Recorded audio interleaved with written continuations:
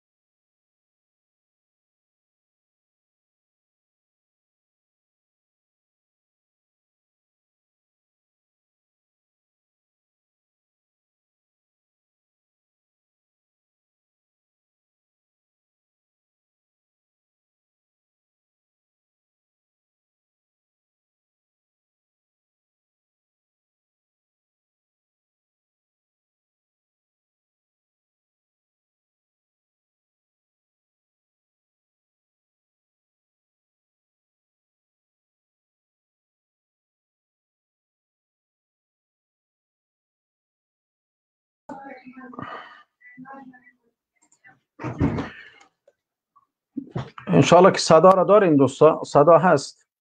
اگر صدا هست هم یک علامتی یک دو نشته بکنیم. صدا را داریم برادران محترم. سبحان الله.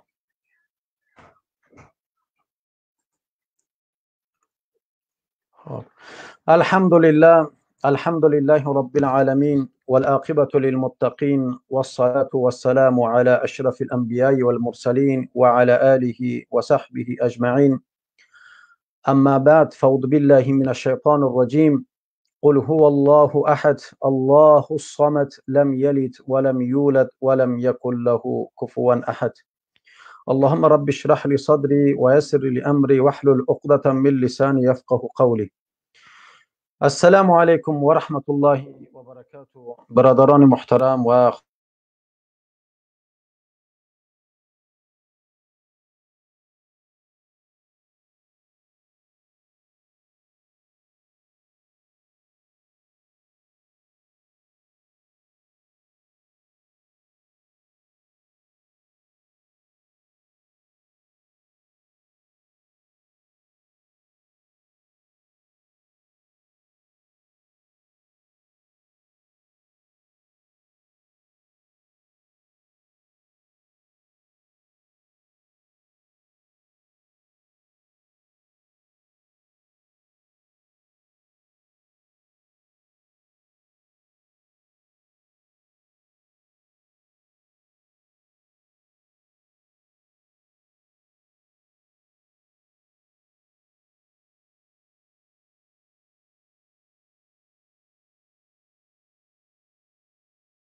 السلام علیکم و رحمت الله و برکاته برادران خواندم. امید که همگیتون خوب سعادتمند و سرحال باشین. برادران عزیز ما، برادران لطفا کمک منتظر باشین، کم زر مشکل تکنیکی پیش آمده تا که ساز دوباره بیاین و لایف ادامه بدن. و از شما خواهش میکنم که لایف شیر بکنین تا به دیگه برادران برسن، اونها بیاین در پروگرام اشتراک بکنن.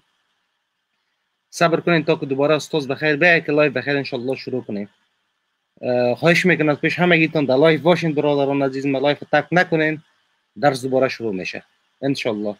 فقط یک چند دقیقه، یک دو دقیقه سه دقیقه و یک مشکل تکنیکی پیش آمده، مو حل شد انشالله جور میشه برادران. خنده به شما لایف تو وقت شیر بکنین تا دیگه برادران بیان در لایف اشتراک بکنن. جزاک الله خیر.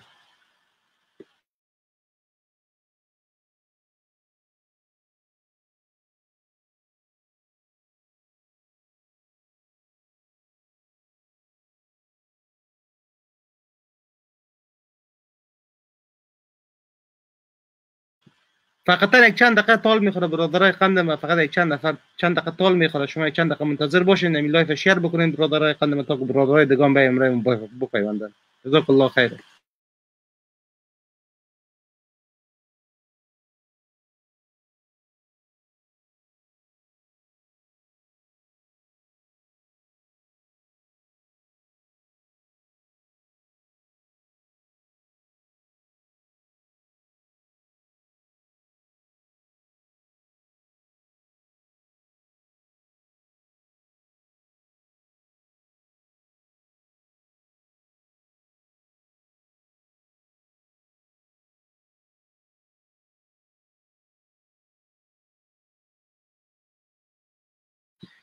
برادرای قندم خواهش میکنم لایف تک نکنین، چند دقیقه یک مشکل تکنیکی پیش آمده، یک فقط یک دو سه دقیقه دیگه صبر بکنین انشالله مشکل حل میشه. برادرها میتونن به استاد بیا بخیر لایف شروع میکنن. فقط شما یک خواهش دارم عاجزانه برادرای قندم لایف شیر بکنین تا دیگه برادران برسه و اونها هم در لایف بین اشتراک بکنن و صبر داشته باشین. فقط یک چند دقیقه یک برادرای قندم.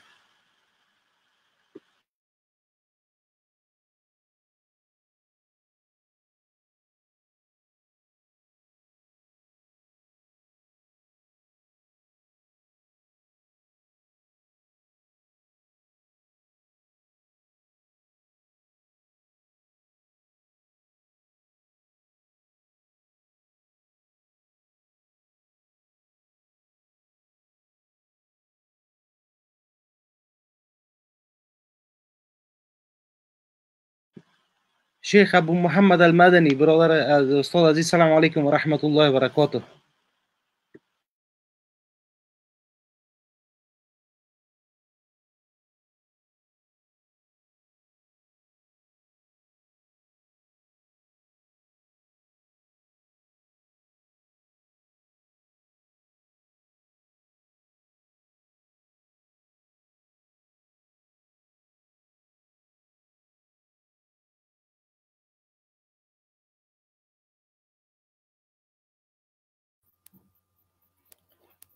الحمد لله رب العالمين، والصلاة والسلام على رسوله الكريم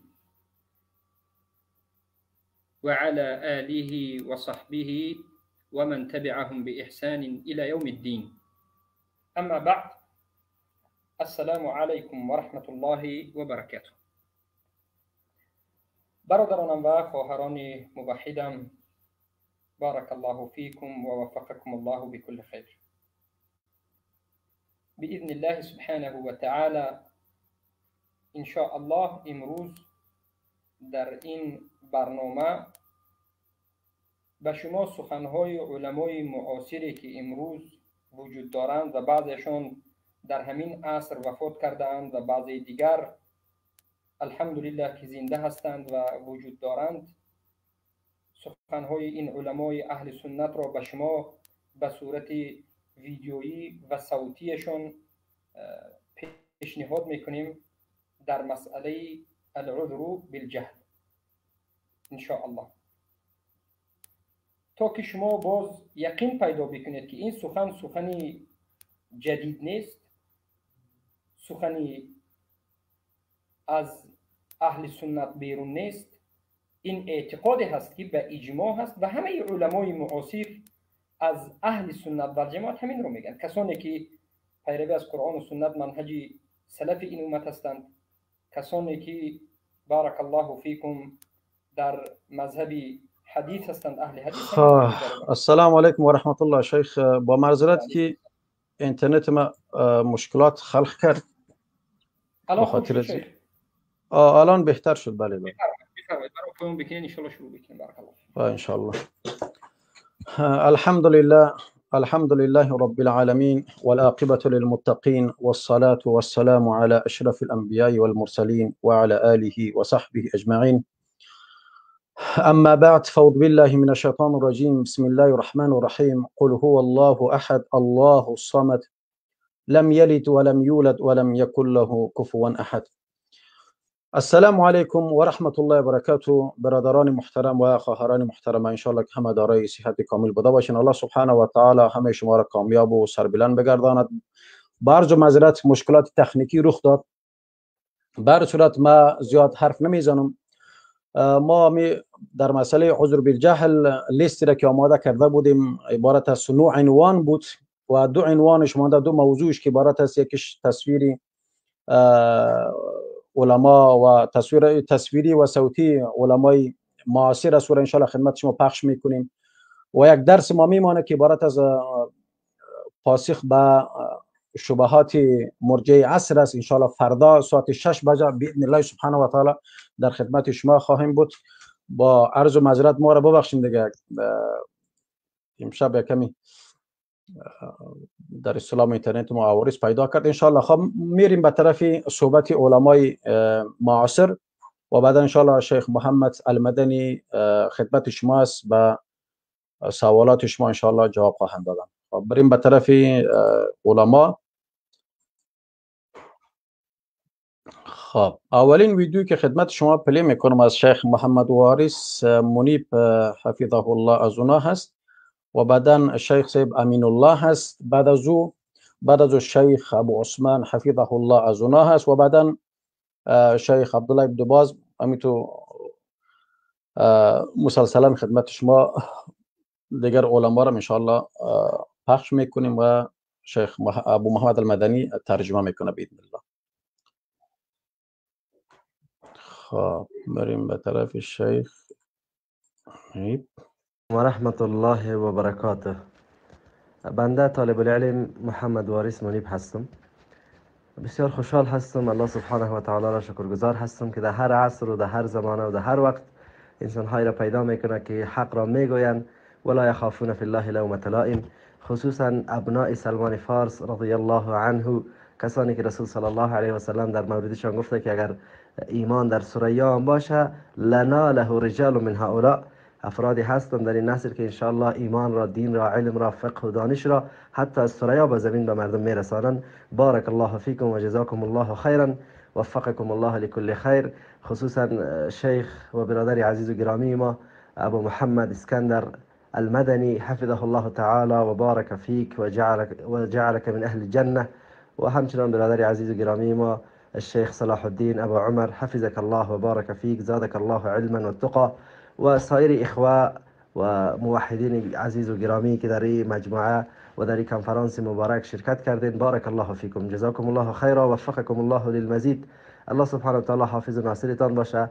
الله سبحانه و تعالی همیشه شما را توفیق بده در کارهای خیر، در گفتن حق، که شما بیانگر حق و روشن کننده امور شرعی برای دیگر ملت مسلمه و مسلمان باشید. الله رب العزت همه من شما را از حفوات و از کارهای خلاف دین و از اهوا و نظریاتی که خلاف دین هست و در عصر کنونی زیادتر رواج میشه، الله متعال ما را دور داشته باشه. بسیار خوشحال شدم از دیدنتان، که متاسفانه کوشش و تلاش زیاد کردم نتونستم با شما صحبت بکنم. علی کل حال گرچه من لیاقت و شایستگی زیر نداشتم که صحبت میکردم، من فقط مستفید شدم الحمدلله صحبت های شما عزیزا و دوستای گرامی. امید هست که در آینده ها بتونیم ان شاء الله باز هم با شما باشیم.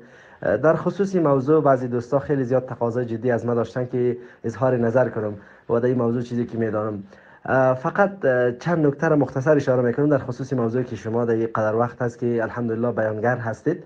در موضوع جهل، اگر ما جهل به این قسمی که مردم احمق و مردم نادان عذر میدانند، به این قسم اگر ما عذر بدانیم، نعوذ بالله، یعنی هیچ کافری در دنیا نمیمانه، بلکه همه کفار جاهل هستند، احمق هستند، نمیدانند. پس اگر ما جهل عذر بدانیم هیچ کافری در دنیا نمیمانه.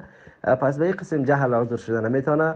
و بعضی جاهایی که مشایخ بیان کردن که در بعضی جاهایی که شریعت پذیرفته، در اون جاها ما مجبور هستیم، مکلف هستیم که به اسلام تن بدیم و بپذیریم. در غیر از او مطلقاً به قسمی که بعضی ها میدانن فلانی معذور است و فلانی معذور است و فلانی معذور است، این باعث انتشار کفر در روی زمین شده. خود امی فکر و امی اندیشه فاسد باعث ازی شده که بسیاری مردم در کفر واقع شده و کسی به او نگفته که تو کافر هستی، بلکه خیر است، تو معذور هستی، تو نمیدانی، تو معذور هستی، تو عذر داری، تو جهل داری.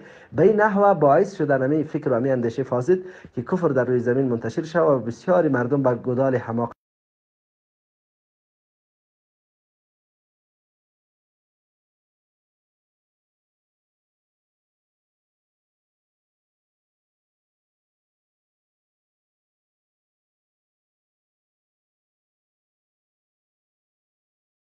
السلام عليكم ورحمة الله وبركاته. الشيخ أبو بكر حفظك الله تعالى.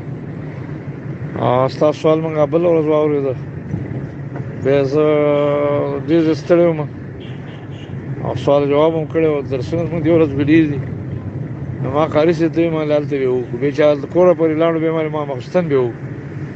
ماخوستن کې بیا څه واقعه پکې راغله، چېرته لاړو نو پاتې شو. نو خیر د تاسو ناراضه کېږئ مه، دا زموږ د کمزوري د وجې همداسې کېږي.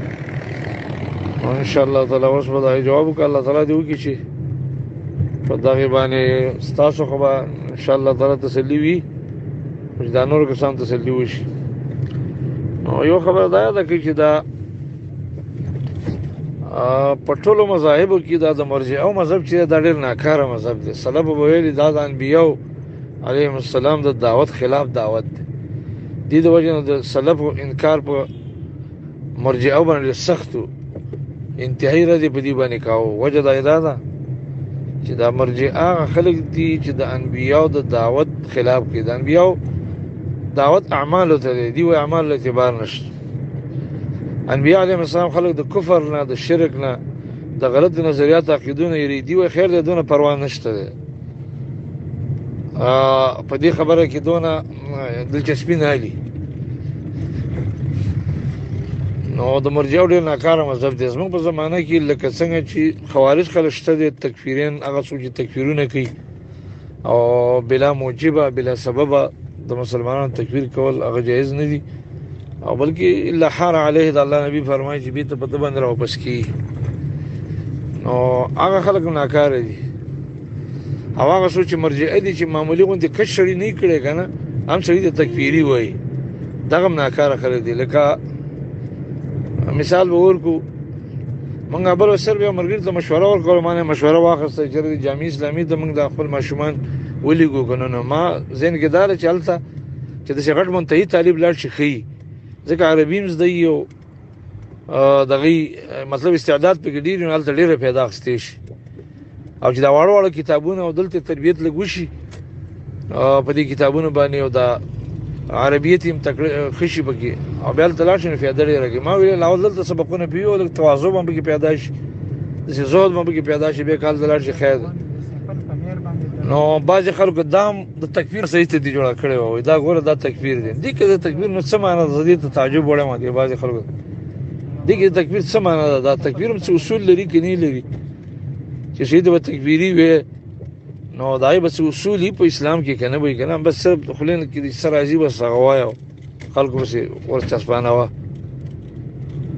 خو دا افراط د خبرې دې وخت کې ډېر دی. نو موږ په دې کې څه ډېر کار هم نه لرو. الله تعالی ته دا ټول خلک سپارو، موږ چې څوک خبرې کوي او عیبونه وایي او یا څوک یو نسبت کوي څوک بل نسبت کوي. قیامت ورځ باندې موږ ایمان راوړی دی او د الله حساب شته دی، د هغه مخې ته به ودرېږو ټول او د دې خبرو حساب به کېږي. او موږ چې څونه خبرې وکړي نو انشاءالله موږ ډېر نه خفه کېږو ورته نه. در سړي ته رسېږي خو لیکن ډېر نه خفه کېږي. وجه دا ده چې آخرت کې الله بدل ورکوي، عوض یې ورکوي، او د دغه د هغوی اعمال موږ ته به الله را نقل کړي او زموږ ګناهونه به په هغوی باندې ورواچي انشاءالله تعالی. هغه څوک چې دا ورانه فساد کوي، زه دا خاصه مقدمه مې ته ذکر کړل، دا دونه مقصودي نه وه. غرض دا چې دا مرجئه دا قسم خبرې کوي چې عذر بالجهل والا مسله، عذر بالجهل والا مسله چې د علما کتابونه لیکلي دي، زه ته خلاصه وایم باذن الله تعالی. هغه دا ده چې جهل چې دی کله کله عذر دی په بعضې اوقاتو کې، شاذ او نادر اوقاتو کې، په باب د عقیده کې. دا د عقیدې متعلق خبره ده. احکامو کې نه، احکامو کې ډېر کله ته دا جهل عذر وي، ولیکن په باب د عقیده کې کله کله عذر وي. هغه دا یو سړی په داسې ملک کې اوسېږي، داسې ځنګلو کې اوسېږي چې د انبیاو دعوت نه وي ورسېدلی، د مسلمانانو دعوت نه وي ورسېدلی، د اسلام نوم یې نه وي اورېدلی، څوک نه دی ورغلی، او هلته هغه په یو شرک کې اخته شو یا کفري عقیده کې. نو دا معذور دی، د باندې به کافر دی، د کفر احکام به جاري کېږي، خو لیکن د آخرت په لحاظ سره دته آیا کافر ویلی شي که نه؟ الله رب عزت فرمایلی دی وما كنا معذبین حتی نبعث رسولا. زه عذاب نه ورکوم چا ته چې تر څو رسول مې نه وي ورلېږلی. نو داسې خلک چې فترت کې تېر شوي دي یا دغه شانې د جهل په زمانه کې دي او داسې مکان کې دي چې هغه د جهل له ده ته بلکل حق نه وي او د کفر عقیدې اختیاره کړي وي، نو د باندې په آخرت کې امتحان راځي. لکه صحیح حدیث د سعید بن منصور په سنن کې شته دی رحمت الله تعالی علیه. سعید ابن منصور سنن کې حدیث دی، د اسود بن زرع رضی الله عنه حدیث دی، او دا حدیث امام ابن کثیر هم نقل کړی دی، امام ابن قیم طریق الهجرتین کې نقل کړی دی، شیخ البانی سے هم په سلسله کې نقل کړی دی. صحیح حدیث دی چې 5 قسمه خلک دي چې په هغوی باندې په قیامت کې امتحان راځي. یو هغه اصحاب الفترت دي چې داسې زمانه کې تېر شوي وو چې هغوی ته د نبي دعوت کم نه وي ورسېدلی او جاهلان پاتې شوي او شرک یې کړی. آخرت کې بیا الله سبحانه وتعالی مکلف کوي او که چا ایمان راوړو بس جنت ته به لاړ شي او که نه وړو هلته امتحان کې ناکام شو نو جهنم ته به ځي. حدیث خلاصه مې ویله، حدیث اوږد دی. یا زموږ په زمانه کې مثلا چېرته په څنګلو کې په بانډو کې څوک اوسېږي او ښار علاقو ته نه وي راغلي او نه څوک هلته ورغلي دي، نو دا قسم خلک به معذوره وي. هر چې په دنیا کې عام کافر دي یا د مسلمانانو په ملک کې څوک اوسېږي دا معذور نه دي. د دیو عذر بالجهل نشته دی، په جهل باندې دا معذور نه دي. وجه دا ده که دا په جهل باندې معذور شي نو بیا خو دا جهل غوره شه د علم نه، جهل بیا غوره دی د علم نه. که څوک په حق پوه شه او دغه دی دا نو او یې نه مانه نو هغه کافر شه، او هغه څوک چې په حق باندې ځان نه پوهه کوي غوږو ته نه ږدي او ځان نه پوهه کوي، قصدن ځان نه پوهه کوي او بس دغه معاف کېږي، نو دا خو بیا جهل غوره شه. بیا د علم او د دین د زده کولو د امر بیا ولې راځي په شریعت کې؟ جهل چې د علم نه غوره نه دی او د دې د قول مطابق بیا جهل غوره کېږي د علم نه. یو په دې نکته باندې ځان پوهه کوو انشاءالله تفصیلي ته وکړو. دویمه خبره هغه دا ده که چې جهل په داسې ځایونو کې عذر نه دی چې صرف د اسلام دعوت چاته ورسېږي د اسلام نوم، نو په هغه باندې فرض ده چې هغه به راځي او د صحیح عقیدې طلب به کوي او هغه به زده کوي. که زده یې نه کړله او دا په دې حالت کې مړ شه دا باجماع المسلمین کافر به مړ کېږي. کله چې دا قادري د هغه ځای نه په رانقل کېدلو د علماو نه په تپوس کولو قادري یا د ټلیفون په ذریعه باندې یا په بله واسطه باندې یا په سفر کولو باندې. امام ابن حزم وایي په الملل والاحوال نحل کې وایي که چا د اسلام نوم واورېده او دا په اندلس کې دی یا په مشرق کې دی یا په مغرب کې دی، نو په ده باندې فرض ده چې هغه به د خپل ځای نه سفر کوي او هغه چا خواله به ورځي چې هغه نه به د اسلام زده کوي. که په چم ګاونډ کې هغه نه به زده کړي، که هلته نو په بل ملک یا بل ملک ته به لاړ شي، مکې مکرمې ته به لاړ شي، مدینې ته به لاړ شي. که دا وله ممکن وه ګوډ یا وړوند یا شل نه و او دا امکان یې کېدی شي چې هلته لاړ شي، نو په ده باندې زده کول د دین فرض چې د الله د دین نه به ځان خبروي. او که په دې حالت کې مړ شه دا به کافر مړ کېږي، مخلد بالنار به. بله خبره دا یاده ولره د نبي صلی الله علیه وسلم په زمانه کې د الله د رسول دعوت چې و نو د هغه په خوله مبارکه باندې هر چا ته نه ورسېدلی او نه هغه ټوله دنیا کې ګرځېدلی و او نه تر دې چې په دې سعودي کې دننه تمام علاقې پورې هم نه وتلی، کویت ته نه وتلی، یو طایف ته صرف تلی و، هم د ملګرو د پیدا کولو دپاره تلی چې څوک ما سره مدد وکړي او شاته مې ودرېږي. نور عام ګرځېدلی نه، همدغه مکه مدینه کې د هغه دعوت. او بیا تبوک ته تللی جهاد دپاره، هغه بېله مسله وه. نو د الله رسول داسې عام علاقو کې ګرځېدلی هم نه دی، خو لیکن د هغه دعوت اجمالا عامو کافرو ته رسېدلی و، یا د مسلمان په خوله یا د کافر په خوله. د کافر په خوله به ورسېږي دلته یو سړی پیدا شوی دی او د نبوت دعوه کوي، نو په ټول انسانانو دا فرض وه چې هغوی دې راشي او محمد رسول الله صلی الله علیه وسلم باندې ایمان راوړي او د هغه تابعداري دې وکړي. که یې نه کړله او په دې حالت کې دا مړ شو دا به کافر مړ کېږي. دا وجه وه چې نبي صلی الله علیه وسلم به یو علاقې ته لاړل او حمله به یې کوله، نو اذان ته به یې غوږ کېښوده. که اذان به چېرته واورېده ویله که دې علاقې د دین را رسېدلی دی او ایمان یې راوړی دی بس په دې باندې حمله نشته. او که چېرته اذان به یې وانه اورېده نو بس په هغې به یې همداسې حمله کوله. د اذان ته ولې غوږ کېښوده؟ ځکه رسول الله صلی الله علیه وسلم ته دا پته نه وه چې دې کلي والا ایمان راوړی دی که نه دی راوړی. مخکې نه دی ورغلی چې دعوت یې ورکړی، خو اجمالا دعوت هغوی ته رسېدلی و.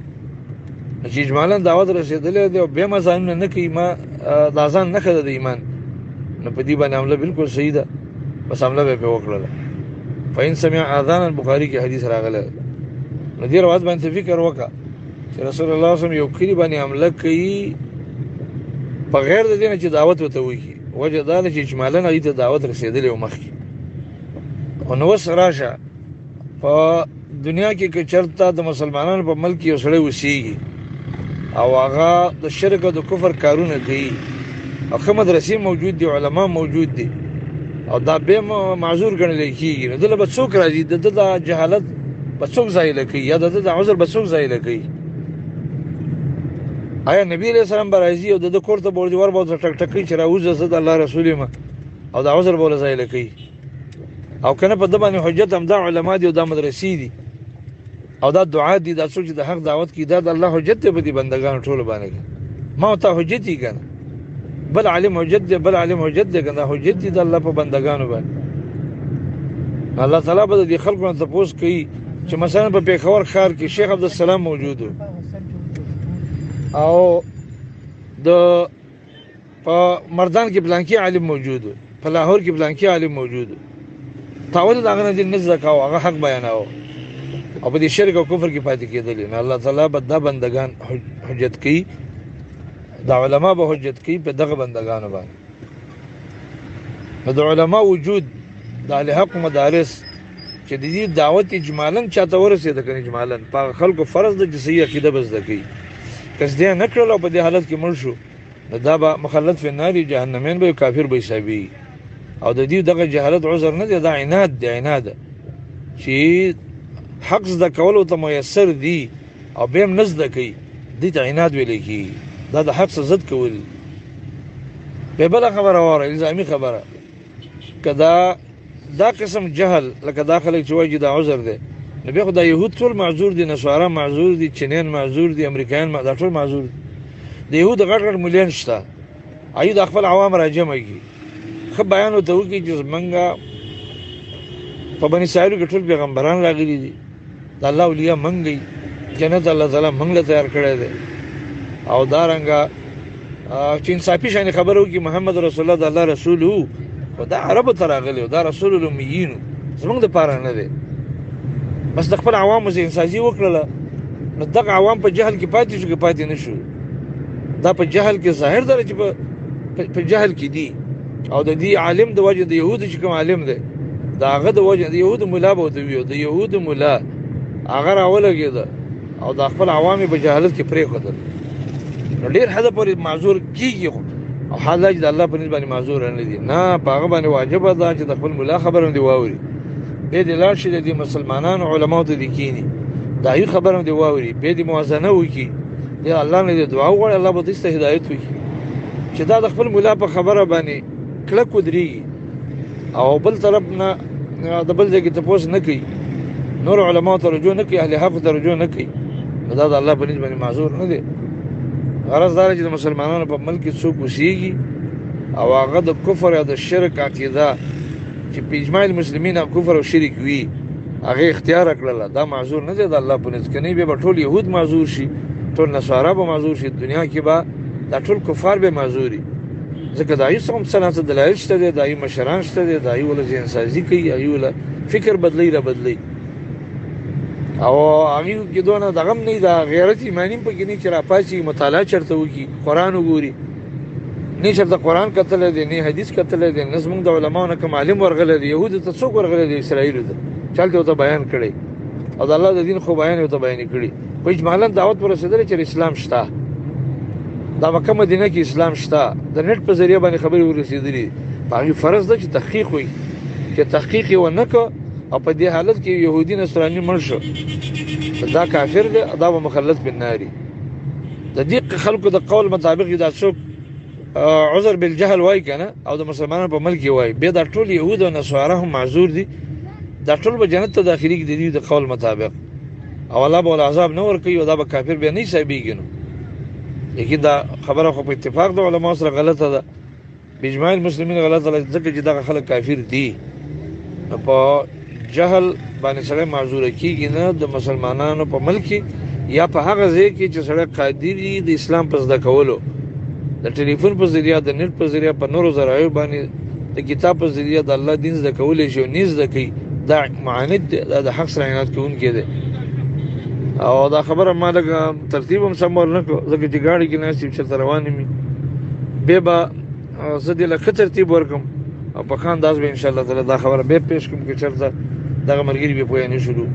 والسلام علیکم ورحمت الله وبرکاته. خب و علیکم السلام ورحمت الله وبرکاته. یم صدای صوتی شیخ امین الله بود که شخصا خودم با شیخ استاد ابوبکر ما زنگ زدم، با اونا گفتن که با شیخ امین الله در تماس شدن که راجع به این مسئله خیلی مهم است و اگر بتونن که در پروگرام شرکت بکنن بهتر است. اما اونا نتونستن در پروگرام ما شرکت بکنن. با خود منشی شیخ امین الله صحبت کردم. این یگانه صدای هست که صدای نوش است، صدای جدید است، برای به خاطر از این پروگرام ما فرستادن. الله عزوجل از اونها راضی باشه. بعدن گفتن که ان شاء الله تفصیلی راجع به این موضوع ما یک صحبت میکنم. گرچه من خودم با خودش هم کلام شدم، درا بودن، وقت نداشتن که صحبت بکنن. بعدن ان شاء الله با تفصیلی ان شاء الله گفت یک ویدیو ما یا یک اودیو درباره از این مسئله ما جور میکنم باذن الله سبحانه و تعالی. خلاصه شیخ اون شما شنیدین، در هیچ وقت اصلا ابدا عذر در شرک اکبر نیست. این کسی که در شرک اکبر مشغول باشه و شرک اکبر از او جاری شود و عملی را انجام بده و مشرک است و کافر است و هم عاقبتش به الله سبحانه و تعالی واگذار میکنیم. بر صورت گرچه شیخ ابو عثمان حفظه الله صحبت از او تقریبا 14 دقیقه در بر میگیره، اگر وقت داشتیم اونها را میگذاریم، میریم به طرف شیخ عبدالله ابن باز. ان شاء الله شیخ ابو محمد مدنی و را برای شما ترجمه میکنه و تمام شیوخ ما جمع آوری کردیم، اما سلسله به سلسله خدمت شما پلی میکنم باذن الله. خب شیخ ابو محمد مدنی خوش آمدین. ان شاء الله خیلی من ویدیو را میگذارم، شما خیلی را ترجمه بکنین ان شاء الله. بفرمایید. بارک الله فیک. خب وهذا السائل: هل يعذر المسلم إذا فعل شيئا من الشرك كالذبح والتوسل جاهلا؟ الأمور قسمان: قسم يعذر فيه بالجهل وقسم لا يعذر فيه بالجهل. فإذا كان بين المسلمين وأتى الشرك بالله وعبد غير الله ما يعذر، لأنه مقصر، لم يسأل ولم يتبصر ولم يسأل عن دينه، فيكون غير معذور. بل يعبد غير الله من أموات أو أشجار أو أحجار أو أصنام، هذا غير معذور بين المسلمين، لأن هذا أصل الدين وأساس الملة. والنبي صلى الله عليه وسلم لما استأذن ربه أن يستغفر لأمه وماتت في الجاهلية لم يؤذن له يستغفر لها، ماتت في الجاهلية، وقال إن أبي وأباك في النار، لأنه مات على الشرك بالله وعلى عبادة غيره، وهي ماتت على ذلك على دين قومها. كيف بالذي بين المسلمين يعبد بدوي أو يعبد الحسين أو يعبد الشيخ عبد القادر الجيلاني أو يعبد الرسول محمد صلى الله عليه وسلم أو يعبد ابن عباس أو يعبد عمر أو علي أو الحسن أو الحسين كما تعلم الرافضة أو غير ذلك، أو لا يعذرون لأن أتوا الشرك الأكبر، هم في الدنيا حكم الكفرة وأمرهم إلى الله في الآخرة. وهناك أمور قد يجهلها الإنسان في فروع المسائل التي قد تلتبس عليه، أو كون في بلاد بعيدة عن الإسلام في أطراف الدنيا بعيد عن الإسلام، هذا قد يعذر ويكون حكما فترة، أمره إلى الله يوم القيامة، يمتحن يوم القيامة ويؤمر فإن أجاب دخل الجنة وإن عصى دخل النار. الشيخ صاحب مهربانی کنید. بارک الله فیکم.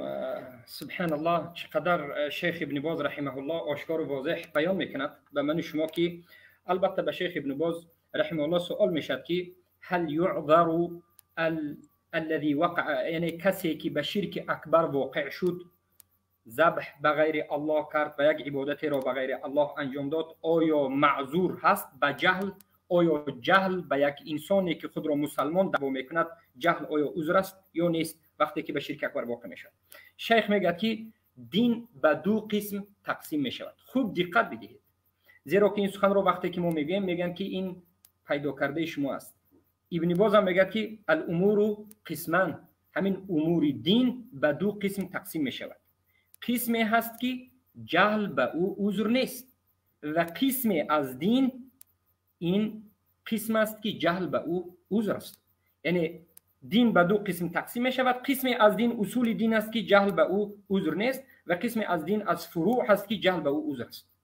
و بعد از این میگه که کسانی که امروز در بین مسلمان ها زندگی میکنند و اونها از قرآن و از دیگر علمای همه چیز دارند، مساجد وجود دارد و اینها بیایند و به شرک واقع شوند، اینها مشرکند، زیرا که آنها اصل دین را نفهمیدند و به اصل دین به مشکلی گرفتار شدند و اصل دین را ترک کرده به شرک واقع شدند. زیرا که توحید اصل دین و اساس ملت است. پیامبر صلی الله علیه و سلم مادر و پدر خود را گفتند که از جهنم هستند، خلاص کردن نتوانستند. به خاطر چی؟ به خاطر اینکه اونها به شرک وفات کرده بودند در حالت جاهلیت. اما به اونها که کمی حجت رسیده بود، تمام اونها دیگر جهلشون معذور نشد. از همین جهت پیامبر صلی الله علیه و سلم گفتند پدری من و پدر تو ابی و اباک فی النار. گرچنده که در جاهلیت وفات کرده بودند، پدر و مادرشون را و پدر و دیگرانی که در جاهلیت مرده بودند پیامبر در نار هستند گفتند، برای اینکه کمی حجت رسیده بود. یعنی به این معنا که اونها معذور از اهل فطرت نبودند، حتی در روز قیامت اینها امتحان نمیشوند. پس چگونه می شود که یک مسلمان در بین مسلمان ها زندگی بکند، همه شرایط وجود دارد و بگوید که من نفهمیدم؟ نفهمیدنش عذر نیست. در حالتی که بگوید یعنی عبادت کند، بدوی را عبادت کند، قبر حسن را، حسین را یا علی را، به مانند رافضه ها، به مانند دیگر از مشرکین که قبر پرست میکنند، اینها معذور به جهل نیستند، زیرا که اینها شرک اکبر را انجام دادند. اینها مشرکین هستند. اینها مشرکین هستند. میگن این قسم اول است. اما میگه در قسم دوم در انجام دادن فروعات، یعنی مسائل فروع دینی، در این مسائل اگر به کسی حجت نرسیده، یک مسئله دینی رو از مسائل احکام نفهمیده باشد، در بعضی حالات میگه جهل عذر است. بارک الله فیکم. سخن شیخ ابن باز آشکار است، واضح است که جهل در مسئله شرک اکبر و کفر اکبر عذر نیست. بارک الله. جزاک الله خیرا. خب میریم به ویدیوی بعدی ان شاء الله. خب بسم الله. ولا تعجل بالقرآن من قبل أن يقضى إليك وحيه وقل رب زدني علما. السؤال الأخير نختم به، يقول الذين يطوفون بالقبور أو يقعون في بعض الشركيات هل نعاملهم معاملة الكفار أم يعذرون بالجهل؟ هذا هو الأصل. إذا كان يذبح القبر أو يطوف بالقبر أو يدعو القبر من دون الله عز وجل أو يركع أو يسجد، فالأصل في ذلك أنهم مشركون بالله عز وجل، وإن كان ظاهره الإسلام. وإن كان ظاهره الإسلام، نعم، هو ظاهره الشرك، نعم. لكن الأصل يعني أنه إذا فعل أنه إذا صرف عبادة لصاحب القبر للضريح فالأصل أنه مشرك، نعم، مشرك بالله عز وجل. جزاك الله. شیخ صاحب مهربانی کنید. شیخ بارک الله فیک. شیخ را معرفی کنید. بله، یکی از مشایخ بزرگ اهل سنت و جماعت هستند. حتی در دانشگاه مدینه منوره به طلاب همه اون دانشگاه محاضره ها میگذارند، معروف هستند در علمای سعودی. شیخ ابوالحسین الانصاری.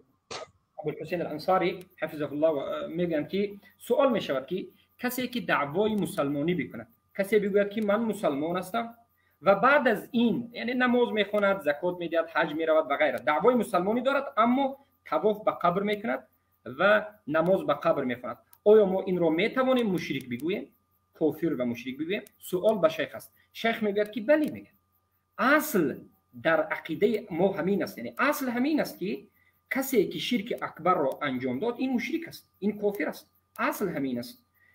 جهل در این مسائل شرک اکبر، کفر اکبر عذر نیست، زیرا که قاعده همین است که میگه اصل انه من صرف، یعنی اصل همین است که میگه هر کسی که صرف کند، انجام بدهد عبادت را به صاحب قبر، این مشرک است.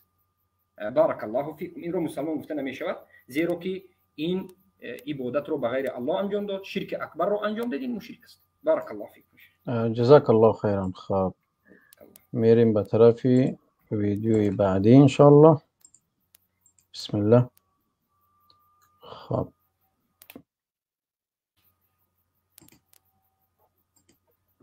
سؤال أخير يقول: هل يعذر من يطوف بالقبر أو يفعل شيئا من وسائل الشرك بالجهل، أي إذا كان جاهلا أن ما يعمله شركا؟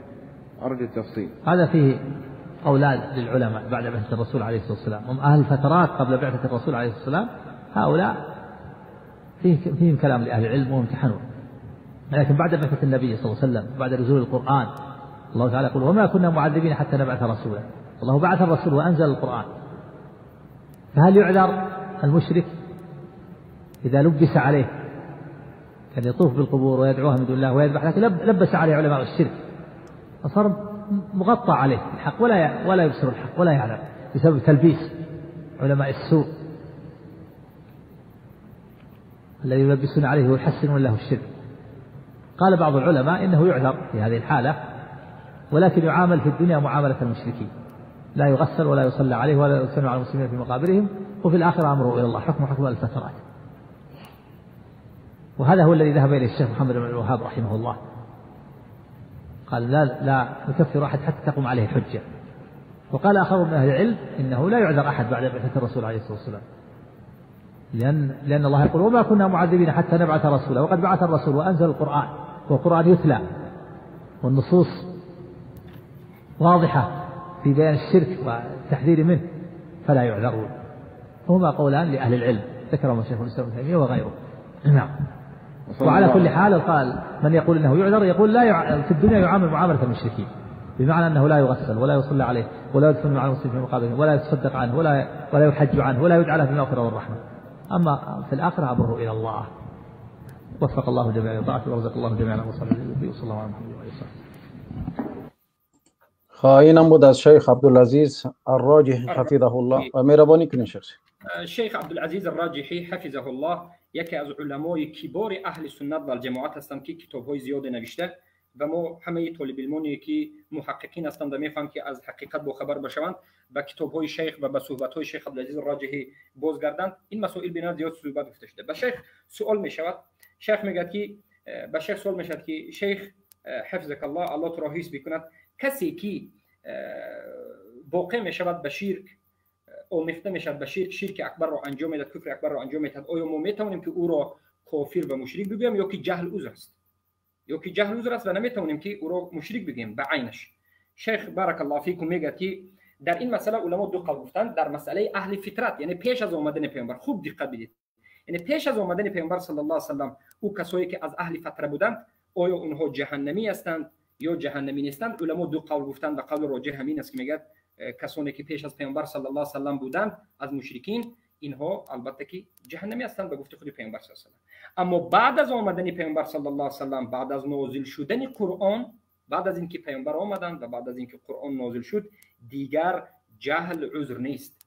اما امروز کسانی هستند که خود را مسلمان میگویند و شعارهای اسلام را انجام میدهند، اما به سبب علماء السوء، به سبب علمای شر و بد، آنها چی شدند؟ آمیخته به شرک اکبر شدند، شرک اکبر را انجام میدهند. شیخ خودش میگه که آیا این چنین انسان هایی که دعوای اسلام را دارند هل یعذر بالجهل، آیا اینها به جهل عذر داده میشوند؟ میگه که نه، اینها به عذر جهل داده نمیشن. در دوامش میگه که در این مسئله علما دو قول گفتند. خوب دقت بدید، اهل ارجاء دو قول این علما را نگیرند به حکم دنیا، بلکه شیخ میگه که علما دو قول گفتند. قول اول همین است که کسانی که در این دنیا شرک اکبر را از سبب جهل انجام دادند اینها در این دنیا مشرکند، اینها را نماز جنازه کرده نمی شود، ششته نمی شود، به دفن قبرستان مسلمان گرانیده نمی شود، اما اینها حکمشان اهل فترات است، یعنی در روز قیامت امتحان می شوند. و این است عقیده محمد بن عبدالوهاب میگه. قول یکم همین است. قول دوم این است که میگه لا یعذر لا فی الدنیا ولا فی الاخره. قول دوم همین است که بله، خوب دقت بدید، یکی از قولای علمای اهل سنت همین است که هر کسی که خواه به سبب شرک باشد، خواه به سبب علم باشد، فرقی ندارد در کدام حالت باشد، در این دنیا اگر شرک را انجام بدهد میگن هم در این دنیا و هم در آخرت کافر است و در روز آخرت هم این به جهنم میرود. یعنی دو قول است میگن. قول سبوکش رو ما هم گرفتیم و قول سبوکش رو محمد ابن عبدالوهاب هم گرفتن که کسی که جاهلانه شرک رو کند در این دنیا مشرک است، در روز قیامت امتحان می شود. و یک قسمی از علما گفتن که در آخرت هم امتحان نمی شود اگرچه جاهل باشد. بارک الله فیکم. و این سخن شیخ واضح است. جزاک الله خیرا، احسن الجزا. خب میریم به طرفی الشيخ عبد الله من السعودية يقول فعل الشرك الأكبر جهلا، من فعل ذلك هل يصلى عليه ويدفن في مقابر المسلمين؟ بالنسبة للشرك إذا وقع من الإنسان نقول خاصة في بلدان المسلمين الشرك الأكبر لا يعذر به الإنسان، لا يعذر به الإنسان. ويستثنى من ذلك صور إذا كان الإنسان حديث عهد بكفر، أن يكون حديث عهد بإسلام، وذلك النصراني الذي يكون في بلدان المسلمين ثم يظهر منه الإسلام ولو كان في بلد قد يشتهر فيها الإسلام، فنقول في ذلك إنه يعذر بذلك الفعل. وثمة صور يعني يحتاج إلى تفصيل، لكن نتكلم في بلدان المسلمين إذا وقع الإنسان في شرك أكبر لا يعذر في ذلك، لا يعذر بهذا. هل في هذا الفعل إذا فعله الإنسان أنه يدفن في مقابر المسلمين في حال موته؟ نقول ذلك على صورتين. الصورة الأولى إذا فعل الشرك فعلا عارضا ثم تركه، إذا فعل الشرك فعلا عارضا ولا يدرى هل تاب منه أو لم يتب منه، نقول في ذلك أنه يحكم على ما مات عليه من عمل، من مات عليه. إذا كان مات تاركا لذلك الشرك فإنه يحكم عليه بالإسلام ويدفن في مقابر المسلمين. وأما إذا كان ملازما له، وذلك الذين يسجدون القبور وكذلك يذبحون لها ويسألونها من دون الله، فإنه ليس بمسلم ولا يأخذ أحكام المسلمين. والله. يمود از شیخ عبدالعزیز الطریفی. مهربان شیخ عبدالعزیز الطریفی حفظه الله و فک اسره در مسئله عذر بالجهل ما اینجا در نزد شیخ ابو عمر باز یک سخنی 14 دقیقه تفصیلی شیخ رو هم داریم.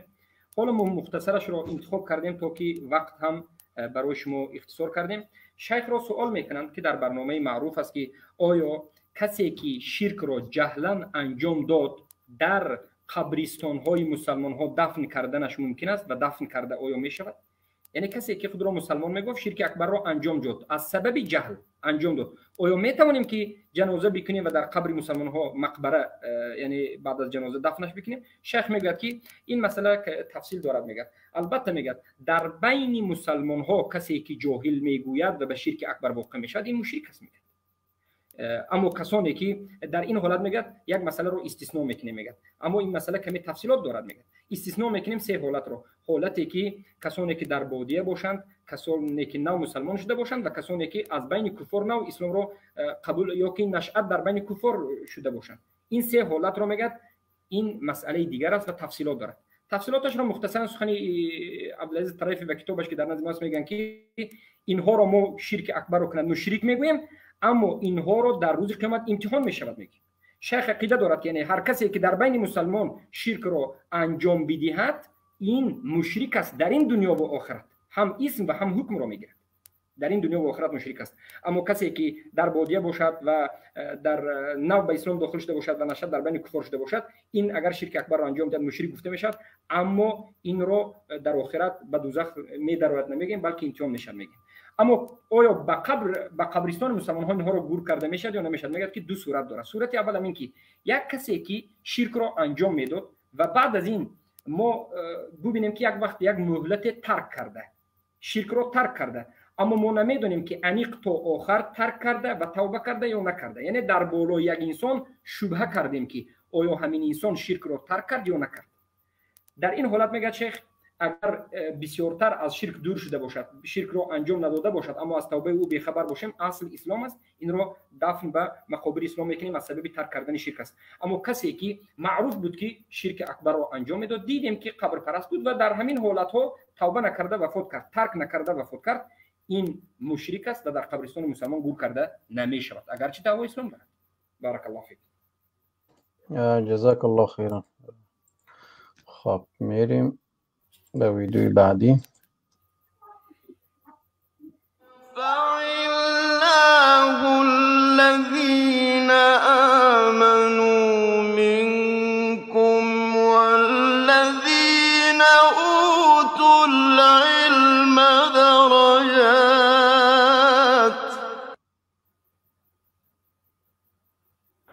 أحسن الله إليكم يقول: هل يكفر من يقول إن عباد القبور إخواننا؟ إذا صار العباد القبور إخوانا لهذا القائل فمعناه جميع مشركي الدنيا إخواننا. الله يقول: لا تجد قوما يؤمنون بالله واليوم الآخر يوادون من حاد الله. محادة الله أعلاها أفظعها الشرك بالله. النبي لما سئل قيل له: أي الذنب أعظم؟ قال: أن تجعل لله ندا وهو خلقك. ولقمان قال: إن الشرك لظلم عظيم. فالذين يعبدون القبور عبادة ليسوا إخوانا للمسلم، وإذا آخاهم فقد اختل دينه. ليست المسألة مسألة لا يقول الله هذا يقول لا إله إلا الله، مجرد قول لا إله إلا الله مع مخالفتها صراحة في عبادة غيره لا تنفع لا إله إلا الله. خب این بود از شیخ صالح بن محمد الحیدان. شیخ صاحب مهربانی کنید. بارك الله فيكم. شیخ صالح الحیدان یکی از علمای کبار در عالم اسلام است، معروف است. باید مرجعه ها قبولش بکنند و دیگرها باید قبولش بکنند. علمای کبار است، خیلی عبدالعزیز راجعی است. از شیخ سوال میشد که هل یکفر، آیا تکفیر کرده می شود کسی را که بگوید که این عباد القبور اخواننا؟ یعنی ای شیخ، آیا تکفیر کرده می توانیم یا تکفیر کرده می شود کسی را که بگوید که این مشرک ها برادران مایند؟ یعنی مشرک ها را مسلمان بگوید و برادران مایند بگوید. یعنی عذر المشرک را آیا تکفیر کرده می شود یا نمی شود؟ به این شیخ سوال کرد. شیخ در اینجا جواب میداد که سبحان الله میگه چگونه می شود که یک مشرک برادر مسلمان باشد؟ اگر این کسی که لا اله الا الله میگوید و شرک اکبر را میکند برادر او باشد، پس همه این مشرکین برادر او بوده است. الله در قرآن میگه که لا تجد قوما یؤمنون بالله والیوم الاخر یوادون من حاد الله و رسوله. یافت نمی شود مسلمانی که دوستی بکند دشمنان الله را. یعنی کسی که دشمنان الله را برادر بگوید او هم از همون است. میگه این چنین مسلمان وجود ندارد. میگه پس از همه سخت‌ترین دشمنی الله یا که بزرگترین گناه چی است؟ حدیث رو میگن که ای ذنب اعظم، بزرگترین گناه چی است؟ تصور میتونن میگن که ان تجعل لله ندا و هو خلقك. بزرگترین گناه این است که تو به الله شریک قرار بدی در حالتی که او تو را خلق کرده است.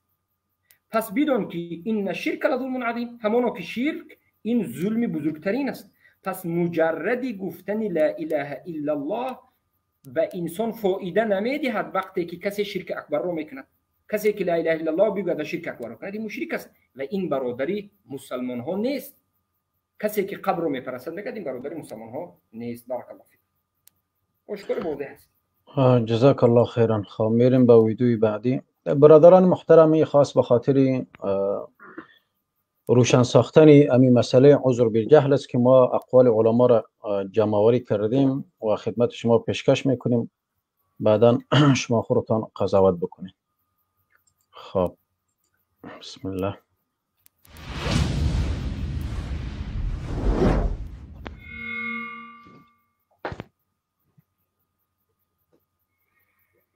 وهذا السائل يقول: متى نهتم بقيام الحجة على المسلم الذي يقع في بعض الأعمال الشركية، وهل نقول لا يكفر حتى تقوم عليه الحجة؟ أولا تسميته مسلم وهو يقع منه شرك، هذه التسمية غير صحيحة.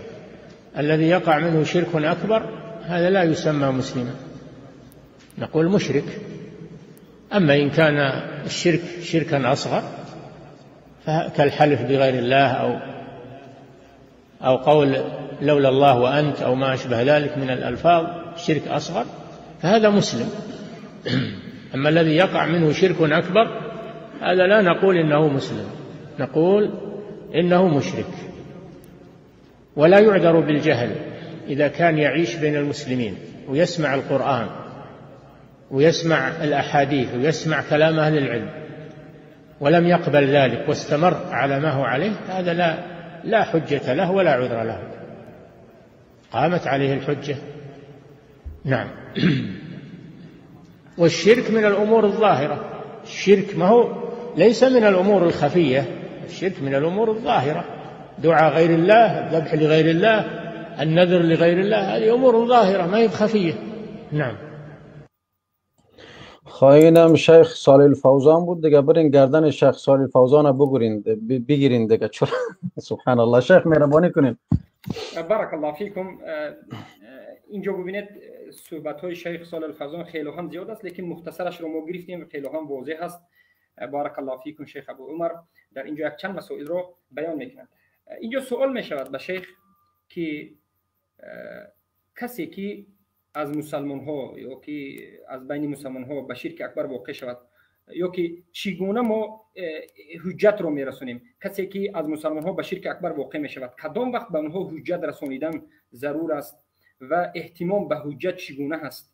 متى نهتم به اقامت الحجه؟ بون سوال میکنه، یعنی کدام وقت اهتمام میدیم به اقامت حجت کسی که به شرک اکبر واقع شده در بین مسلمان ها؟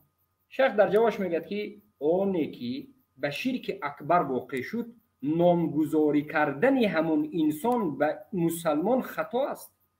کسی که شرک اکبر را کرد او را ما نامگذاری مسلمان نمیگوییم، این مسلمان نیست، زیرا که او شرک اکبر را انجام داد. ما میگوییم که انه مشرک، نقول انه مشرک، ما میگوییم که این مشرک است زیرا که شرک اکبر را انجام داد.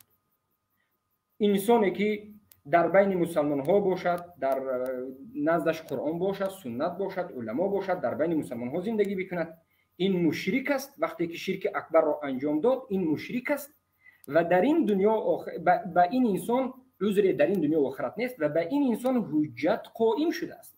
ببینید وقتی که حجت قائم شده است یعنی در این دنیا و آخرت به این عذر نیست. این اهل فترات در روز قیامت امتحان میشود، گفته نمیشود.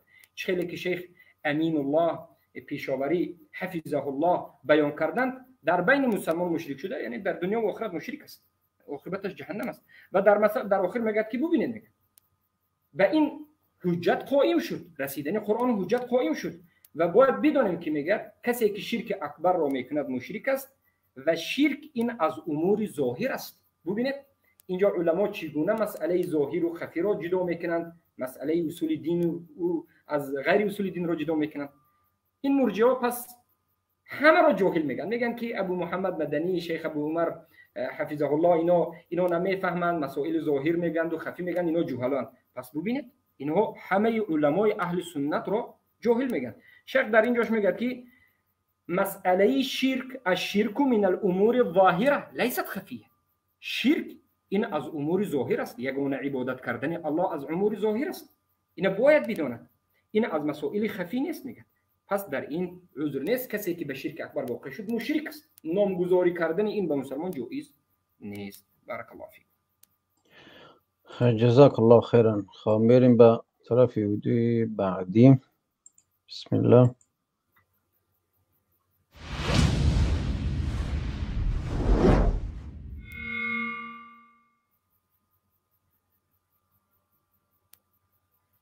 أما من يذهب الآن إلى نبي أو يذهب إلى ولي أو يذهب إلى أحد أيا كان ويقول يا رسول الله يا سيدي فلان ادعو الله لي، هذا كفر صريح، لأنه حقيقة يعني شرك المشركين من قريش فيكفر.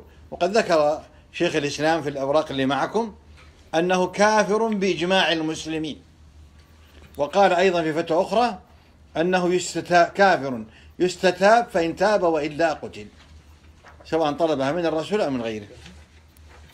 أما من يقول أنها بدعة، نعم هي بدعة مكفرة، لأن البدع تختلف، هناك بدعة شركية، بدعة إلحادية أكبر من الشرك، كالذين ينكرون وجود الله عز وجل، هذه بدعة. لكن البدع قد تكون مكفرة وقد تكون من جنس كبائر الذنوب وقد تكون بدعة مكروهة وقد إذن البدعة ليست سواء.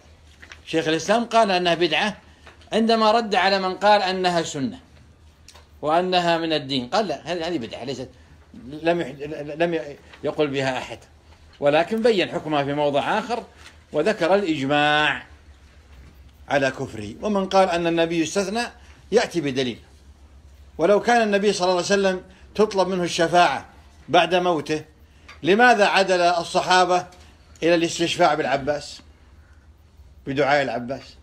ولماذا ما كان الصحابة يذهبون إلى قبره أو يستشفعون به؟ ما نقل عنها أحد أبدا، ما يدل على أنها بدعة، وهي بدعة شركية كفرية، نسأل الله السلامة والعافية. عندكم الأوراق فيها كلام أهل العلم وفيها النصوص المبينة لذلك. الشيخ مهربانی کنید. شیخ بارك الله فيكم. شیخ عبدالله الجربو، این شیخی که اینجا الان صداشون رو شنیده شیخ عبدالله الجربو هست، یکی از بگویم علمای کباری که در جامعه مدینه منوره تدریس میکنند و من هم از ایشون تعلیم گرفتم علم عقیده رو. و این شیخ الان متقاعد است، یعنی در خونه‌اش و در مساجد به طالب علم درس میدهد. یکی از شیخ‌های بزرگ اهل سنت در جماعت و شکننده کمر مرجئه است. شیخ ببینید، اولا مسئله که شیخ در اینجا صحبت میکنه باید بفهمیم اینجا یک مسئله هست، مسئله نازک. همه شیخ عبدالله جربو میگه همه اجماع میکنن که در دیگر سخنش هر کسی که عبادت رو به غیر الله انجام بدهد این مشرک است.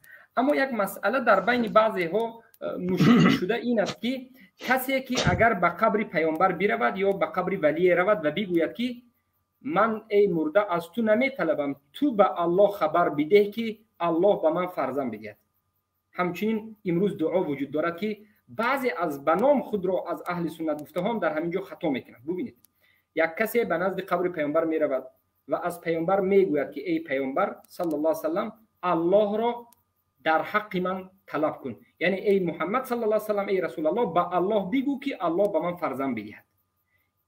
انا همین را میگه که شیخ بارک الله فیکم هر کسی که برود به نزد یک ولی یک رسول و بعد از این دعا بکند و بگوید که ای ولی ای رسول ادعو الله لی، الله را در حق من دعا بکن و غیر ذلك، غیر از این دیگر چیزها رو بگوید، یعنی در حق من دعا بکند. از خود مرده نپرسیده ایستاد است، از مرده میپرسد که از الله بپرسد. این یک مسئله هست. میگه که این کفر صریح است و این شرک است، خیلی که ابن تیمیه رحمه الله اجماع را نقل میکنند به کافر بودن همچنین انسانی که این عمل را انجام میده. یعنی ابن تیمیه دو قول دارند در همین مسئله. قبل در یک قولشون میگن که این بدعت است. مرجئه ها سخن ابن تیمیه رو میگردند بدعت بوده است، بدعت بوده است میگن و تمام دوم سخن ابن تیمیه رو نمیبینن. در دومین سخنشان ابن تیمیه میگن که این انسان کافر است به اجماع همه مسلمان ها. و در جای دیگر شیخ میگن که ابن تیمیه رحمه الله میگه که باید استتوبه کرده شود، این کافر رو باید آورده توبه کنانیده شود، اگر توبه نکند سرش رو زده میشود همچون مرتد. زیرا که بدعت هم قسمهای خود رو دارد، بدعت گفته میشود، شرک رو هم بدعت گفته میشود، کفر صریح رو هم بدعت گفته میشود. لیکن بدعتی مکفره، یک کسی بگوید که الله وجود ندارد، این بدعت رو کرد، بله بدعت رو کرد، اما بدعتش بدعتی مکفر است. کسی که به نزد قبر برود و بگوید که ای مرده از الله در حق من طلب بکن بگوید، بدعت است، بدعتش بدعتی مکفر است و به اجماع این چنین آدم مشرک است و جهل در این مسئله عذر نیست. بارک الله فیکم. جزاک الله خیرا. خب میریم به ویدیوی بعدی.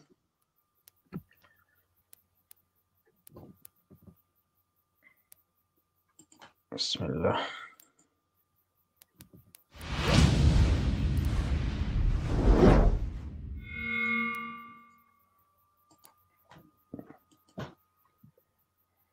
يقول فضيلة الشيخ وفقكم الله، ما حكم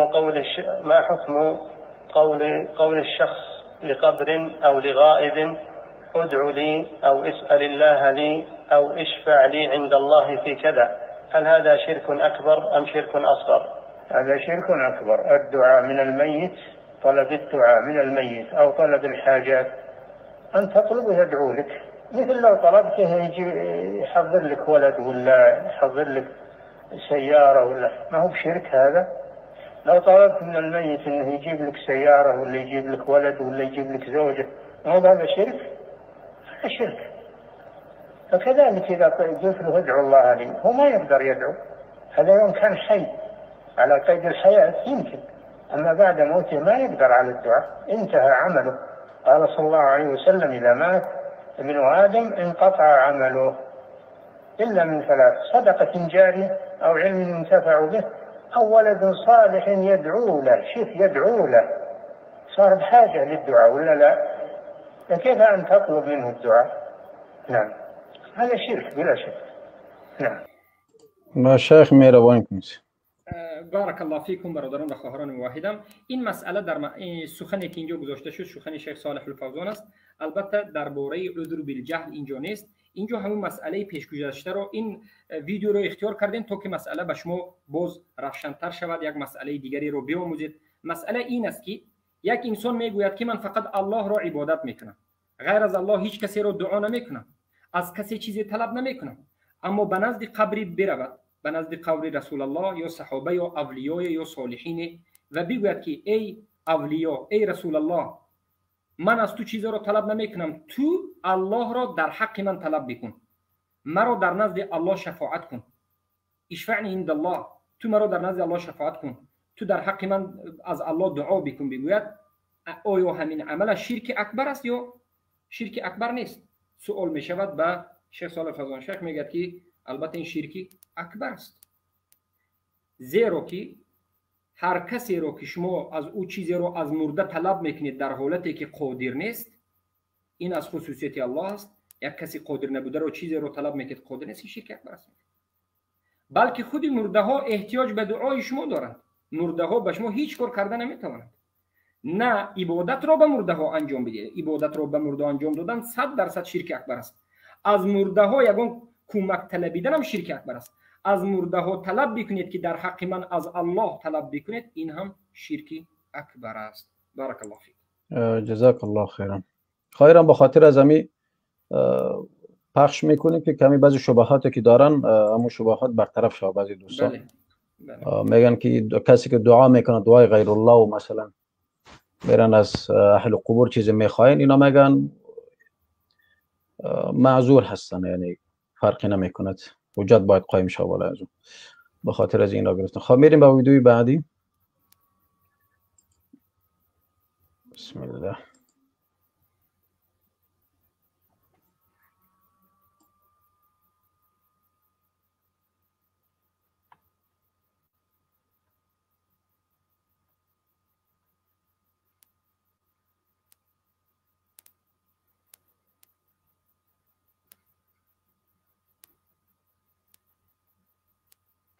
أن الإنسان لا يعذر فيه من الفوائد.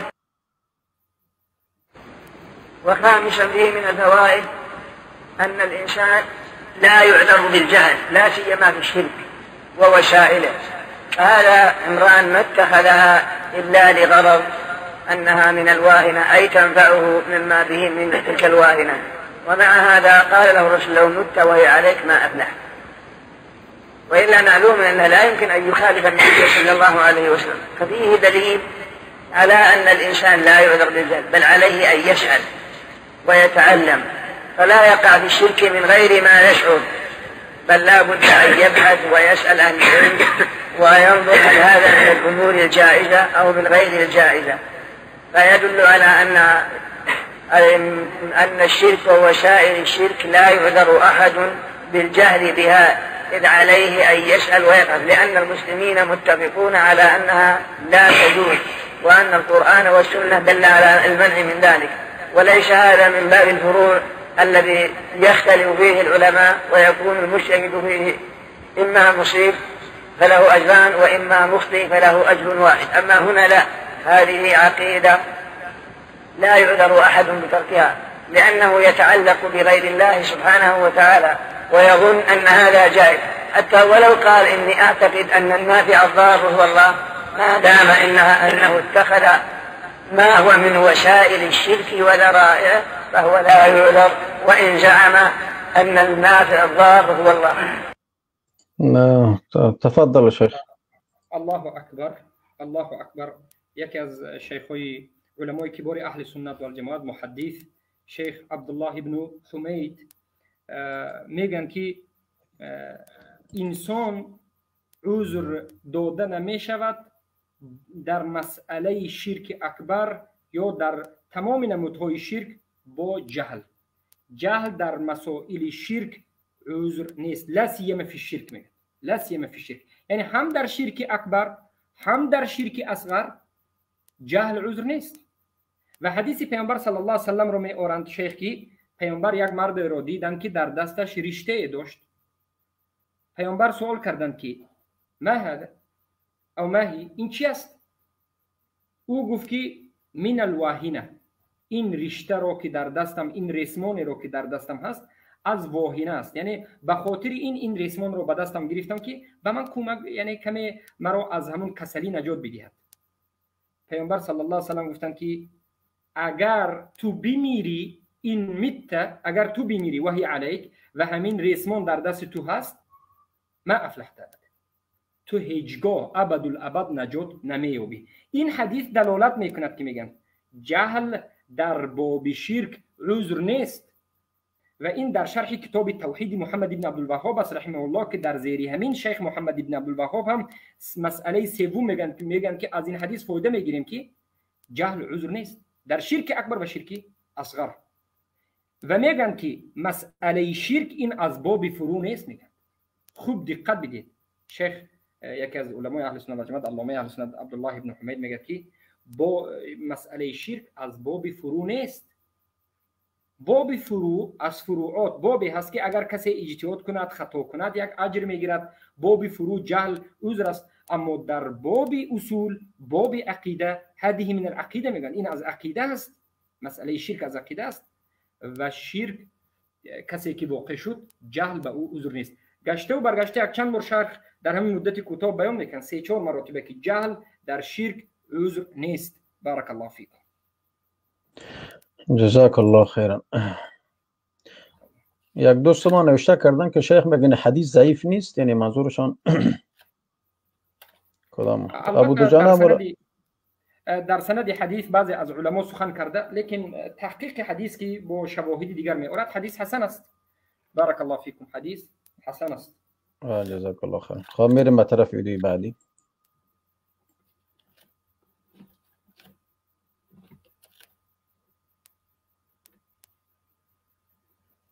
طيب يا شيخ هو جاهل هذا العمل هذا شرك ويعمل حسنية، يعني ما يذم هذا؟ لا ما يذم لأن الله يقول قل هل ننبئكم بالأخسرين أعمالا الذين ضل سعيهم في الحياة الدنيا وهم يحسبون أنهم يحسنون صنعا أفمن زين له سوء عمله فرآه حسنا فإن الله يضل من يشاء ما دام أن الحجة بلغته وهو القرآن فقد قامت عليه الحجة.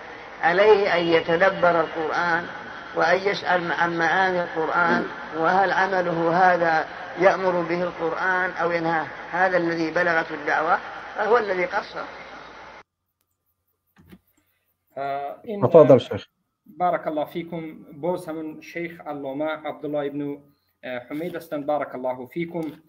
سخن دیگرشون است که شیخ سوال میکند که سوال کننده سوال مینماید که کسی که از سبب جهل شرک را کرده آیا جهلش عذر نیست؟ شیخ میگه که نه، جهل عذر نیست و آیت را از سوره کهف تلاوت میکنه.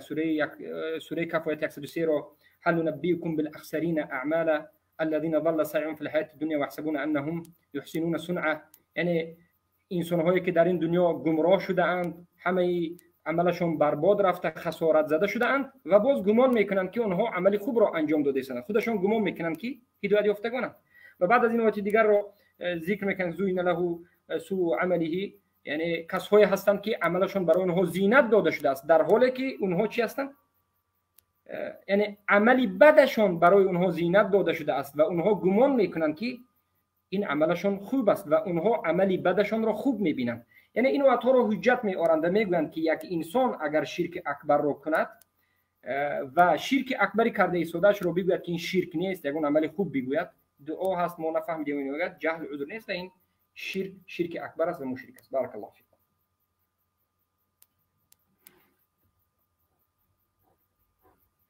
خب جزاک الله خیرا. خب میریم به طرف ویدیوی بعدی. گرچه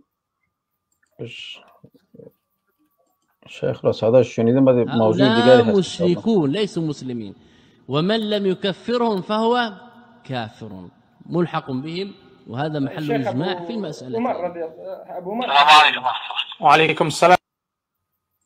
بله شیخ میشنم. همین رو یک کمی مثلا یک کمی در مبینش می داشتید خودتون به چی ترجمه میکرده به مسئله مهم است. از جزایر به شیخ سوال میکنم. این را بله یعنی در وسطش یک کمی می داشتید که ترجمه میکرد. صحیح من خیلی دوباره چیز میکنم. وهذا محل إجماع مشركون ليسوا مسلمين ومن لم يكفرهم فهو كافر ملحق بهم وهذا محل إجماع في المسألتين. مهربانی شخصی.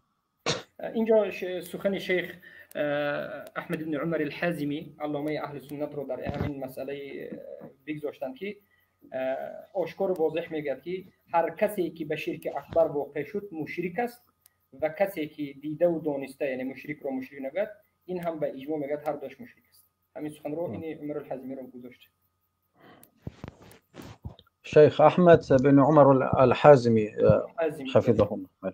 السلام عليكم وعليكم السلام ورحمة الله وبركاته. شيخ عبد العزيز مرحبا حياكم الله.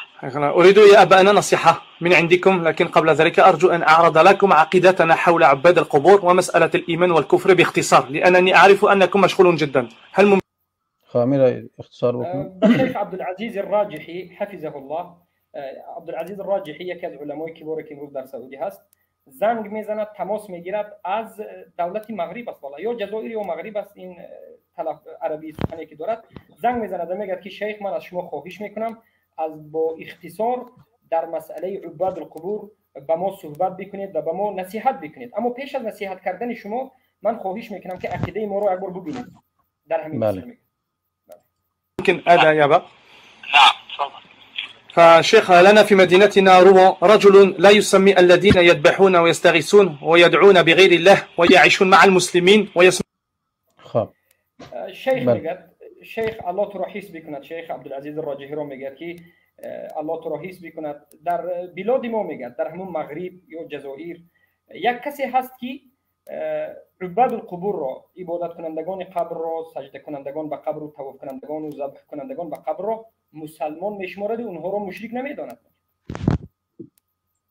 يسمعون القرآن والخطب بمشركين لأنهم جهال. یعنی اونها جاهل هستند میگن. یعنی عقیده مرجئه را نقل میکنند. در دولت اینها یک مرجئه بوده است که کسانی که شرک اکبر را در گرد قبور انجام میدهند اونها را مشرک نگفته اونها را از جمله مشرکین از جمله مسلمانان است میگفت است مشرک را و میگفت است که سببش این است که اینا جهل عذر است. شیخ یک بار دیگر میگه که تکرار بکنید. بله. لأنهم جهال. لا يسمي الذين يذبحون ويستغيثون ويدعون بغير الله ويعيشون مع المسلمين. بله. شیخ میگه که چی گفتی یک بار دیگر تکرار بکن.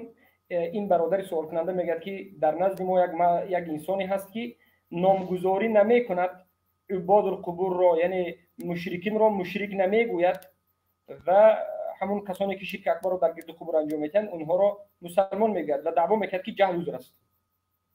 دوستان گرامی موضوع خیلی مهم است با خاطر ویدیو خیلی مهم است که کوتاه خدمت شما ترجمه میشه لطفا گوش فراموش. يسمعون القرآن والخطاب بمشركين لأنهم جهال لا يعرفون ولا يكفر الساحر والذي يسب الله والرسول إلا بصفة عامة لا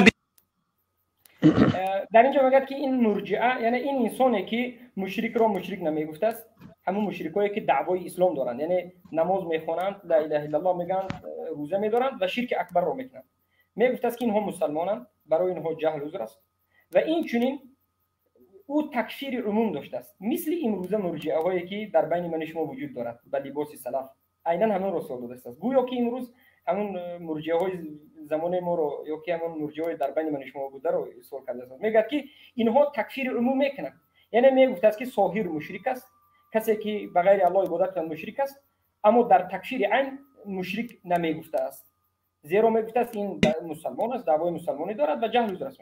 بگذار تعيين وقال هذا خاص بالعلماء. تکفیر تعیین رو یعنی یک آدم معینی که شرک اکبر رو میکند همین رو معین همین آدم رو مشرک گفتن رو میگفته است که این حق ما نیست جهل عذر است، این حق علما است. علما باید تکفیر بکنن. خاص بالعلماء. فأعلن الحظر علينا لأننا سميناهم مشركين كفار. و میگه این مرد مرجعه به ما یعنی چی میکند؟ اعلان جنگ کرد، به ما رد میزند و به ما جنگ میکند، مخالف ما شد به خاطر اینکه ما مشرک را مشرک میگیم.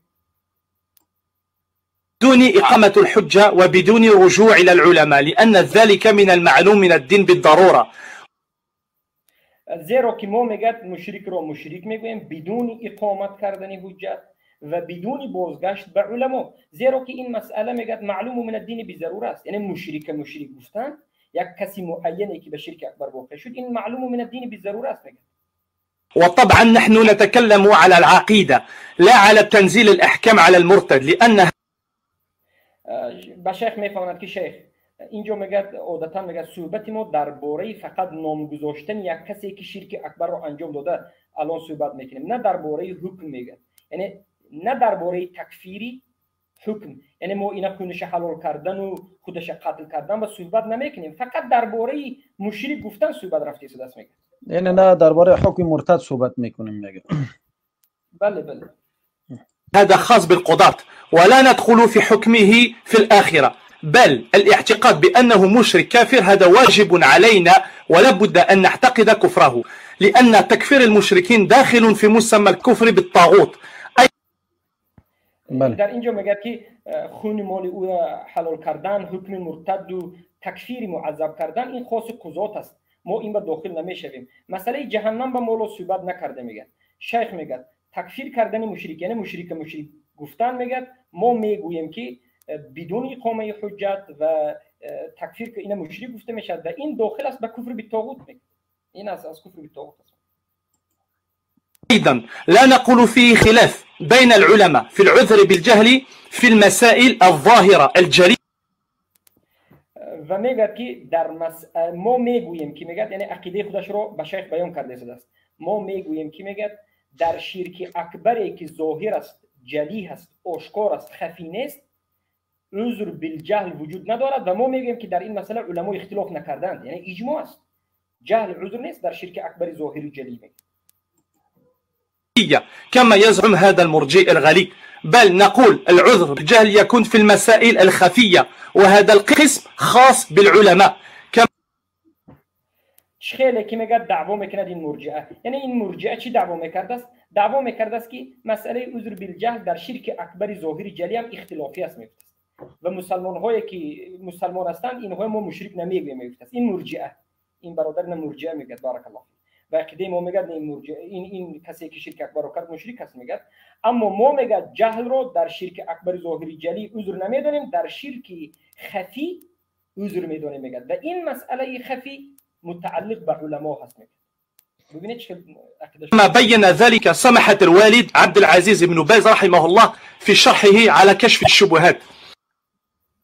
خیلی که میگه همین گفته که من حاضر گفتم، همین گفتم رو میگه شیخ عبدالعزیز بن باز در کتابی کشف الشبهاتش آشکار و واضح بیان کرده است میگه، یعنی ما عقیدمون رو از همونجا گرفتیم. وأيضا يطعن فينا بسبب اعتقادنا كفر أحد الحكام بعينه لما وقع فيه من نواقض و این چنین میگه این مرجع ما رو متهم میکنن، تهمت میکنن وقتی که ما یک حاکمی رو به عینش تکفیر میکنیم، یک حاکم رو به عینش تکفیر میکنیم وقتی که به شکننده های اسلام واقع بشه. اعتقادنا كفر أحد الحكام بعينه لما وقع فيه من نواقض الإسلام من الحكم بغير ما أنزل الله یعنی وقتی که ما یک حاکمی رو دیدیم که حکم بغیر ما انزل الله حکم کرد، یعنی بغیر حکم الله حکم کرد، ما اینا به عینش تکفیر کنیم، مرجئه این انسان مرجئه معروف به ما تهمت میزند، یعنی در حق ما سخنهای ناسزا میگه.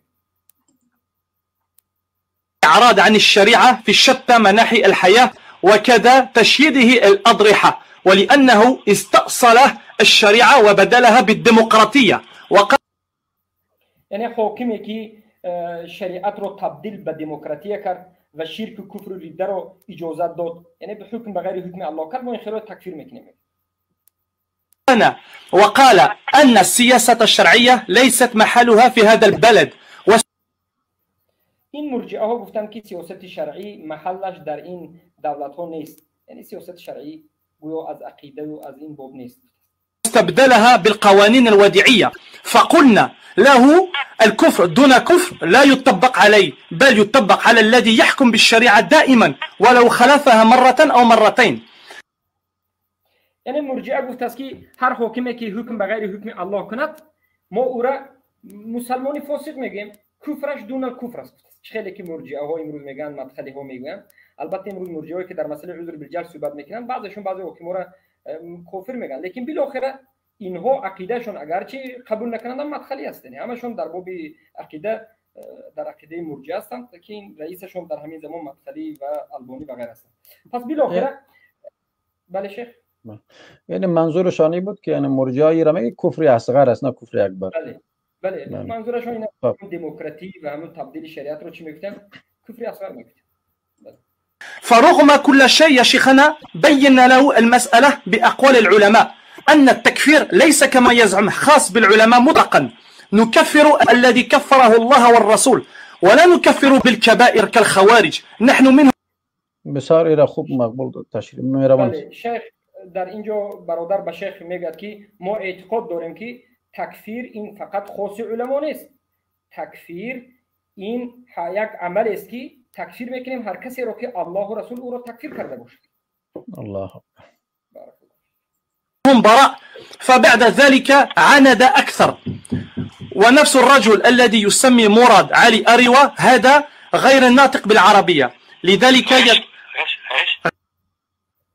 یعنی این انسانی که هست میگه خودش لغت عربی رو نمیدوند، میگه مراد علی است غير الناطق بالعربية، غير الناطق بالعربية، لذلك يتأثر ببعض الأشخاص، فاختبى على العلامة عبد الرحمن البراك قائلا كيف وتقول هذا غير خاص بايش؟ تتكلم بغير العربية؟ نعم بله. یعنی اینجا حالا شیخ بعضی سخنهای این برادر رو نشونید، میگه که چی گفتی گشته تکرار بکن، این میگه که یعنی این غیر عربی است، یعنی عربی صحبت کردن نمیتواند و در حق بعضی از علما سخن کرد میگه و مانند شیخ عبد الرحمن البراك و غیره. هو يعني لا يتكلم بالعربية، هذا الشخص اللي يكفركم لا يتكلم بالعربية، لا يتكلم، نعم لا يتكلم بالعربية، فيتأثر ببعض الأشخاص. بله این شیخ به زبان عربی سخن نمیکند و این شیخ مؤثر به بعضی از اشخاص است، یعنی مؤثر شده به مرجعه ها. بعدا شیخ در جواب میگه در زبان عربی را که نمیفهمه و هم یعنی تکفیر میکنه این شخص. بله یعنی دوباره سر بکنم و صدای شیخ میگه که همون انسانی که شما را تکفیر میکند عربی رو نمیداند، یعنی این مرجعه یعنی برادران را تکفیر کرده است. سبحان الله. امیر دوباره کماکی دوباره لا يتكلم، نعم لا يتكلم بالعربية، فيتأثر ببعض الأشخاص، فاختبى على العلامة عبد الرحمن البراك قائلا إنه إخواني لأنه يزكي سيد قطب، واختبى على الشيخ الغنيمان بأنه قطبي سروري، وعلى الشيخ عبد الله جربوع بأنه تكفيري حدادي. بله. یعنی شیخ عبدالله شیخ براک رو گفته است که شیخ براک این قطبی است، زیرا که سید قطب رو خود گفته رحمه الله گفته، و شیخ عبدالله غنیمی رو حدادی سروری میگه و شیخ عبدالله جربوع رو تکفیری حدادی. انا همچنین درباره علما سخن میکرده است. بله. مخبئا خلف بعض الدعاة، فحذرنا الإخوة منه في مدينتنا حول إرجائه المتطرف والطعن. یعنی باز خودش را در پشت بعضی از دعوتگران پنهان میکند، یعنی به خودش بعضی از علما رو آورده، سخنهای اونها رو آورده و پشت اونها میایستد و علما رو همچنین سخن میکند.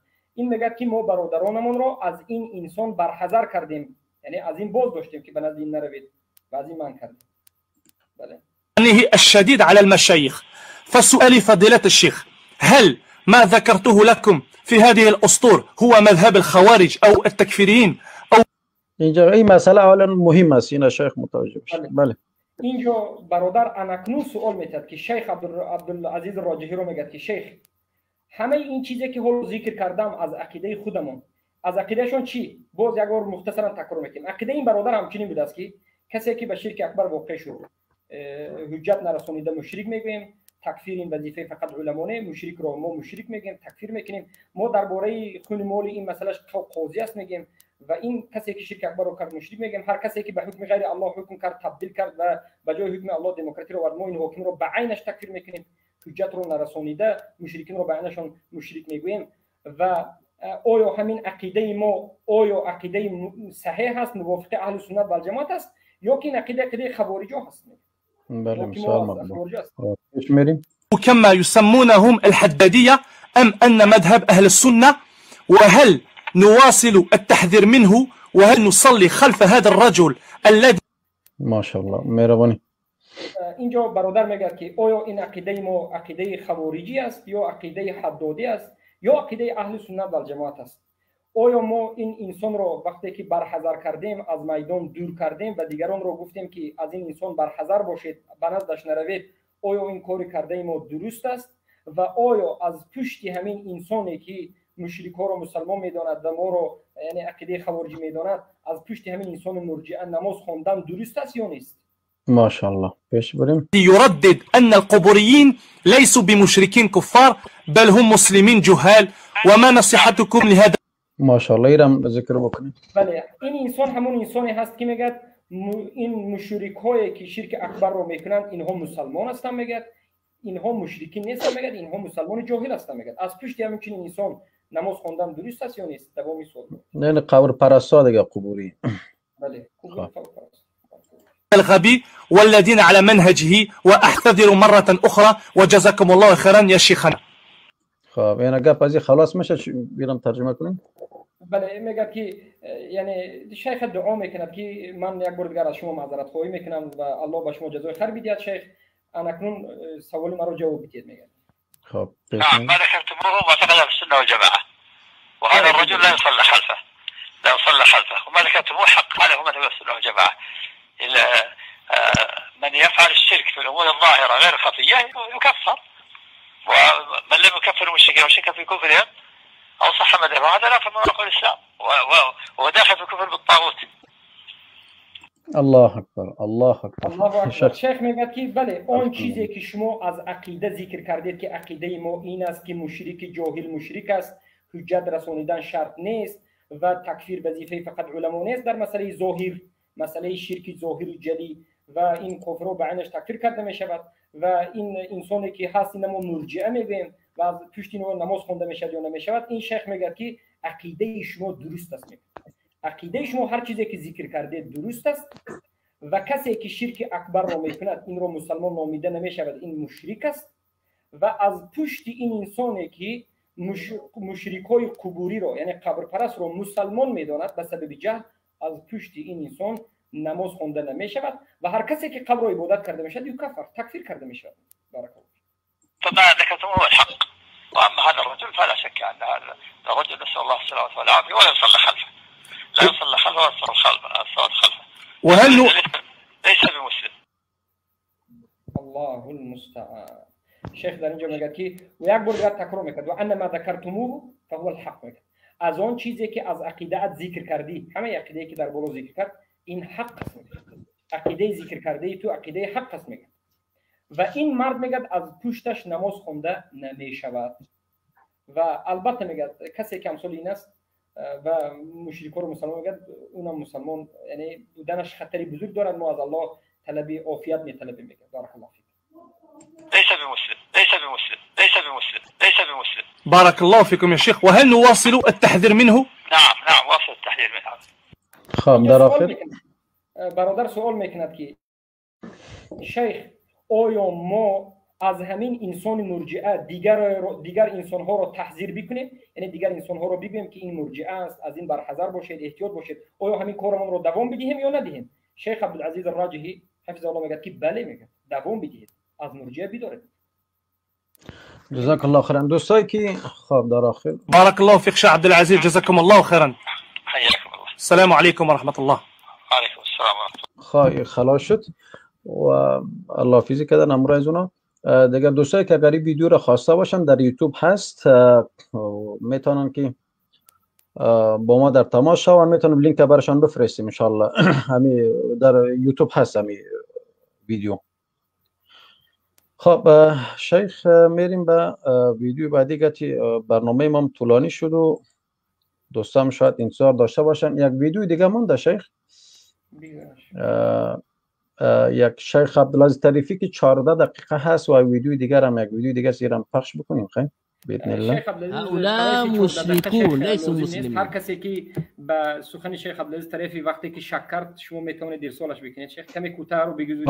اینا ویدیو دیگر هم بشنویم خیلی. ومن لم يكفرهم فهو كافر ملحق بهم وهذا محل اجماع في المسألتين. السلام عليكم ورحمة الله. وعليكم السلام ورحمة الله. ایرا گوش کردیم فکر کنم نه؟ بله بله اینا هولو گوش کردیم. همین هولو.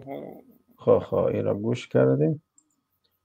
خب شیخ عبدالعزیز طریفی و یک در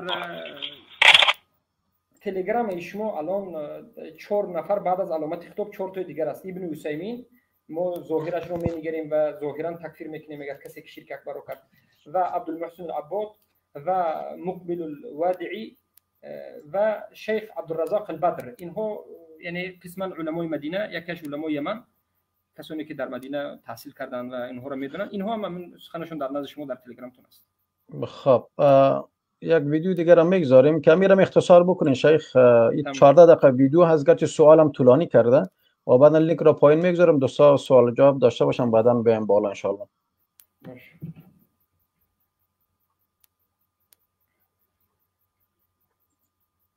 والصلاة والسلام على أشرف الأنبياء وأجل المرسلين. اللهم اغفر لشيخنا والحاضرين. قال الشيخ حمد بن معمر رحمه الله تعالى وغفر له: وأما قوله إن سلمنا هذا القول وظهر دليله فالجاهل معذور لأنه یعنی شیخ اینجا بینیات طولانی است. ای طولانی است، من گفتم میرن. بله بله بله. اینجا میگه که شیخ ابن معمر گفتند، من اینجا کمی تلفظ یعنی مختصرا بیان میکنم. در اینجا که امیرا اختصار بکنین، این ویدیو در یوتیوب هست، اختصار بکنین امیرا. بله بله شیخ، بارک الله فیکم. در اینجا شیخی که است شیخ عبدالله غنیمان است، یک از علمای بزرگ اهل سنت در جماعت است. شیخ ما است، در نزدش نشستیم، تعلیم گرفتیم، در مسجد نبوی تعلیم میدهد و امروز هم زنده هستند، الله حفظ بکند. با شیخ سوال میشد که البته شیخ سوال نکرده بلکه کتاب رو شرح داده است. در شرح کتاب یکی از شیخ حمد رو میخواند که شیخ حمد یعنی خودش در کتابش مناظره در حالت نوشتن، یعنی مناظره نوشتنی به مرجئه میکند.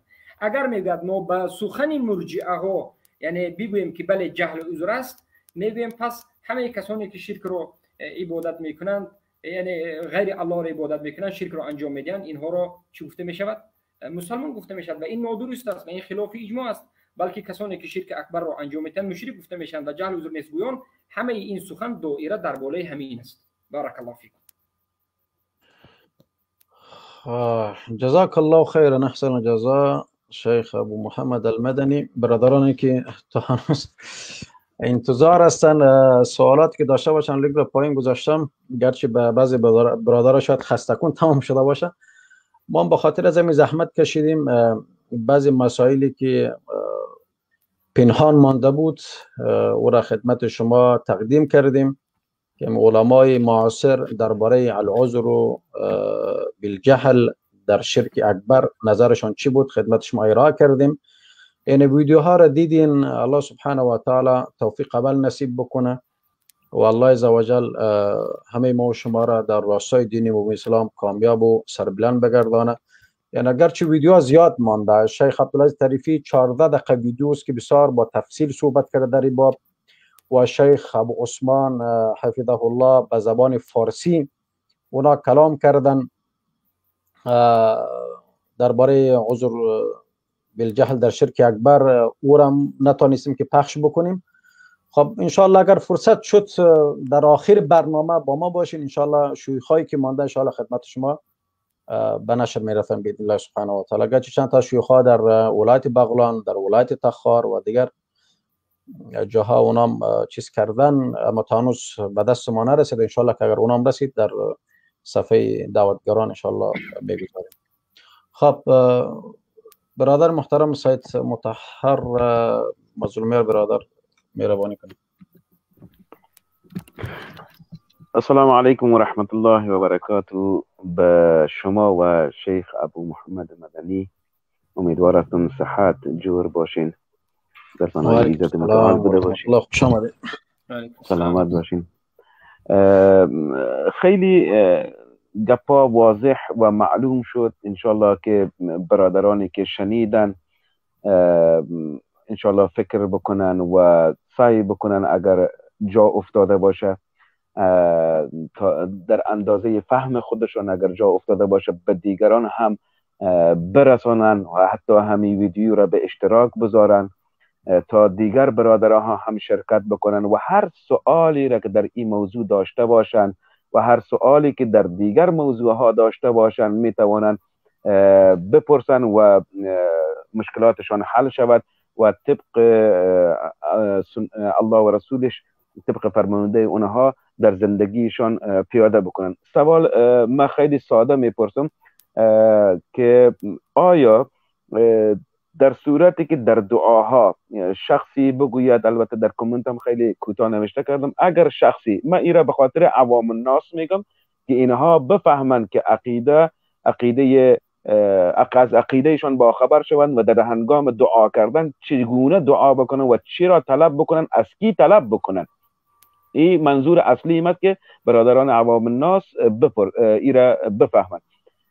سوال من اینجا هست که اگر در هنگام دعا مثلا دعا کردیم گفتیم که یا الله به حرمت حضرت رسول الله صلی الله علیه وسلم، به حرمت اولیاء، به حرمت شهدای بدر، به حرمت شهدای احد مثلا، آیا این گونه دعا کردن قابل قبول هست یا نیست؟ اگر باشد پس الله تبارک و تعالی میفرماید که من از شارک گردن به شما نزدیکتر هستم. ای چی می شود؟ همین را توضیح بدهید تا دیگر برادرها هم خوب بفهمن. خیلی به زبان ساده. ممنونتان میشم. جزاک الله خیرا. شخصی ان شاء الله سوال گرفته باشین شیخ مدنی. مهربانی. اولا و علیکم السلام و رحمت الله و برکاته. برادری از بارک الله فیک و حیاکم الله و ایاکم. سوال بینات سوال واضح است، روشن است که هر یک از باید بداند.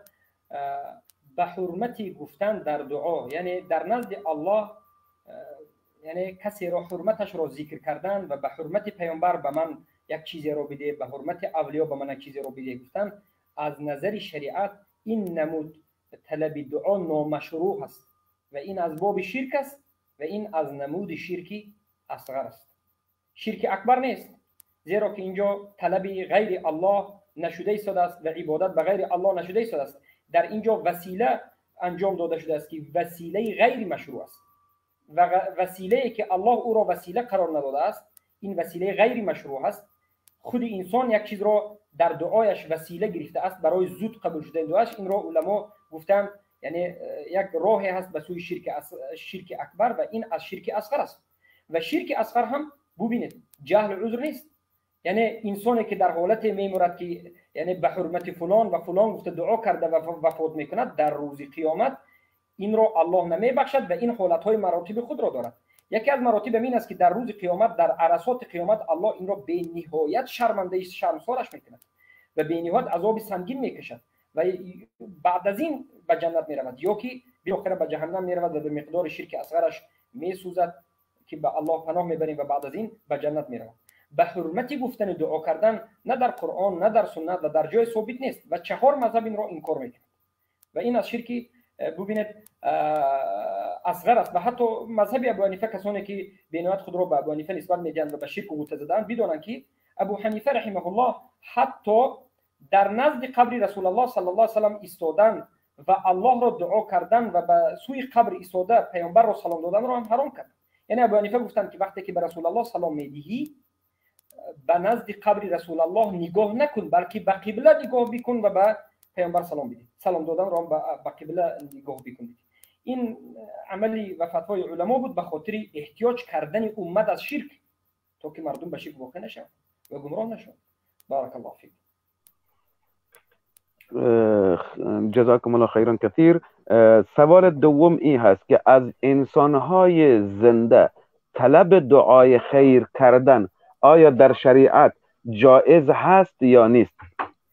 بارک الله فیک برادر شیخ ابو محمد مدنی، قبل از اینکه در سوال از این برادر برین، برادران محترم، صدای صوتی شیخ امین الله حفظه الله را ان شاء الله در صفحه دعوتگاران ما به اشتراک میگذاریم و شیوخ‌های دیگه که مونده در صفحه دعوتگاران به اشتراک میگذاریم. دوستای گرامی، از اون یا در یوتیوب چینل ما میتونین در اونجا مراجعه بکنین، امیال از طریق یوتیوب چینل هم لایف است. اگر برادر عمران، اگر دیگه برادرها هستن امور باز به دوستا بفرستین، ان شاء الله اونا رو ما نشر میکنیم باذن الله. شریف خان برادر اینجا ما تکست ها رو میخونم، یک بار نوشته کردین ما متوجه شدم، ان شاء الله چیز میکنیم، ما را در صفحه دعوتگران به نشر میرسونیم، هم در یوتیوب باذن الله سبحانه و تعالی و شیوخای که دیگه که مونده باذن الله. و دیگر شیخ قبل از یک دو سوم بعدا اگر می سوال کردن که باز پسان باز دوستا زیاد کومنتار میکنه پیدا کردن میتونم، گفتن که شیخ حدیث ابن مسعود داخل مسجد که شد و تکفیر کردن پیروان مسیلمه کذاب میشه آدرسش را برای بده؟ جزاک الله خیر. بارک الله فیکم. این قصه معروف است. الان من بالعموم گفته میتونم که ان شاء الله بعدا ذکر شده، ولی من به شما تحقیق به شما عمیقاً ادرسش رو ذکر میکنم. این مسئله بنا مسئله موضوع است، اگر شک و شبهه وجود نداره. بارک الله فیک. اما برادر که سوال دوم دادن توسل، یعنی ببین آیا شیخ عمر میکروفون شما محکم است؟ چیزی گفتین که میکروفون شما؟ نه من یک کس دوست ما زنگ زده بود، به خاطر از پیام گذاشتم. مهربانی. شیخ برادر بارک الله فیکم سوال کردن که آیا از یک انسان زنده که صالح است، یعنی ما امید خوب میکنیم، گمان میکنیم که انسان خوب است، طلب دعا کردن جایز است یا نیست؟ ما به این سوال که بنا سوال بزرگ است کمی وسیع‌تر صحبت میکنیم. ما میگیم که توسل دو نمود است، توسل مشروع و توسل غیر مشروع. توسلی که الله به ما اجازه داده است که به الله به همین واسطه نزدیک شویم و دعاهای خود را یعنی به همین واسطه انجام بدیم. به مانند اینکه توسل بگیریم نامهای الله را، ای الله تو الرحمن هستی مرا رحمت بکن، تو بخشنده هستی مرا ببخش و غیره. این یک نمود توسل. ولله الاسماء الحسنى فادعوه بها. الله نامهای حسنا دارد، با همین دعا بکنید. یکم نمودش. دوم انجام دادن عمل صالح. بعد از انجام دادن عمل صالح الله را دعا میکنید و میگید که ای الله این عمل صالح هم را به خاطر تو انجام دادم، به سبب انجام دادن همین عمل صالح هم مرا رحمت کن یا مغفرت کن. چه که حدیثی طولانی که روایت امام مسلم بغیر آمده است که 3 نفری که در غار مانده بودند و دعا کردند و نیکی‌های کردهشون را یاد ذکر کردند و الله اونها را نجات داد. سومین توسلی که جایز است و غیر از این دیگر توسل وجود ندارد، دعا گرفتن از یک انسانی که حاضر است و زنده است. شرط وجود دارد، دو شرط: انسان حاضر باشد و زنده باشد و شرط دیگر که موحد باشد. یک انسان موحدی که حاضر است و زنده است، یا که به واسطه حتی تلفن هم یک نمود حاضر بودن است. اگر از او طلب دعا بکنید که برادر موحدم من از شما یک طلب میکنم که در حق من دعا بکنید که من یک کمبودی دارم، مصیبتی دارم، یا که جراحی دارم، یا فرزند ندارم، فرزند میخوام و غیره و غیره، این جایز است و این هیچ ممانعتی ندارد. خیلی که صحابگان به نزد حضرت عباس ابن عباس امکی پیامبر صلی الله علیه و سلم رفتند و خواستند که دعا بکنند، گفتند که دعا بکنید که الله بارون و این جایز است و این توسل مشروع است. اما باقی مانده دیگر واسطه گرفتن به حرمت یا که بغیره، این شرک اصغر است. اما توسل گرفتن قبرها بین خود و بین الله به مانند شفاعت طلبیدن از قبر، به مانند ذبح کردن به قبر به همین واسطه به الله نزدیک کردن، این شرک اکبر است. بارک الله فیک. جزاک الله خیر. ممنون. جزاک الله ابو عمر. برای آخرین سوال برادران دیگری هم منتظر هستند. شیخ صاحب محترم، اگر در صورتی که یک انسانی چیز بدعتی را در دین ایجاد می کند و ای را تبرک می داند و می گوید من همین عمل را انجام میدم و از این طلب ثواب می کنم، آیا همین عمل که در قرآن و سنت موجود نباشد، از اقوال علمای سلف هم موجود نباشد، همین عمل را ادامه دادنش آیا در تحت شرک اصغر داخل می شود یا نمی شود؟ بارک الله فیکم. من دیگه وقتتان را نمیگیرم. السلام علیکم و رحمت الله. بارك الله فيك برادر عزیز. البته این مسائل فرق ما باید نظر بکنیم به همون انسان که عملی او به کدام قسمی از شریعت است. اگر به قسمی بارک الله فیکم عقیده و قسم توحید به شرک تعلق داشته باشد، البته این رو میگیم که به شرک تعلق دارد. اما به مسائل احکام باشد، البته این تعلق دارد به مسائل احکام و شرک گفته نمیشه. لیکن بعضا از علما گفتن که پیدایش بدعت را اصلا از باب شرک میدونند و البته این یکی از اجتهادات است، همچنین قولم هست، زیرا میگن این از باب ایجاد کردن یک شریعتی هست، یعنی خودش یک چیزی را ایجاد کرده و خود را شریک در شریعت کرده. اما ما به این هیچگاه حکمی در باب بدعت کسی را حکم تکفیر یا شرک اکبر نمیدیم. اما ما میگیم که احتیاط باشید که این بدعتی که شما ایجاد کردید و در دین پیدا کردید و همین رو افضل است و تبرک میدونید، مبارک میدونید، البته اعوذ بالله این پیدا کننده قانون است و شریعت نو کرده. این یک شرک است در باب شرک حکم، در باب شرک حکم، یعنی بسیار بدعت هم خطرهای خود را دارد. اما از جهت دیگر از باب تفصیلی ما نظر میکنیم که بالعموم این عملش عمل احکام است یا که عمل اعتقادی است و غیره. بارک الله فیک. جزاک الله خیرا. سید محترم از البر ان شاء الله باشیم، بعدا میتونیم صحبت بکنیم، بعد دیگه برادران وقت بدیم. برادر فاروق جمشیدی نه نوبت شماست یا ابو صالح هاشمی؟ کدام متوجه نشدم. ابو صالح هست فکر میکنم. ابو صالح برادر مهربانی کنید. السلام علیکم و رحمت الله و برکاته. و علیکم السلام و رحمت الله و برکاته.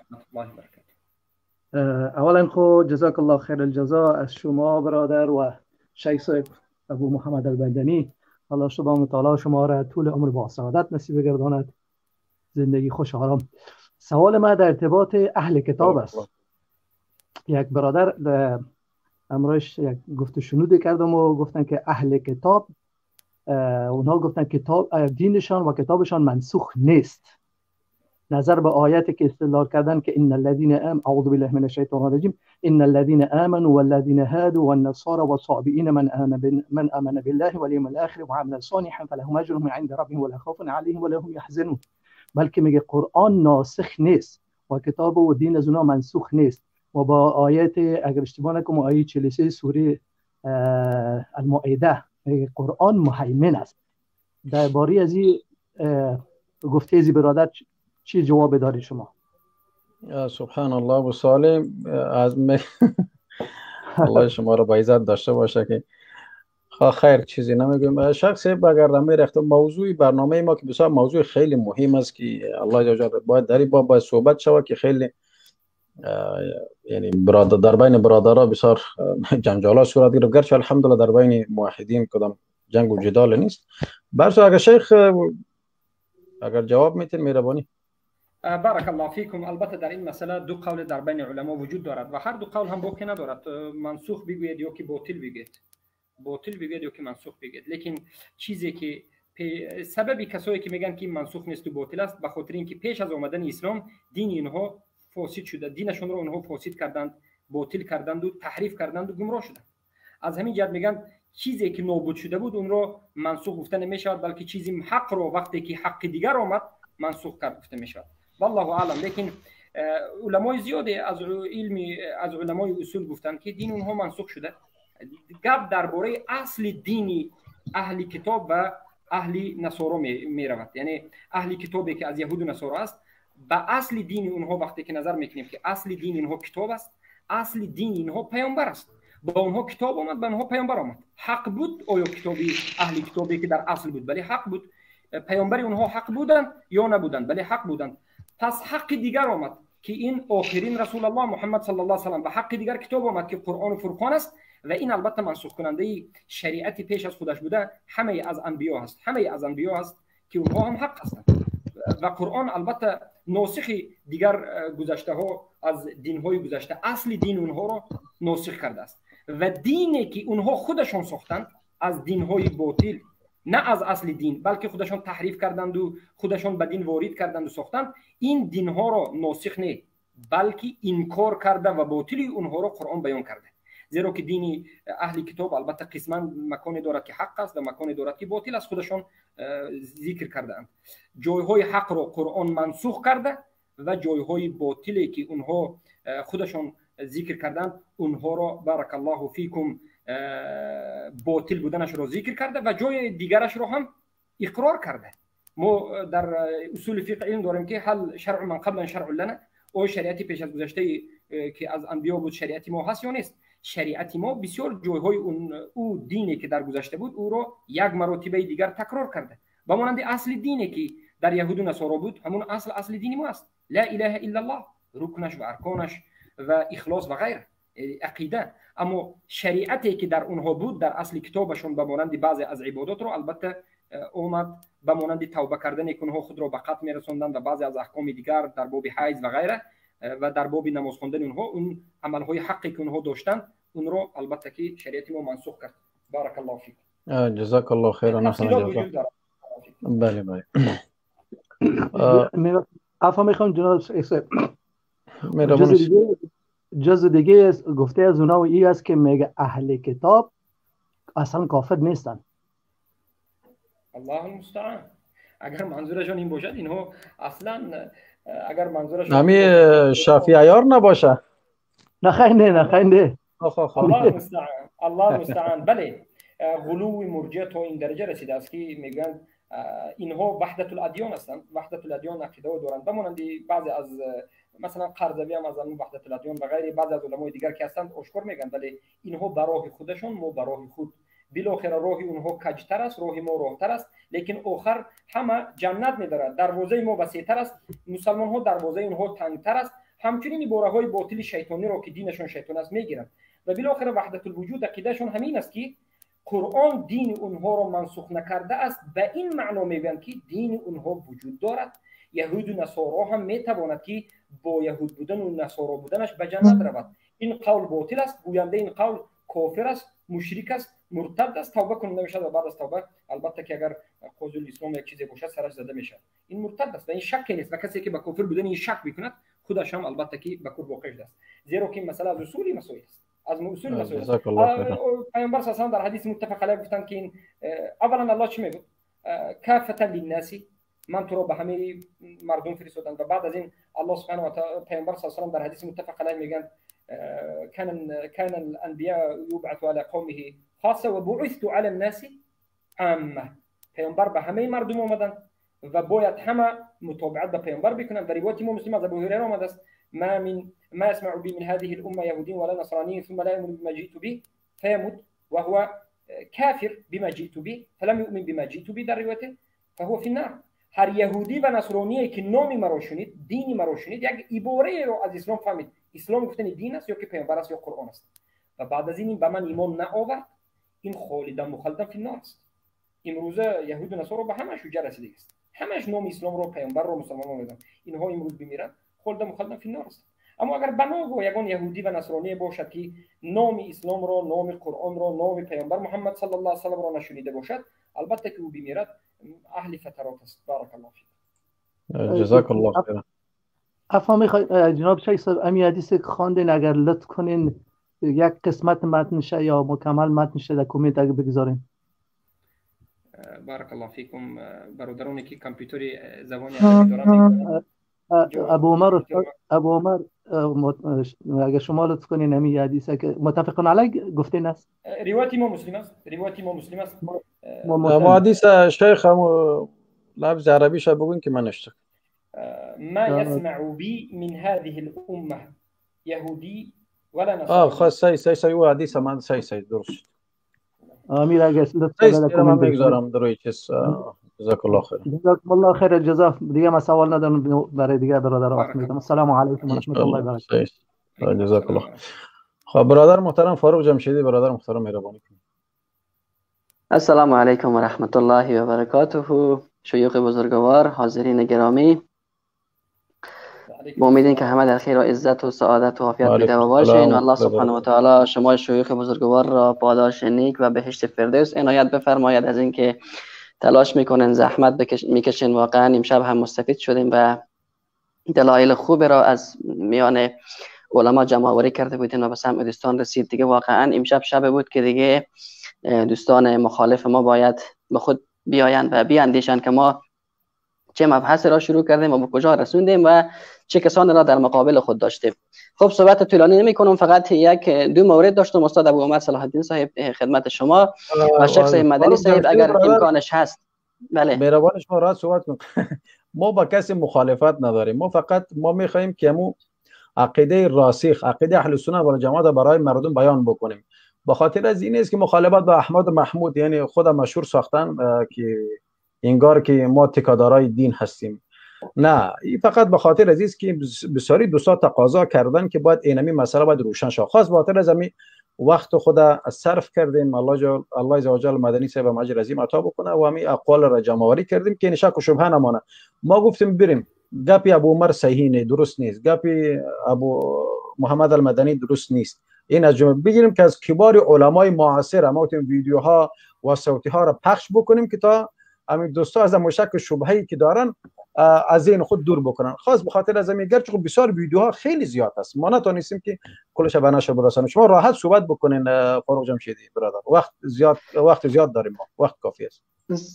سلامت باشین استاد گرامی، الله شما را عزت بده. واقعا دقیقاً اشاره ما هم روی همین بود که اگر این استادات ما، اگر این شیوخ ما برای شما مجهول الهویت هستند طبقه که مدعی هستند و اگر درجه علمیشان برای شما مشخص و عیان نیست، گرچه اگر انسان دارای علم باشد وقت طرف مقابل زبان بگشاید و لب تر کند متوجه میشه آدم که طرف مقابل ما در چه صد و در چه رده علمی قرار داره. لیکن خب بهانه بود و عذر بود و امشب دیگه عذر و بهانه هم برایشان به اتمام رسید. استادان گرامی الله شما را جزای خیر بدهد. خب من درباره کلیپی که از شیخ صاحب امین الله الپشاوری حفظه الله نشر کردن استاد گرامی، چند مورد داشت که در ترجمه اش اشتباه تایپی رخ داده. من همون را میخواستم خدمت شما گوشزد کنم که مثلا مرجعه به عین نوشته شده و چند جای دیگه هم که من نکته برداری نکردم، متاسفانه نوت نگرفتم.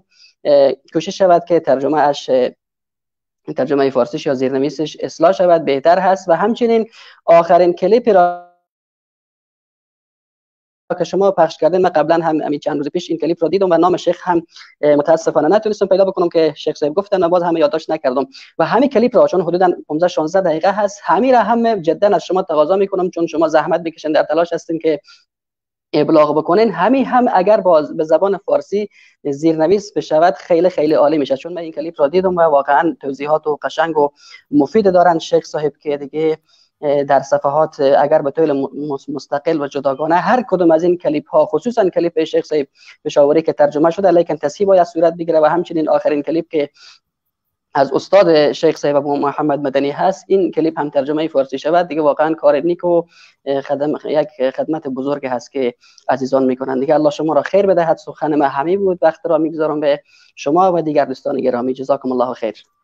جزاک الله خیرا. قبول کنین که همین شیخ امین الله را صحبتاش بسیار، یعنی برادر ما عمران نورستانی و هم بسیار با عجله و بسیار با چیز، یعنی قبول کنین که برنامه شروع شده بود که تا هنوز این کار خلاص نشده بود که برادر ما روان کرده ما پخش کرده. البته این ویدیو از بسیار زیبا مقبول درست میشه ان شاء الله را ما پخش، گرچه خود شیخ صاحب وعده دادن که راجع به عذر بالجهل در شرک اکبر تفصیلی صحبت میکنن باذن الله سبحانه و تعالی.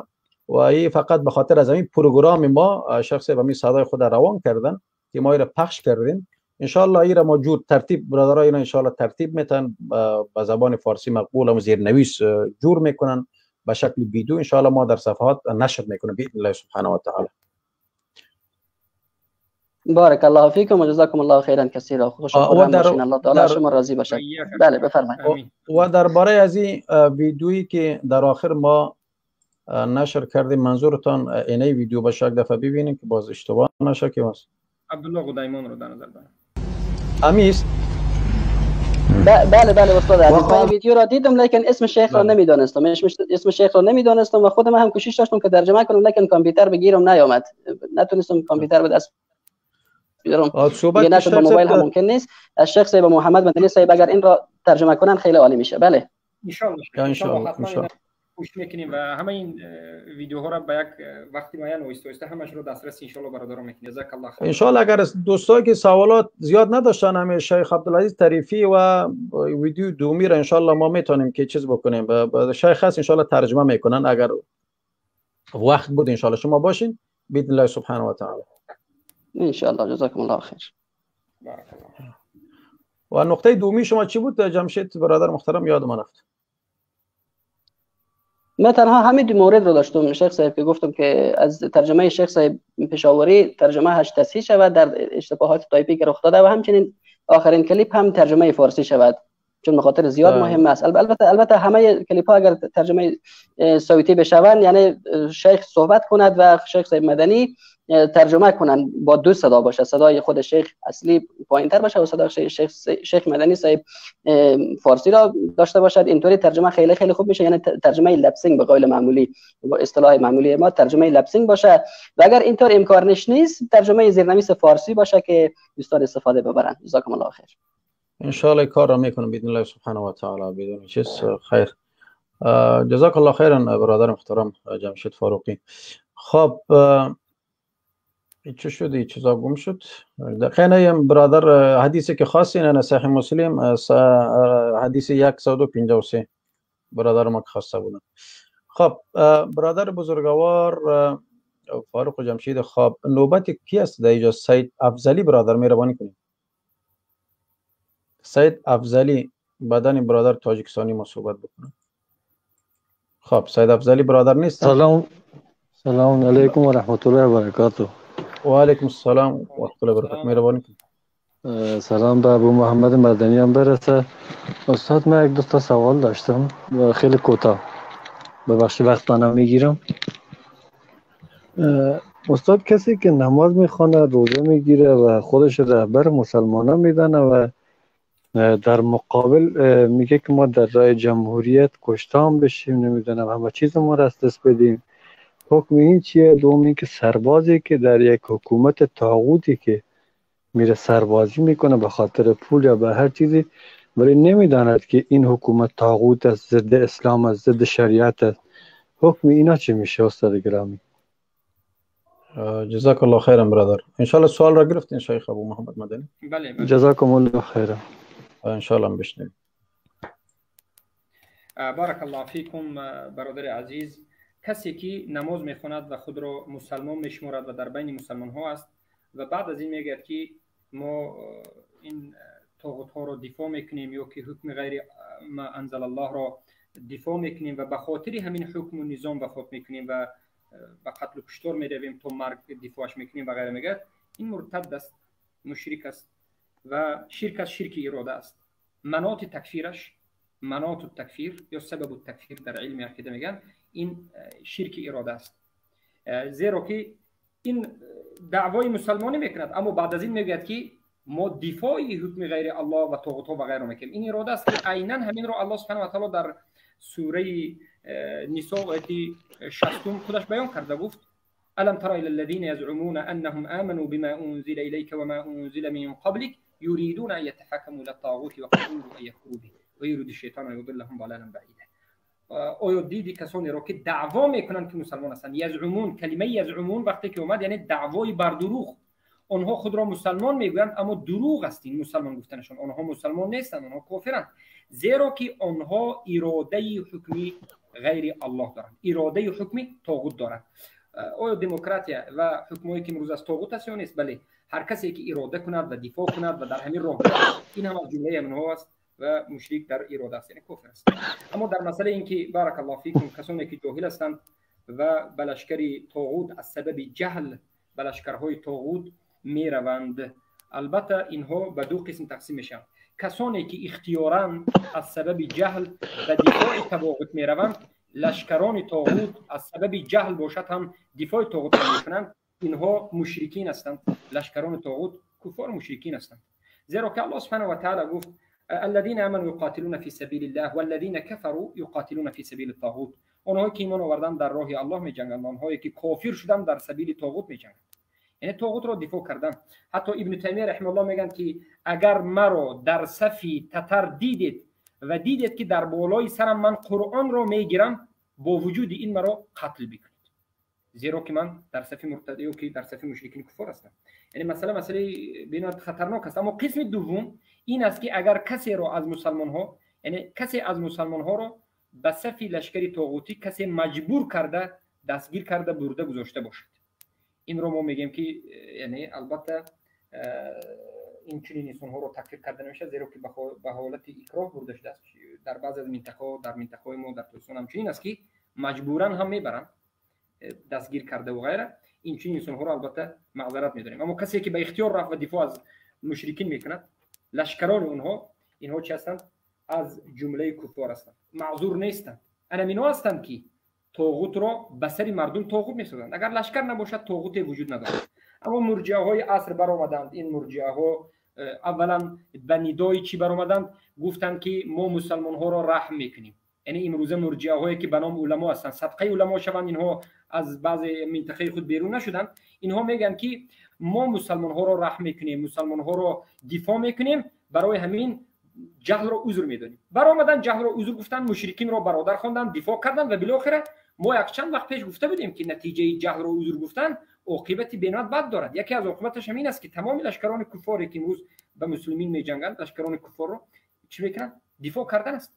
اینها بالاخره برآمدند و به زبانی همون دهانشون که زبان دارد، به همون زبانشون آشکار به صورتشون گفتند که کسی که قدم به قدم با همراهی یهود و نصارا قدم زند، یهود و نصارا دفاع کند و مسلمان ها رو بکشد، هم این رو ما هیچ چیزی گفتن نمیتونیم، جهلش عذر است. این رو کی گفت؟ یکی از مرجعهایی که معروف است، الله خورشون بکند. البته این مرجعه رو همینا هستن که سری امت رو به شکست آوردن. بارک الله فیک. جزاک الله خیرا. صدای شخص بلند است برادر محترم. اینجا دوستا گفتن صدای شخص پخش است. صدای شخص بلند از نزد من نمیفهم چرا برادر ما فکر کنم گوشی موبایل یا کامپیوترتان شاید پخش باشه، بلندتر بکنید. پیش ما صدا بلند است، یعنی نمیفهم پیش دیگه دوستا چی رقم است. جزاک الله خیرا شیخ ابو محمد المدنی. سید افضلی برادر سوال دیگه دارین شما؟ سید. تشکر برادر، خیلی ممنون از جوابای خوبتان. تشکر و سلامت باشین. جزاکم الله خیر. و یک موفق باشین برادر محترم. برادر محترم، برادر اینجا یک چیزی کامنت را من قبلا خواندم، همین را میخوایم توضیح بدم. خواهش ما ای است از برادرها عزیزان ما، خود را هم در گناه نیندازین و خود را هم کافر نکنین. عزیز من که نوشته میکنین ابو عمر تکفیری نعوذ بالله یا ابو محمد مدنی فلان فلانی، خواهش ما ای است نکنین، از الله بترسین، بیاین حجت قائل شوین. این حجت قائل شوین، ما خودم دلیلتان را قبول میکنم، میگم که ها فلانی نعوذ بالله کافر شد. وقتی که حجت نداشته باشید، دلیل نداشته باشید، چرا این کامنت ها را نوشته میکنین، آخرتتان را خراب میکنین؟ جزاکم الله خیرا کثیر. الله جزاک الله. خب بگذارین اونا کسایی که مرض دارن مرض را ما گم کردن نمیتونیم. بر صورت وقت خود به اینا ضایع نکنیم. برادر محترم، برادر تاجیکستانی مهربانی کنید. اسم شما من. السلام علیکم و رحمت الله و برکاته. و علیکم السلام و رحمت الله و برکاته. برادر ابو محمد مدنی یعنی استادی ما، من برادر شما هستم ادریس جان، و برادر ابو عمر همچون برادر موحد و دیگر برادران الله حفظتون کنه. و امیدواریم که از این درسی که امروز خیلی مهم بود گوش کردیم، بسیار چیز به خودمون گرفتیم. الله حفظتون کنه و امیدواریم انشالله الله مهربان کسانی که در این مسئله مقصد جهل داشتن تسلیم شده و قبول کنه انشالله. و استاد عزیز دو سوال داشتم انشالله، شاید ممکن من دیرتر در اومدم، شاید در این باره گپ زد نزدید، همین سوالم انشالله میتونم بفرمایید. سوال اول همین بود که استاد عمل صالح وسیله گرفتن انشالله میتونه یک مسلمان؟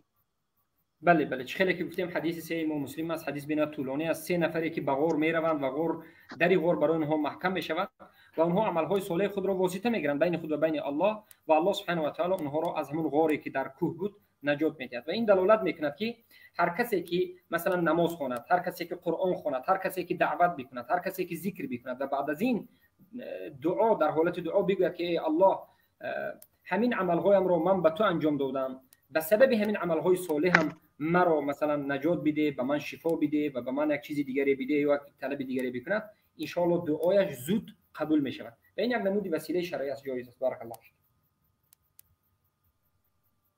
جزاکالله خیرم. و سوال دوم این بود استاد که مقصد وقتی که میت رو مرده رو در قبرستان میگذارن همراه وی مقصد در یک لطه گفته همین دستمالچه روی مالچه در خاک میمونن همراه هم مرده، آیا همین حقیقت دارد؟ بفرمایید انشالله. بارک الله فیک برادر اعظم ادریسیان. در همین مسئله بعضی از روایات البته در یک متریالی معین، در یک متاع معین خاک معین رو در پهلو یا جنب مرده گذاشتن درست نیست، اما به بالای مرده بعد از دفن کردن اگر همون دفن کننده ها یک کف خاک رو به بالای همون قبر چوشد، یعنی به بالای مرده که در قبر است چوشد، یک کف خاک رو میگیرد میاندازد به بالای مرده، بسم الله علی ملت رسول الله گفتن، این نمودش والله اعلم البته که ثابت شده است. اما خاکی رو مخصوص به پهلوی مرده موندن البته بدون این ذکر و بدون این عمل درست نیست. والله اعلم در سنت ذکر نشده است. جزاکالله خیرا. شنونده شما هستم. الله جزای خیر ده برادران. آمین. شخصی یک ویدیو را دوستا روان کردن، گفت راجع به می ویدیو که برای ما فرستادن، گفت میرم از دقیقه دومی، گفت ایرا شما بشنوین 4 دقیقه هست و جواب از این را ارائه بکنین. اما شیخ را شما میشناسین و من میشناسیم، این رئیس مرجع های عصر است که دیگه ویدیو را بگذارن که باز درباره دوستا باز المسائل این شیخ سلیمان الروحیلی از دقیقه دوم گفتن. اگر اجازه شما باشه ایرا بگذاریم، امیر ترجمه بکنین و بعدا جوابتان ارائه بکنین. میریم به طریقه دوم. خب این از اینجا، این از اینجا. بازی شیخ هم معرفی کنین برای دوستا. فلا نكفر عوام المسلمين بهذه المخالفات العقدية. ما تکفیر نمیکنیم عموم مسلمان ها رو در مخالفت مسائل عقیدوی میگه. الذين يستغيثون بالقبور ويطلبون الاولياء نحن ما نكفرهم. آنهایی که استغاثه از قبر میکنند و قبر رو عبادت میکنند ما اونها رو تکفیر نمیکنیم. نعم هذا شرك ونذمه لكن لا نكفر عوام المسلمين. بله این شرک است، ما این رو بد میگوییم اما ما تکفیر نمیکنیم عامه مسلمان ها رو. لأن هذه المسائل بالنسبة لهم خفية. زیرا که این مسائل به نسبت همون مسلمان ها خفی هست. میگه شیخ اگر اجازه شما باشه امی ویدیو را یک بار پس به سر ببرین، زیاد پیش رفتین شما. شما از کجا، از کدام دقیقه شروع کن میره؟ از 2 دقیقه به بعد اموجا که خود ازی از 2 دقیقه بعد من گذاشتم این ویدیو را. شما پیش رفتین، زیاد پیش رفتین، دقیقه 30 تا رفتین. من نه امیر ما کوتاه کردیم به شما فرستادیم. استاد امیر از اول بونین، از اول استاد عزیز ویدیو. خب باش. المسائل العقدية في هذا الباب على قسمين. مسائل عقیدوی در این باب به 2 قسم تقسیم میشه. المسائل الكبرى كمسائل أصول التوحيد وأصول الشرك. مسائل بزرگ به مانند مسائل توحید و مسائل شرک، این یکی از مسئله ها. فهذه الأصل العلم بها. اصل در این مسئله ها میگه علم داشتن است، یعنی مسائل بزرگ از توحید. و من ادعى الجهل حققنا في دعواه. هر کسی که دعوا کند در این مسئله بزرگ که توحید است، جهل رو دعوا کند، ما جهلش رو تحقیق میکنیم که خیلی جهل. فإن ثبت الجهل عذرناه. اگر جهل ثابت شد، در حقیقت جهل شرعی ثابت شد، عذرش میدهیم. مثل جهل اشرف غنی دیگه. وإلا فالأصل أنه عالم وأن الناس يعرفونها. اما میگن اصل در این مسائل کبرا اصل علم است میگن. اصلش این است که همون آدم عالم است.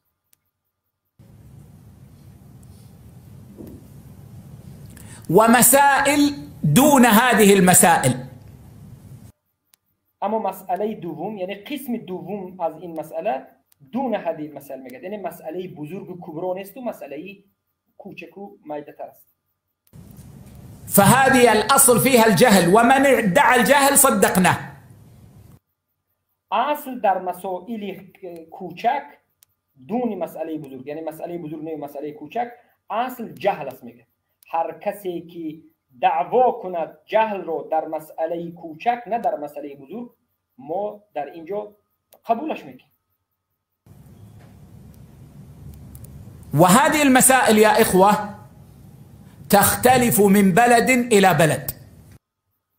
و این مسئله میگه از یک شهر و شهر دیگر، از یک دولت از دولت دیگر، از یک سرزمین از سرزمین دیگر دیده اختلاف میکند.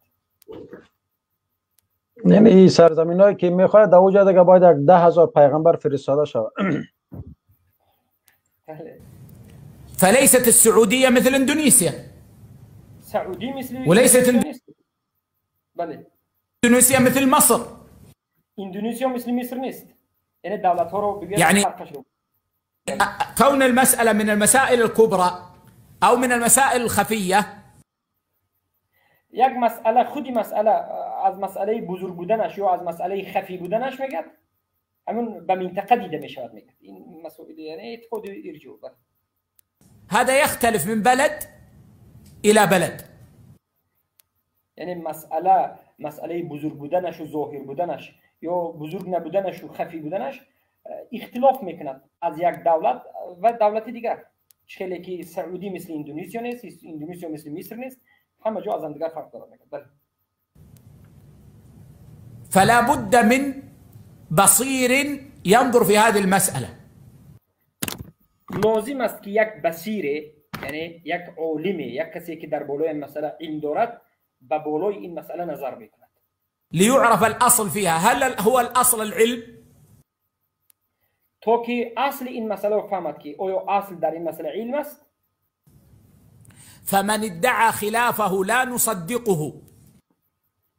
و کسی که دعوای خلافش رو بکند تصدیقش نمیکنیم.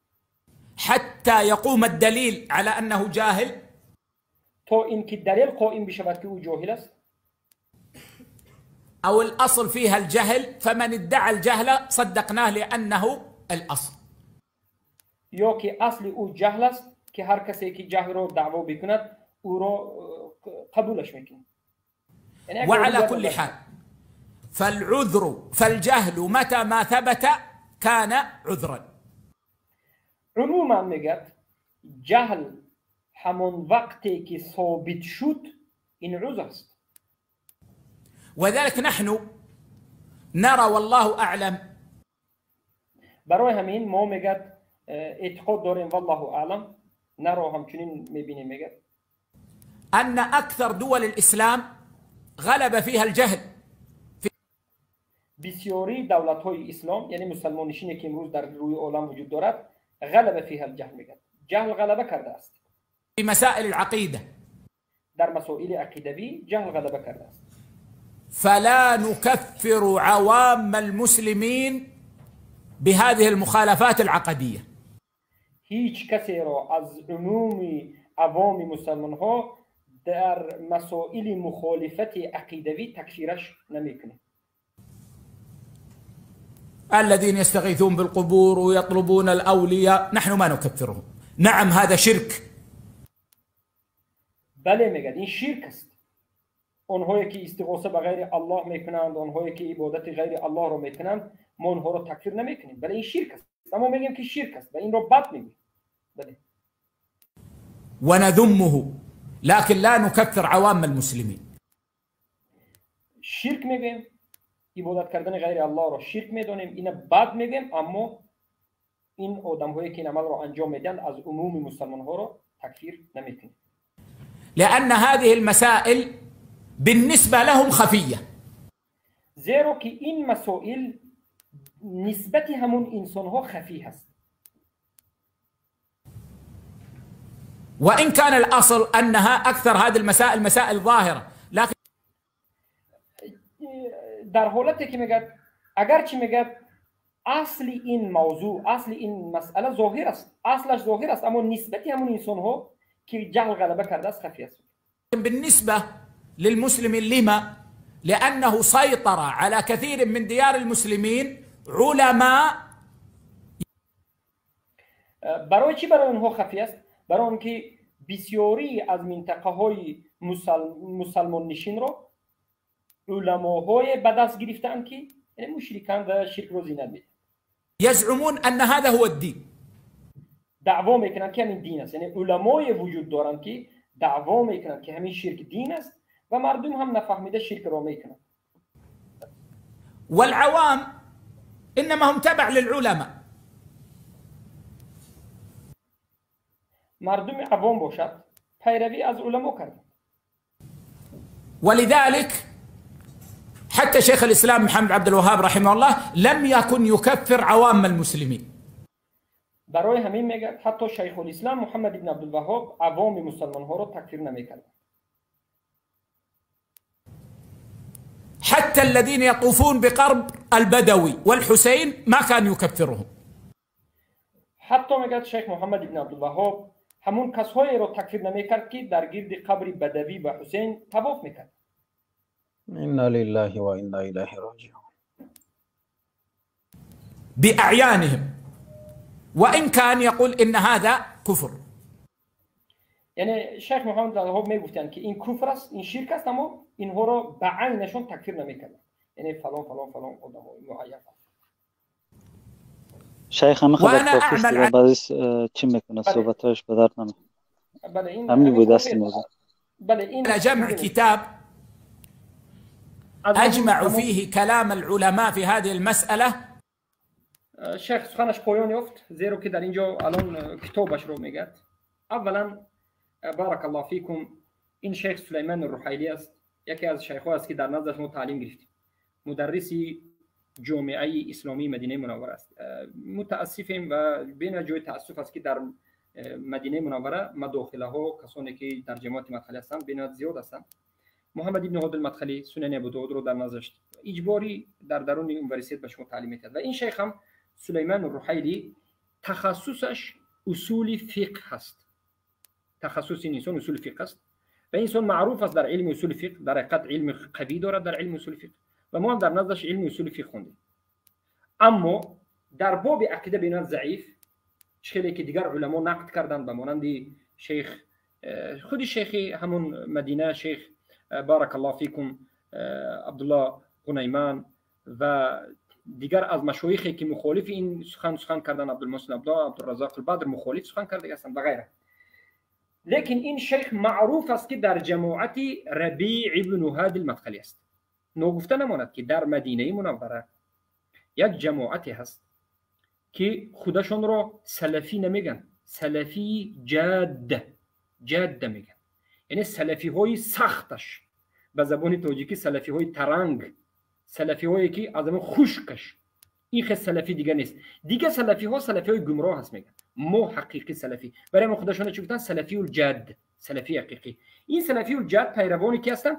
پیروانی ربیع ابن هادی المدخلی است که مکانشون مرکزشون سنترین ها مدینه منوره است، جای تاسف است شهر پیامبر صلی الله علیه و و در گرد ربیع ابن هادی المدخلی. ربیع ابن هادی المدخلی حالا زنده است، 80 ساله 90 ساله است، وجود دارد و دست انسان دوم در این جماعت، در این حزب است. حزب محمد ابن هادی المدخلی است. البته محمد ابن هادی المدخلی و ربیع ابن هادی المدخلی بین هم دیگر تلاش کردند و جدا شدند. اینها مدخلی ها باز به دو سه قسم جدا شدند، همدیگر را حکم کردند و سلیمان بگم روحیلی هم در همین جماعتی مدخلی ها بوده، در گروهی در اول ربیع ابن هادی المدخلی در جانب ربیع هادی المدخلی و حالا در جانب محمد ابن هادی المدخلی است و سخن انسان قابل اعتماد نیست. چرا که اینها در جماعت محمد ابن هادی المدخلی هستند. محمد ابن هادی المدخلی کسی است که تارک العمل که سلفی نمان میگفتند که هر کسی که اصلا عمل نکند کافر است، میگه که نه مسلمان است. سلفی نمان میگفتند کسی که شرک اکبر و کفر اکبر کند به اجماع کافر است، اینو میگن که نه مسلمان است. سلفین اومد میگفتن که عمل از ایمان است، اینها میگن که عمل این کمال ایمان است، نه شرط صحت ایمان. در نزد اینها عمل از کمالات است، یعنی عمل کنی اجر و ثواب میگیری، اما عمل را بالکل ترک بکنی هم باکی نداره، مسلمان هستی. و بالاخره شروط تکفیر را خودشون با اضافه کردن که ای یقصد الکفر و غیره. و این جماعت هستند که به این جماعت علمای کباری سعودی و علمای اهل سنت از کسانی که در محبس هستند و از کسانی که آزادی هستند رد زدن. بارک الله فیکم. در بین خودشون یکی از کسانی که خودشون مدخلی ها میگن که ما قبولش داریم، محسن العباد رو میگن که قبول داریم، میگن که ما محسن العباد رو پیشونش رو بوسه میکنیم. پس محسن العباد کتاب نوشته است، کتابش جدید است، نظر بکنید. الایضاح و التبیین فی من یتوفی قبور الانبیاء و الصالحین، در همین کتابش نوشته که کسی که شرک رو میکنه مشرک است. این تفصیلاتی که دارد در اساس تفصیلات ارجائی مرجعی است. بعضی هم میگن که ابو محمد مدنی تو کی هستی که یک علمایی که در مدینه است مرجع میگی؟ برادرم من نگفتم، علما به ما گفتن که این مرجع است و در مدینه منوره گفتن، به ما خبر دادن. همون مرجعی که قدیم بود ابو حنیفه چقدر انسانی بزرگ بودن، در زمانشون گفتن مرجع است. وقتی که ما امروز میگیم که البانی مرجع است، همه بلرزه میدارن گویا که البانی دیگر یک ملائکه شده است. نه، ابو حنیفه رو وقتی که ما گفتیم که مرجعیت الفقه است، باقی مونده انسان ها باز سبکتر است، هیچ باقی نداره، مرجع بود و مرجع هست اینو. و این عقیدهشون مخالفی عقیده اهل سنت و جماعت، مخالف اجماع، مخالف قرآن و سنت است. کسانی که در این عقیده هستند گمراه هستند. بارک الله. جزاک الله خیرا. شیخ بزرگوار، یعنی موضوع فردایی که ما و شما در نظر گرفتیم ساعت 6 بجه به وقت جرمنی و همین تایمی که گرفتیم، گرچه امروز کمی نوختر شد که مشکلات تکنیکی برای ما پیدا شد، پاسخ به شبهات مرجع عصر و موضوع خیلی مهم است. دوستای گرامی در اشتراک بکنین. تمام احادیثی که اهل ارجاء او را ذکر میکنن درباره عذر بالجهل ان شاء الله به شبهات اونا پاسخ داده میشه. فردا خیلی موضوع مهم است ساعت 6 بجه. و شیخ مدنی یک پروگرام دیگر هم راجع به مدخلی ها و مرجیه، تعریف مرجیه، تعریف مدخلی، از کجا سرچشمه گرفتن و عقیده اینها چی است، و اگر وقت بود راجع به خوارج هم اگر در این پروگرام ان شاء الله ما میتونیم که اونم جایگزین بکنیم که در سه مورد صحبت کنیم. شیخ بسیار مهم است که اکثری دوستا یک طرف با راکت میزنه تکفیری، از یک طرف اهل ارجاء اونا میزنن شما مرجع هستین. اینا با اکثری دوستا سوالا را کردن که درش راجع به شما پاسخ دادین، راجع به این صحبت‌های کردیم که مرجع کی است، از کجا گرفته شده، عقیده اینها چی است. بازم یک توضیحاتی بسیار مفصل ان شاء الله ایرام یادداشت بکنید که در سه مورد مدخلی، مرجعه و خوارج که در این تفصیل وار صحبت شد. اونا فکر میکنن که چند حدیثی که از بخاری اونا میگیرن جوانای هستن که اونا تازه برآمدن و مردم را خود را بهتر میدانن و مردم را تکفیر میکنن و بسیار مسائل اونا از احادیث میگیرن و ذکر میکنن. ان شاء الله راجع به یک صحبت تفصیلی بکنین. یک برادر ما سوال کردن به نام محمد اکبر صادقی، آیا نکاح دختر مسلمان موحد با یک سرباز حکومت جایز داره؟ لطفا جواب بدید. البته جایز ندارد، حرام است، زیرا که او اصلا مشرک است و این موحد است. الله سبحانه و تعالی در قرآن حرام کرده است ولا تنكحوا المشركين حتى يؤمنوا ولا عبد مؤمن خير من مشرك ولا عجبتكم. شما به نکاح مشرک داخل نشوید اگرچه او را دوست بدارید، اگرچه او برای شما خوش بیاید، زیرا که یک بنده مؤمن برای شما بهتر است اگرچه غلام باشید. بارک الله فیک. جزاک الله خیرا. ابو عمر برادر میبخشید جلوی کلامتان گرفتم. دو سوال اینجا ایجاد شد. یکی برادر ما که پرسیدن سوالشان به ذهن مردم افغانستان که ما افغانی هستیم زیاد این سوال ایجاد میشه، لطفا همین را یک کمی وضاحت بدین. مانند ای که میگن که همین اردوی ملی افغانستان که اگر در صورتی که در کنار طاغوت هست اینا را شما کافر میدین، خب بودجه ایشان مثلا از آمریکا میآید یا دیگه جا میآید کمک میآید، این را شما کافر میدانین. آیا طالب هایی که امروز به نام جهاد میکنن، آیا اینها هم بودجهشان از دیگه طرف میآید، آیا اینها را هم شما کافر میدانین یا نمیدانین؟ چرا اونا را کافر میگین، کفر به طاغوت میدانین، ولی طالب ها را کفر به طاغوت نمیدانین؟ این را یک کمی توضیح بدین لطفا. و سوال دوم که شیخ در ویدیوی ماندن این شیخ صحبت میکرد، اینجا در قرات ما یعنی در قریه های برادر در ولایت برادر ابو عمر هم تخاره هست که هست مردمان عوام الناس زیاد، در ولایت ما هم هست که فاریاب هست، در این ولایت هم هست اکثریت ازبک نشین ترک زبان هستند. در اینجا هم اکثریت علما درباره عذر بالجهل یا شرک اکبر یا شرک اصغر صحبت نمیکنن، هیچ وقت صحبت نکردن. و مردم زیارت القبور هم که میکنن استغاثه طلب میکنن و کمک طلب میکنن، یا همون پیشتر که سوال کردم که به حرمت فلانی به ما فلان چیز بده، درباره اینها هیچ به مردم نگفتن. اونها گفتن که ما عوام الناس را همیشه گفتن که ما هم میگیش تکفیر نمیکنیم، چرا که علمایشان در زیر سلطه متابعت علمایشان را میکنن. همین مردم مظلوم، آیا همین مردم، آیا اینها هم که به اینها حجتی نرسیده، آیا که به خاطر متابعت علمایشان را میکنن تکفیر میشون یا نمیشون؟ به خاطر از اینکه خودم در قریه خودم 2000 خانه هستن والله اعلم کمیابیش، اکثریت بانوان، اکثریت برادرهای مسلمان خصوصا جوانها معنای کلمت لا اله الا الله که حق الله هست ایره نمیدانن. درباره همه هم یک کمی توضیحات بدین، من دیگه قطع میکنم. السلام علیکم و رحمت و علیکم السلام و رحمت الله و برکاته. درباره ازی من درباره سوال اولتان پریروز صحبتی خیلی جامع ما داشتم و صحبتم کردم راجع به معنا و مفهوم طاغوت و طالبایی که در افغانستان وجود داره او را ما سه تقسیم کردیم که یک بخشش رفت.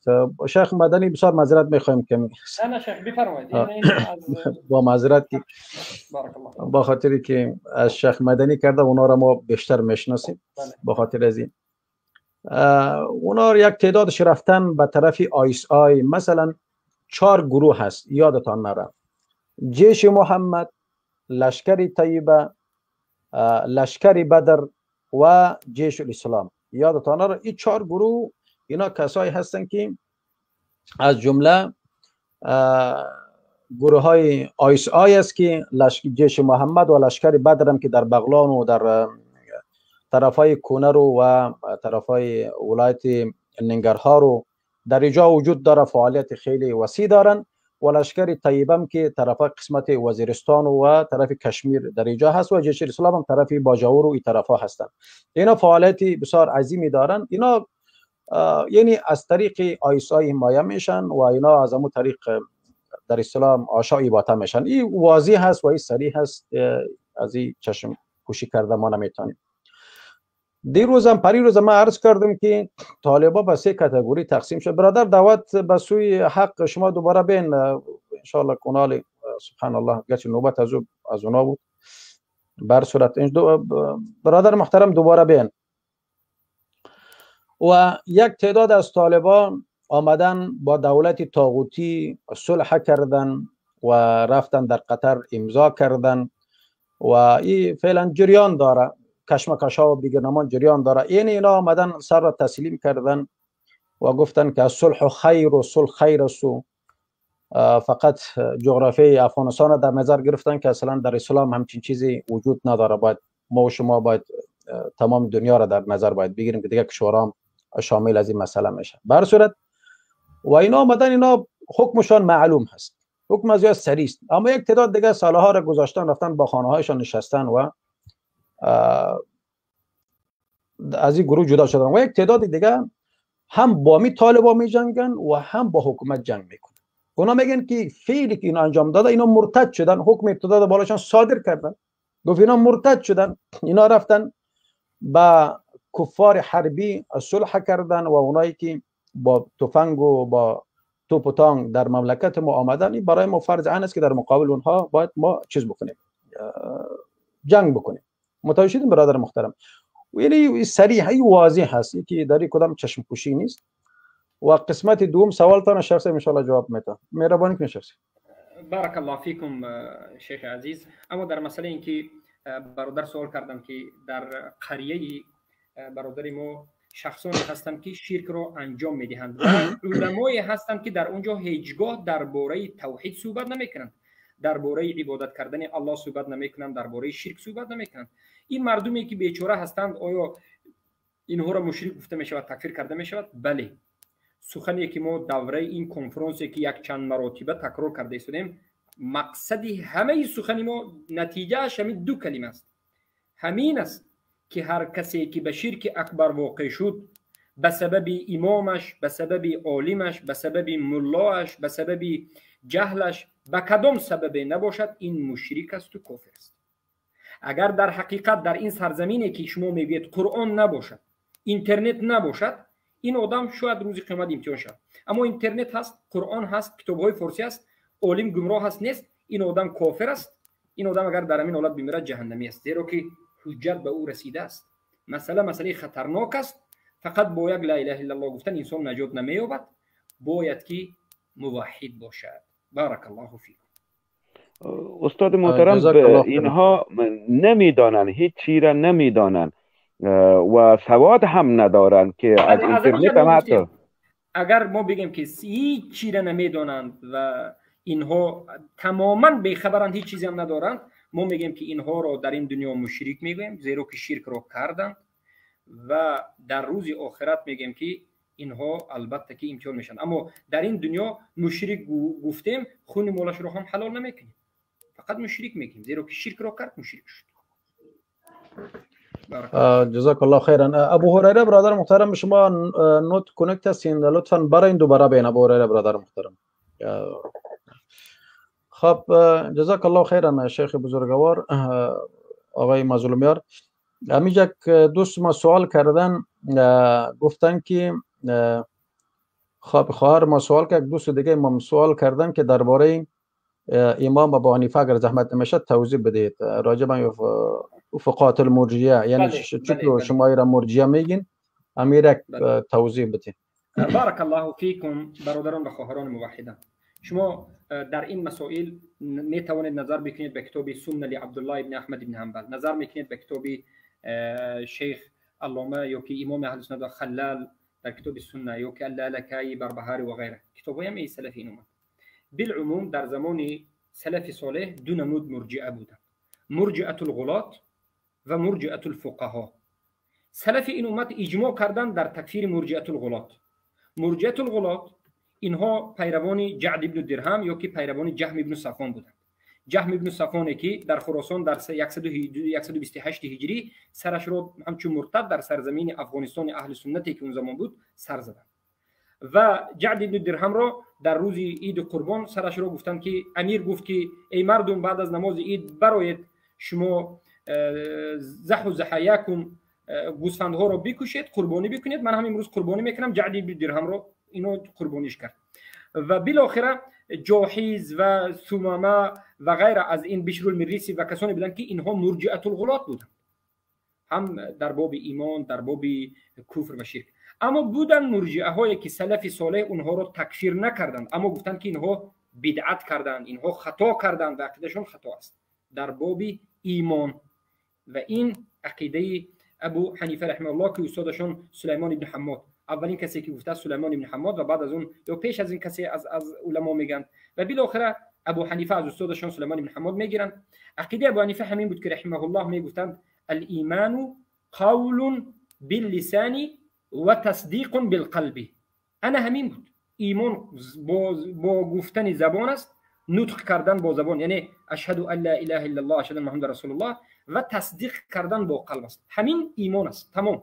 عمل از ایمان نیست، ایمان زیاد و کم نمی شود. حالا که این مخالفی باقی مانده 99% دیگر سلف صالح است. حتی شاگردان ابو حنیفه بمانند یعقوب ابن ابراهیم، ابو یوسف مخالف ابو حنیفه هستند و حتی کتابی را محمد ابن الحسن شیبانی در مخالفت ابو حنیفه نوشتند. و بالاخره از همین عقیدهشون علما گفتند که ابو حنیفه عمل را از ایمان ندانستند و عمل را زیاد کم شویش را انکار کردند و این کس مرجئه هستند. اما مرجئه فقها هستند. به چه خاطر؟ به این خاطر که ابو حنیفه باز یک سخن زیبایی را گفتند که هر کسی که نماز را ترک کند کافر نیست، اما آورده توبه کنونیده می شود، که میگیم که توبه کن، اگر به نماز توبه کرده به نماز شروع نکند سرش را زده می شود. یعنی عمل را همچون ضرورت ایمان دانستند و بالاخره در نتیجه بعضی از علما گفتند که سخن ابو حنیفه مخالفت لفظی دارد و بسیاری همه علما گفتند که مخالفت لفظی نه، مخالفت حقیقتی دارد و ما باید خطاگی ابو حنیفه را رحمه الله را در اینجا بدانیم و بالاخره بگوییم که ابو حنیفه در همینجا خطا کرد. اما ابو حنیفه با وجود مرجئه الفقها بودند هیچگاه نگفتند که کسی که عمل را بالکل ترک میکنه مسلمان است. این چنین سخن را ندارند. ابو حنیفه با وجود مرجئه الفقها بودند میگفتند که جهل در شرک اکبر و کفر اکبر عذر نیست، یعنی جهل در توحید عذر نیست و تکفیر میکردن مشرکین رو. از همین جهت مذهب ابو حنیفه در باب تکفیر یکی از سخت‌ترین یعنی مذهب است. اما فقط در باب عمل یعنی کمی مشکلی داشتن که سلف این امت مرجئه الفقها گفتند، ابو حنیفه رو رحمه الله گفتند، اما امام احمد بن حنبل و غیره گفتند که یعنی اصحاب الرأی هستند و مشکلی دارند. انا همین رو میگن مرجئه الفقها. اگر ابو حنیفه رو ما اینچنین بگوییم، باقی مانده از علمایی که امروز اگر خطا کرده در همین مذهب رفته باشن میگوییم. ما مثل یهود علما رو به سلی خود رب نمیگیریم که البانی خطا کردن و ما هم یا الله رفتیم از عقب البانی همه مرجئه. ربیع ابن هادی المدخلی خطا کرد، ما هم از عقب او برویم. نه، ما خطاگی اونها رو دیدیم، تمام است، میگیم که خطا کرد. در همین باب عقیده ما دیگر است. عقیده ما مسئولیم که باید موافق سلف باشد، نه کسی دیگری. بارک الله فیک. جزاک الله خیرا شیخ بزرگوار. برادر محترم ابو هریره، لطفا شما نوت کنیکت هستین، اینترنتتان ضعیف است، دوباره بیان. اینترنت شما چندین دفعه شما بالا آمدین، نوت کنیکت است برادر محترم. جزاک الله خیرا، دوباره بیان. جزاک الله خیرا شیخ، الله شما را جزای خیر نصیب بکنه. ابو طلحه برادر خوش آمدید. السلام علیکم و رحمت الله و برکاته. و علیکم السلام و جزاک الله خیرا. یه چیز مفید امروز الحمدلله. میخواستم یک سوال کنم شیخ ابو محمد المدنی که در مدوره توسل فی التکفیر گفتم یک ذره معلومات بدی که تسلسل در تکفیر. بله، تسلسل فی تکفیر و تکفیر عاذر مشرک. گفتم این چیز اجتهادی، مثلا امی پیشتر کسی کم سوال کردند امی کامنت ها که امی تواقیت حکومت ها میگه آیا یا اجتهادی است یا اصلی میه. مثلا علمایی که حکومت ها رو تکفیر نمیکنه و یا ولا برای سرشان اعلان نمیکنه. گفتم میخوام دمیم اگه تو یک ذره توضیح بدی. جزاک الله خیر. بارک الله فیک. برادر عزیز، ما طبقه داریم. ببینید، طبقه اول خود شرک اکبر و کفر اکبر ظاهر است. شرک اکبر، کفر اکبر ظاهر، این عمل است، این فعل است و ما باید کفر اکبر ظاهر و شرک اکبر ظاهر را کفر بگیم و شرک بگیم. طبقه اول خود فعل است. طبقه دوم این مشرکین هستند که همون فعل را انجام میدن که جهل به اینها عذر نیست. خود در بین مسلمان ها باشند، خود در درون بحر، در زیر زمینند، در بالای کوه هستند، در آسمان، در ماهتاب، در کجای نباشند، کسی که شرک را انجام داد این مشرک است. اگر عذرش باشد در روز آخرت البته امتحان کرده می شود. این طبقه دوم مشرکین. طبقه سوم عاذر المشرک که مرجئه ها بسیار درد و رنجشان، غضبشان، ناله و فغان و داد و فغانشان از همین مسئله است. عاذر المشرک. قسم به الله اگر این مسئله رو من از پیش خود میگفتم هرگز در اینجا صحبت نمیکردم. ما کی هستیم؟ ما هیچ کسی نیستیم. ما یک طالب هستیم، یا که طالب علم طلیبی، یک طالب علم چی هستیم. این مسئله رو علمای کبار بیان کرده. ابو حنیفه رحمه الله میگوید که هر کسی که بگویم امام احمد بن حنبل میگن که کسی که کلام الله را مخلوق بگوید این چی است؟ کافر است. و هر کسی که همین سخن را معنایش را میداند و میفهمد، یعنی کلام الله مخلوق است گفتن چی گفتن؟ پس همین را میداند و میفهمد و بعد از این کلام را دانستن و فهمیدن کلام الله مخلوق گفته را کافر نمیگوید، خودش کافر میشود. یعنی عاذر کسی که عذر میدهد به کسی که کلام الله را مخلوق میگوید. و همین رو در کتاب اصل السنه و اعتقاد الدین ابو زرعة الرازی وفات کننده 264 هجری و ابو حاتم الرازی وفات کننده 277 هجری به اجماع نقل میکنه. اکنون نظر بکنید به مسائل شرک. مسئله شرک از مسئله کلام الله دیده واضح است، آشکار است. از همین جد علما میگن که کسی که شرک را دید، دانست، فهمید و مشرک را دید، دانست، فهمید و یقین کرد که در حقیقت همون انسان به شرک اکبر واقع شده است و حجت های اهل سنت رو هم دید. یعنی دید که علما گفتن که کسی که مشرک را مشرک نگه مشرک میشود. آیات های قرآن حدیث ها رو دید، فهمید و دید و دانست و باز گفت که نه، من مشرک را مشرک نمیگم، خودش مشرک میشود. کسی که راضی است راضی است، راضی نیست راضی نیست. هر کسی میخواد هر چی رو به ما بگوید. این دینی ما همین است. وقتی که مشرک مسلمان را جدا نکرد، او چی را فهمید؟ او پس شرک اسلام را در یک کس جمع شدنش را جایز گفت و خودش مشرک شد. ما البته تسلسل در تکفیر را نداریم. تسلسلی که امروز خوارج میکنند، مشرک را مشرک نگفتی تو مشرک هستی، کسی دوم را سوم نگفت، کسی سوم را چهارم نگفت، کسی چهارم را پنجم نگفت، کسی پنجم را دهم، بیستم و بالاخره 1 میلیارد 1.5 میلیارد اگر مسلمان باشد در روی عالم همه به سبب یک نفر تکفیر میشد. اما ما مسئله 1 و 2 داریم که اینا ما باید اقرار بکنیم. بارک الله فیکم. و این تسلسل در تکفیر نیست و این یکی از مسائل اصول عقیدوی است. بارک الله فیکم. جزاک الله خیر، احسن جزا. برادرایی که در روم تشریف دارن سوالاتی که دارن میتونن بالا بیان یا در چیز کامنتار نوشته بکنن. ان شاء الله شیخ حسن جواب میده. شخص من از حضور شما فارغ میشم. ان شاء الله عمران برادر هست و دیگه برادر شما رو همکاری میکنه. من چند لحظه نیستم. تمام شد. بارک الله فیک. الله شیخ گفتم دمی گپ عامیانه درباره تسلسل و تکفیر گفتم امی مثلا که یک مثال به ما بده. گفتم صحیح کلیم خلاص شد. امی گفتم یک مثال گبتی جزاک الله خیر. تکفیر عامیانه که تسلسل دارن خوارج ها، ما خودمون با خوارج ها بینات بحث مناظره داریم. خوارج ها میگن که مثلا تو فلان یک آدمی که مشتبه هست، یک آدمی که معلوم نیست کافر بودنش، یا که یک آدمی که از نظر او کافر است از نظر شما کافر نیست، یعنی او فکر میکند که کافر است. آیا همون رو کافر میگویی نمیگویی؟ شما میگید که من کفری او رو ندیدم، میگید که تو کافر شدی.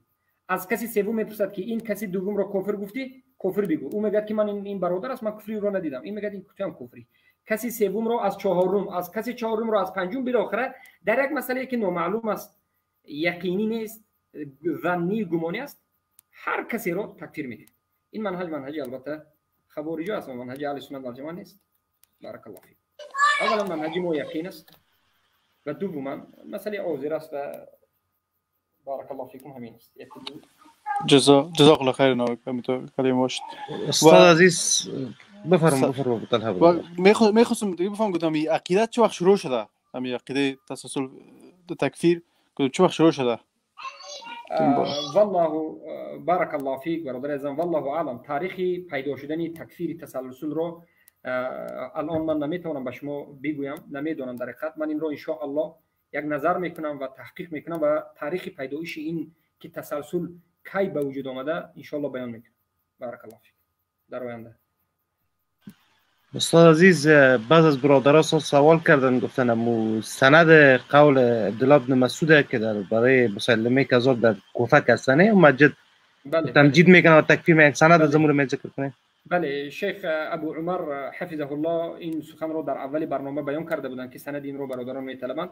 البته من الان که یعنی در یک حالتی هستم که سند او رو به شما پیدا کرده داده نمیتونم، لیکن من بالاخره بعد از برنامه به پایان رسیدن به یک جوال نظر میکنم و به همون آدرس همون کتاب نظر میکنم و او را ان شاء الله به برادر عمران ارسال میکنم و به برادر عمران به شما در فیسبوک است یا که در جای دیگر ارسال میکنم ان شاء الله. استاد عزیز، یک سوال دیگه شده، گفت اگر ممکن باشه خلاصه سخن از نوارهای تصویری پخش شده علما را در چند جمله کوتاه بگوین.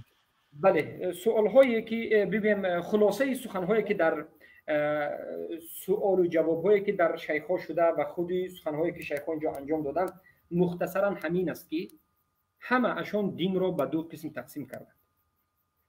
به دو نظر. نظری اول اصل دین و فروع دین، این یک نمود تقسیم کنی بود. نظری دوم مسائل ظاهر و مسائل خفی.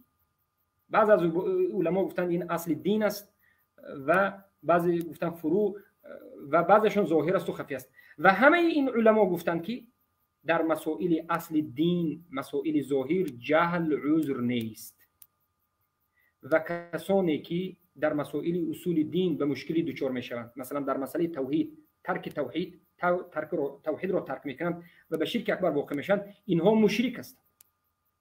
و این مشرکان هم دو نمود هستند. مشرکایی که در بین مسلمان ها امروز هستند همشون در همین حالت بمیرن خالدن مخلدن فی النار هستند، برای اینکه به اینها حجت رسید، در دست اینها قرآن است، علما وجود دارد، شرایط هست، خودشون تقصیر کردن، تقصیر اونها عیب خود اونها است و اینها اگر بمیرند خالدن مخلدن فی النار هستند، حجت رسیده است. لانذرکم به و من بلغ، رسیدن قرآن حجت است. اما قسم دوم مشرکین اینها کسانی هستند که در کوه نیپال هستند یا که در یک زیر زمین هستند یا که در درون جنگل ها غابه ها زندگی میکنند که اصلا به اینها، یا که در یک قاره افریقا زندگی میکنند که اصلا به اینها نه قرآن نه سنت نه اینترنت نه علما نرسیده است، شرک اکبر کفر اکبر رو میکنند، با خود رو مسلمان میگویند اگر اینها مشرکند و کافرند در این دنیا، خون مالشون البته حرام است و اینها رو کسی جهنمی گفته نمیتواند و در روز قیامت اینها امتحان میشن. و کسی که جهل رو عذر میداند و مشرک را مسلمان میداند خودش یک جاهل است و عقیدهش عقیده مرجئه است و از عقوب این چنین انسان ها نماز خوانده نمی شود و مردم را باید تحذیر کرده شود از این چنین انسان ها. چخیلی که شیخ عبدالعزیز الراجحی به سوال جواب کرد و این قسم از سخن های علما بود. در نزد من سخن مثلا ابن عثیمین است، ظاهر میگن، زیرا که مرجئه سخن ابن عثیمین رو بینند میآورند، حالان که ابن عثیمین سخنی دو سخن دارد، سخنی مجمل و سخنی محکم. ما قاعده داریم که سخنهای مجمل رو به سخن محکم گردانیم. در سخن محکم آشکار واضح در یک چند جا ابن عثیمین رحمه الله میگه که کسی که شرک اکبر رو کرد مشرک است، ما به ظاهر نظر میکنیم و این چنین شیخ محسن عباس سخنش است، شیخ عبدالرزاق بدر است، شیخ مقبل وادی است، 100 علمای دیگر در نزد ما است، فقط وقت به ما امکانیت نمیدهد. انا این از سخن علما. اما امروز 4 نفر مرجئه که در بین 4 کوه گرفتار شدند و علما را ندیدند، میآیند و به قرضوی میروند و سخن ربیع ابن هادی مدخلی را میآورند، سلیمان ابن رحیلی مدخلی را میآورند و باز خودشون رو اهل سنت میگویند و باز میگن که ما مدخلی نیستیم. اینها نامقبول هستند. اینها هم از جهت عقیده مرجئه هستند، هم از جهت مردی نامرد هستند، هم از جهت منهج بی منهج هستند. من یک چند بار مبشر مسلمیان را سوال کردم که مبشر مسلمیان تو آیا مدخلی هستی یا اهل سنت؟ به من آشکار گفته بود که من مدخلی نیستم، من از مدخلی و بیزار هستم.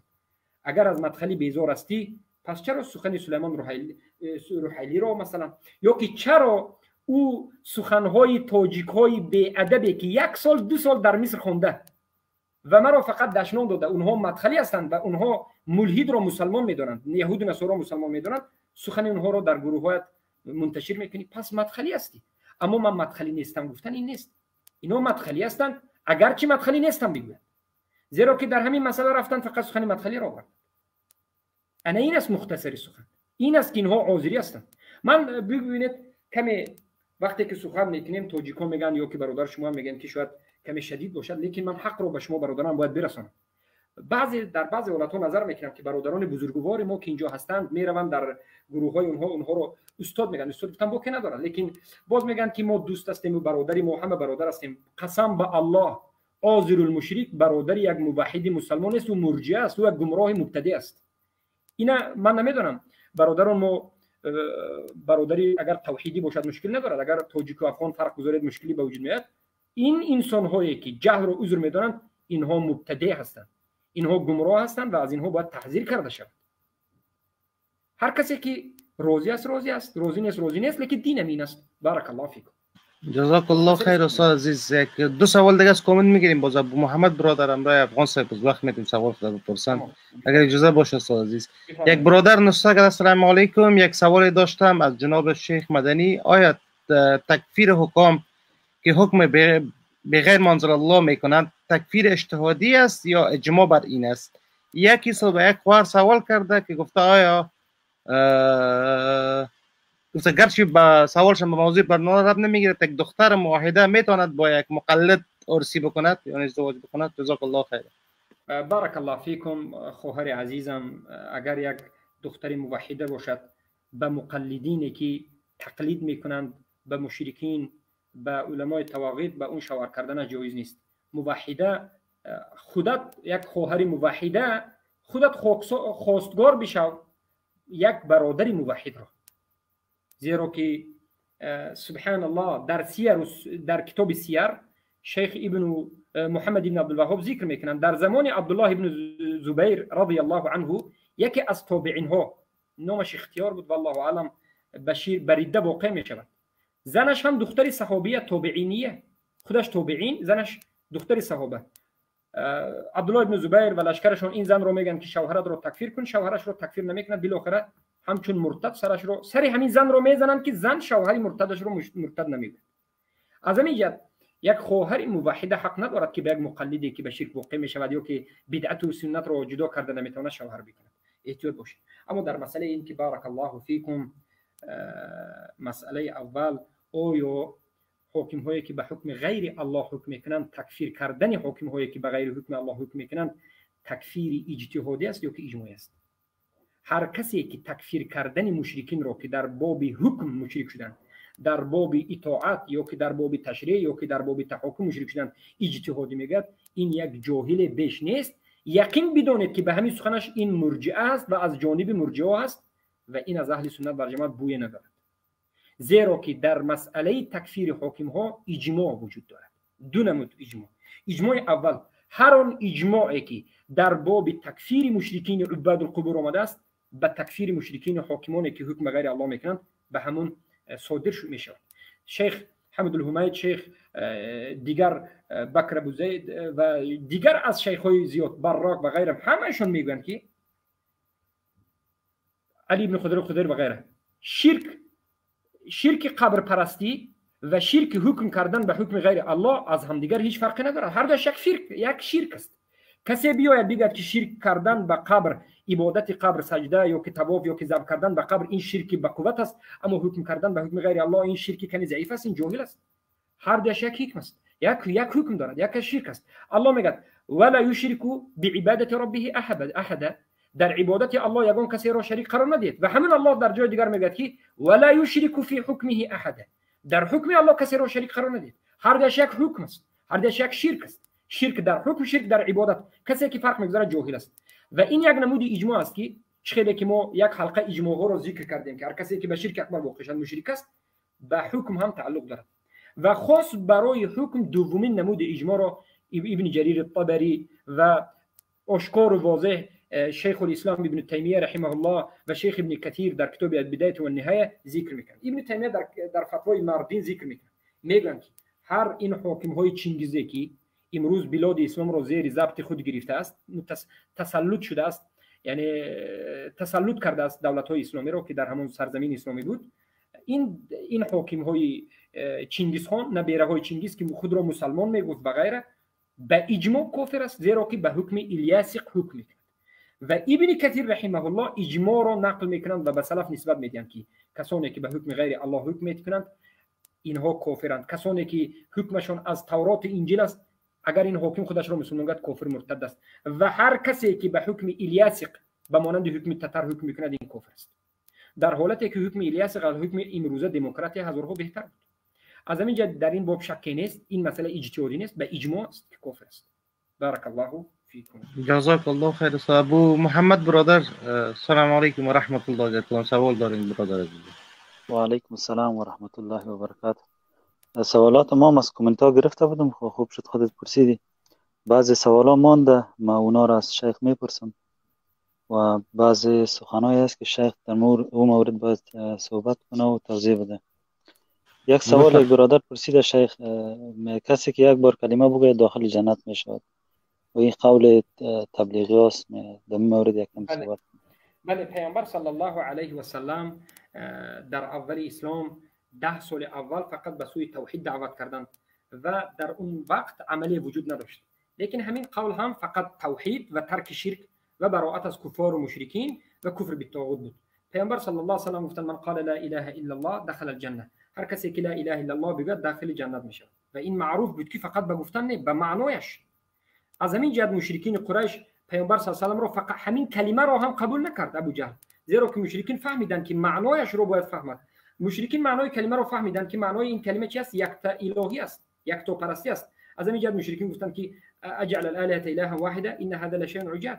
معنای این کلمه یکتا پرستی است، یگانه الله را عبادت کردن است و ترک شرک است و کفر بالطاغوت است و برات از کفار و مشرکین است. پس هر کسی که در اول اسلام همین یکتا پرست بود، شرک ترک کرد، کفر و ترک کرد، کفر بالطاغوت کرد و برات از کفار و مشرکین کرد و وفات کرد، البته داخل جنت میشه. این مؤمن است، این مسلمان است. خیلی که پیامبر گفتند که در آخر الزمان هم قرآن برداشته می شود، سنت برداشته می شود، همش به نزد الله برداشته می شود. در روی زمین انسان های میمانند که مسلمان هستند اما نماز نمی خوانند، روزه ندارند، هیچ چیز نمی دانند از اسلام بجز توحید. اینها مسلمان هستند، داخل جنت میشه. زیرا که در مسائل احکام اگر نرسیده باشد عذر است. احکام به پیامبر نازل نشده بود. از همین جهت هر کسی که لا اله الا الله بگوید، معناش را فهمد، شرک را ترک بکند، کفر بالطاغوت بکند و از مشرکین براءت بکند، داخل جنت میشه. چقدر صحابگان بودند به مانند پدر عمر ابن یاسر، مادرشان سمیه، اولین شهیده. اینها البته اهل جنت است. لا اله الا الله گفتن، معناش رو فهمیدن، تطبیق کردن. این معنا رو ما میفهمیم، نه به معنای مرجئه که مرجئه های ضلال میگن، گمراه شده، که میگن که لا اله الا الله رو بگو، معناش رو نفهمیم، رکنش و شروط صحتش رو به جا نآوریم، تو داخل جنت میشی. البته این سخن کردن در راه در دین الله به علمانه است و این مسئولیت دارد و این باطل است و این معناش چی است؟ حق نیست. اما امروز مسلمانایی که بعد از به مدینه آمدن پیامبر است، دین کامل شد، امروز مسلمان ها هیچ کس به یک گفتن لا اله الا الله به جنت نمی رود. زیرا که پیامبر بعد از به مدینه آمدن دیگر سخن را گفتن، سخن گذشتهشون منسوخ شد. پیامبر گفتن من قال لا اله الا الله مخلصا من قلبه دخل الجنه. هر کسی که لا اله الا الله بگوید و خالص از قلبش باشد، یعنی معناش رو دانسته و مؤمن باشد، داخل جنت میشه. من قال لا اله الا الله و علم ان لا رب سواه دخل الجنه. کسی که لا اله الا الله بگوید و بداند که هیچ رب بجز الله نیست، داخل جنت میشه. من مات و هو يعلم انه لا اله الا الله دخل الجنه. هر کسی که بمیرد و بداند که لا اله الا الله معناش رو بداند، داخل جنت میشه. و 7 شرط صحت لا اله الا الله رو پیامبر ذکر کرد. لا اله الا الله بگوید، عمل بکند، اخلاص داشته باشد، انقیاد و قبول داشته باشد. پس امروز کسی بیاید و لا اله الا الله بگوید، علم ندارد، یقین ندارد، صدق ندارد، اخلاص ندارد، محبت ندارد، قبول ندارد، انقیاد ندارد، عمل ندارد، لا اله الا الله به او فایده ندارد، این مسلمان نیست و این البته که به جنت به یک گفتن لا اله الا الله نمیرود. اگر یکی از این شرط ها رو ترک نکنه، این مسلمان است، زیرا که این شرط های صحت است، شروط صحت. کسی که ترک کرد چی می شود؟ وضوءش صحیح. خیلی که شرط صحت رو در وضو نبیارید، وضو صحیح نمی شود. شرط های کلمه صحت لا اله الا الله رو نآوردید، لا اله الا الله هم صحیح نمی شود. بارک الله فیکم. ابو محمد برادر، که سوال دیگر نیست که برادرای دیگر هم وقت بتیم اگر است بپرسیم. سوالات دیگه زیاد هست. می برادر وقت میتیم رحیمی افغان بعد از ابو اسماعیل و بعد از داخل ما سوالات رو میپرسیم. چشم، داخل خیلی سوالای کامنتار نوشته کرده برو داخل ان شاء الله. افغان صاحب بفرمایید. رحیمی صاحب افغان. رحیمی برادر هستین، بفرمایید. علیکم السلام و رحمت الله و برکاته. بفرمایید. الله از شما راضی باشد. یک سوال داشتم درباره ازی که شیوه برخورد ما با مشرکین چه قسم باشه، چون فامیل ما و خویشاوندان خیلی که میبینیم عقیدهشان خراب هستن، حتی مشرک هستن. با اینا یعنی برخورد ما چه قسم باشه؟ از شیخ صاحب اگر امیر جواب بتن جزاکم الله خیر. برادر عزیز، الله شما را حفظ بکند و مثل شما دیگر برادران موحد زیاد بکند. اما معامله ما به مشرکین از خویش و اقربا چگونه باشد؟ معامله مثل کفار باشد. البته به خاطر دعوت کردن، صحبت خوب کردن، به اونها جنگ و صحبت های دغلانه نگفتن و به اونها اینقدر مهربانی هم نکردن، لیکن وسط ایستادن به خاطر دعوت. اگر اونها دعوت شما رو بالکل انکار کردن، اونها رو ترک کردن و از اونها دور شدن است. بارک الله فیکم. خیلی که الله خودش میگه یا ایها الذین آمنوا لا تتخذوا آباءکم و اخوانکم اولیاء استحبوا الكفر علی الایمان.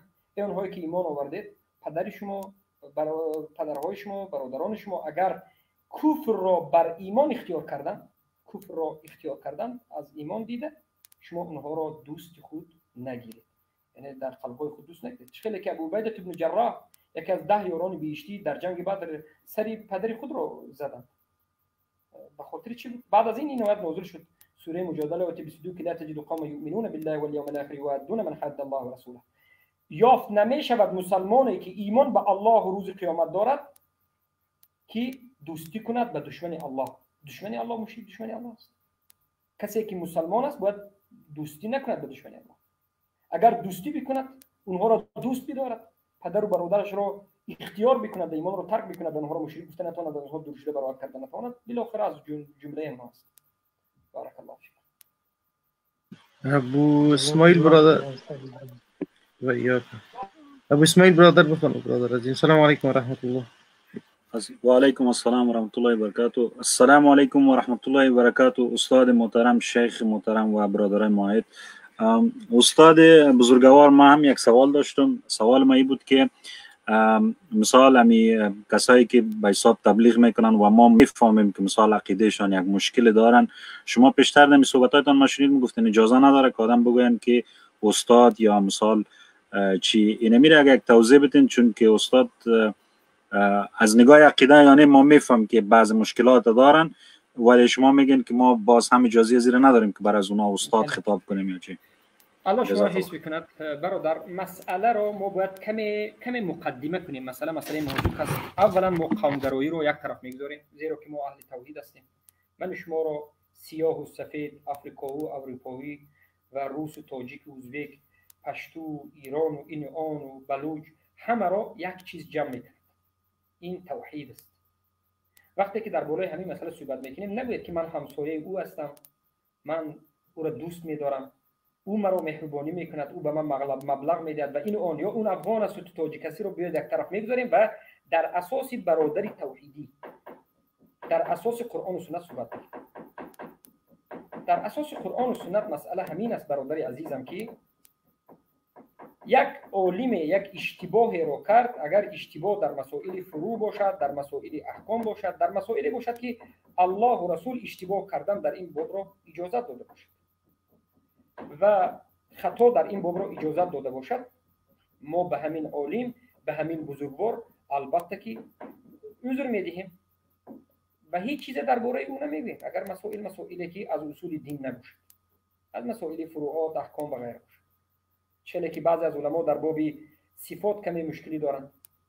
ابن حزم که مثلا بسیار به زبان طالب علم میارند در باب اسماء، مثلا در باب صفات کمی مشکلی دارند، لیکن یکون کسی نگفت که این کس این هستند و آن هستند و حکم و چیزی دیگر، زیرا که این بعضی از مسائل خفی و غیره. اما یک انسانی که دعوا دارد به علم و دعوتگر، استاد و مشهور، بیاید در مسئله رکن لا اله الا الله اولین قدم به اسلام گذاشتن و در مسئله اصول ریشه اساس دین اگر بیاید مخالف قرآن و سنت و صحابه و سلف این امت کار بکند، در این باب به احترام و با تمام احترام به او فهمانیده می شود.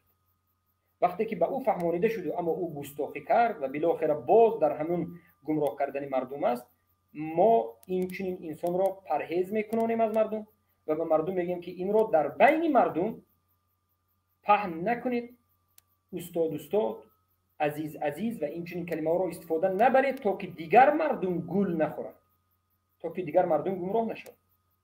همین بود که سلف این امت این عمل را درباره چقدر انسان ها استفاده بردن در زمان خودشون و ما هم همین منهج سلف رو با زنده میکنیم. بارک الله فیکم. چه که شما در این سخنهای گذاشته علما فهمیدید.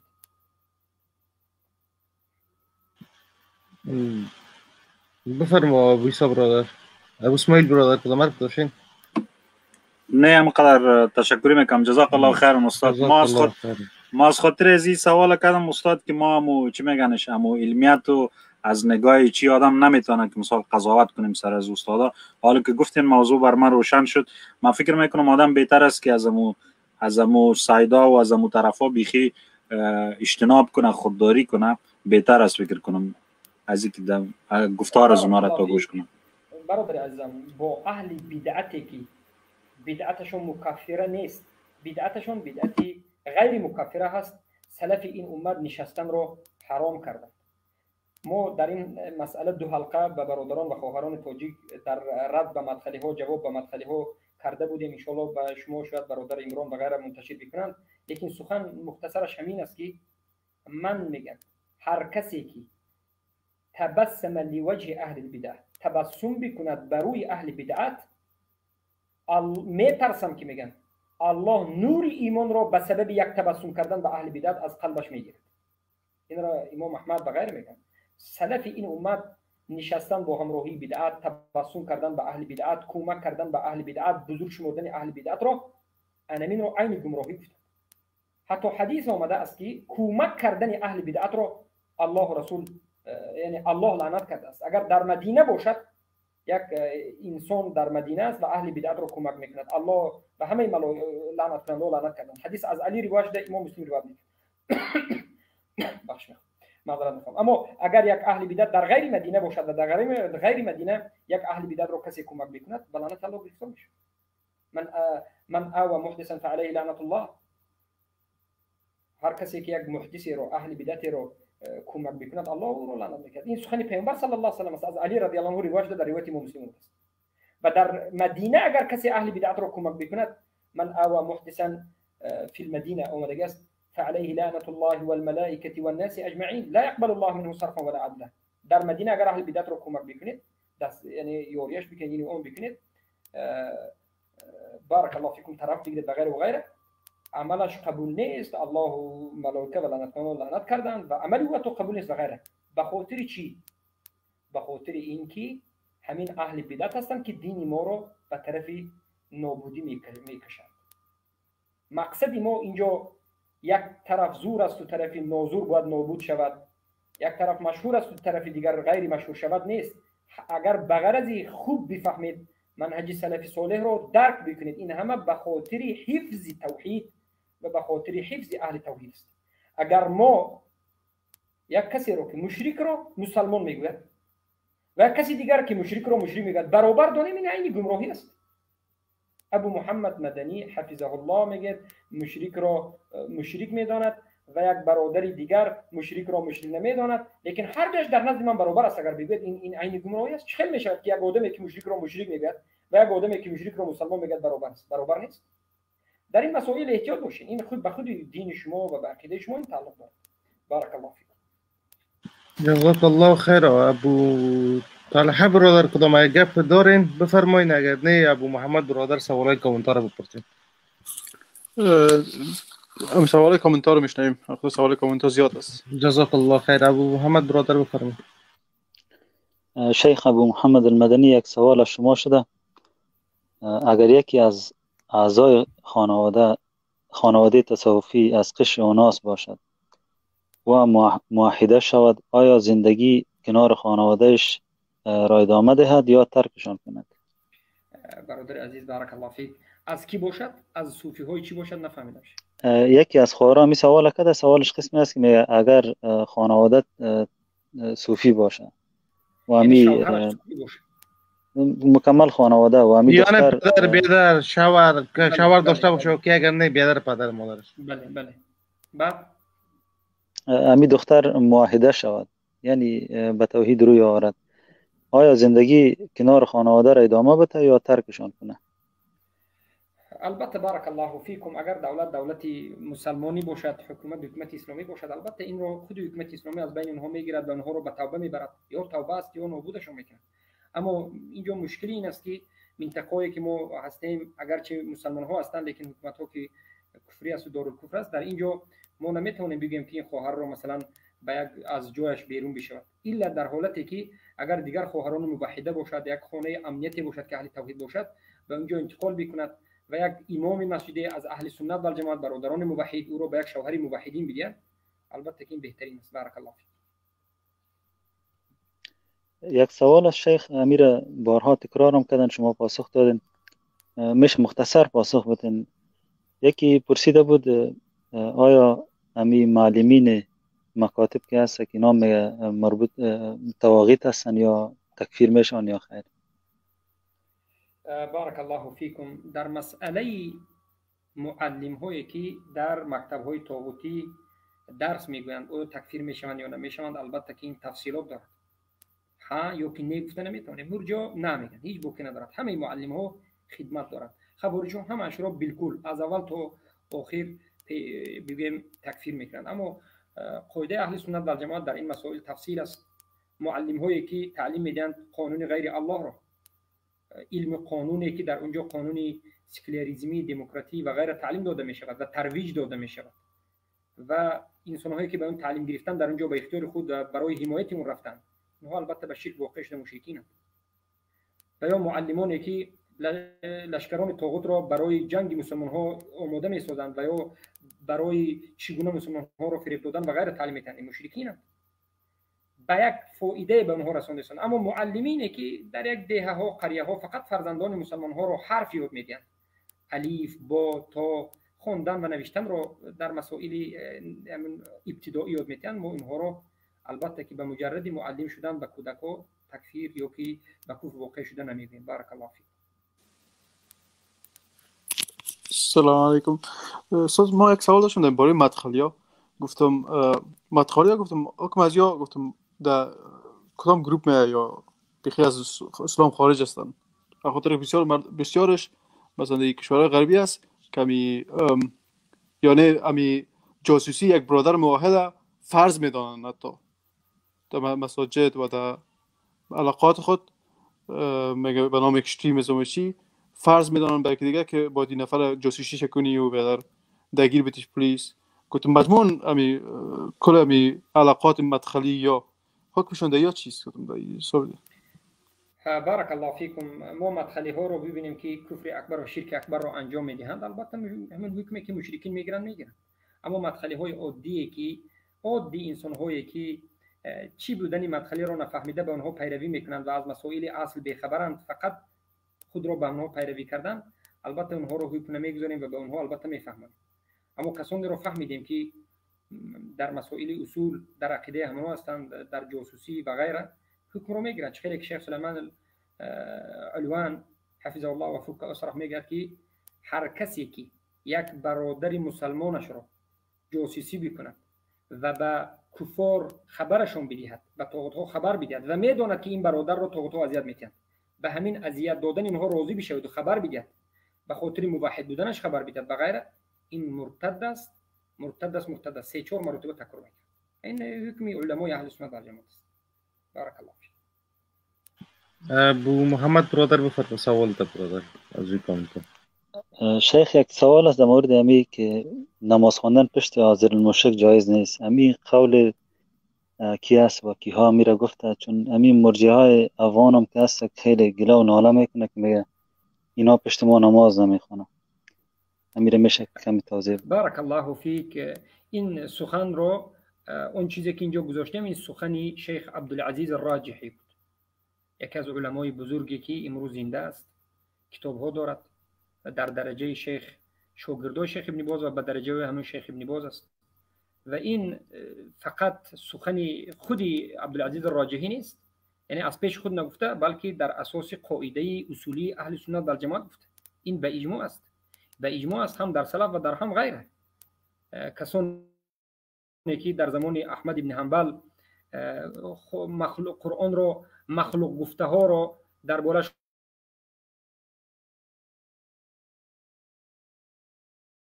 نماز رو گشته میخوند، خیلی که یحیی ابن معین ذکر میکنه.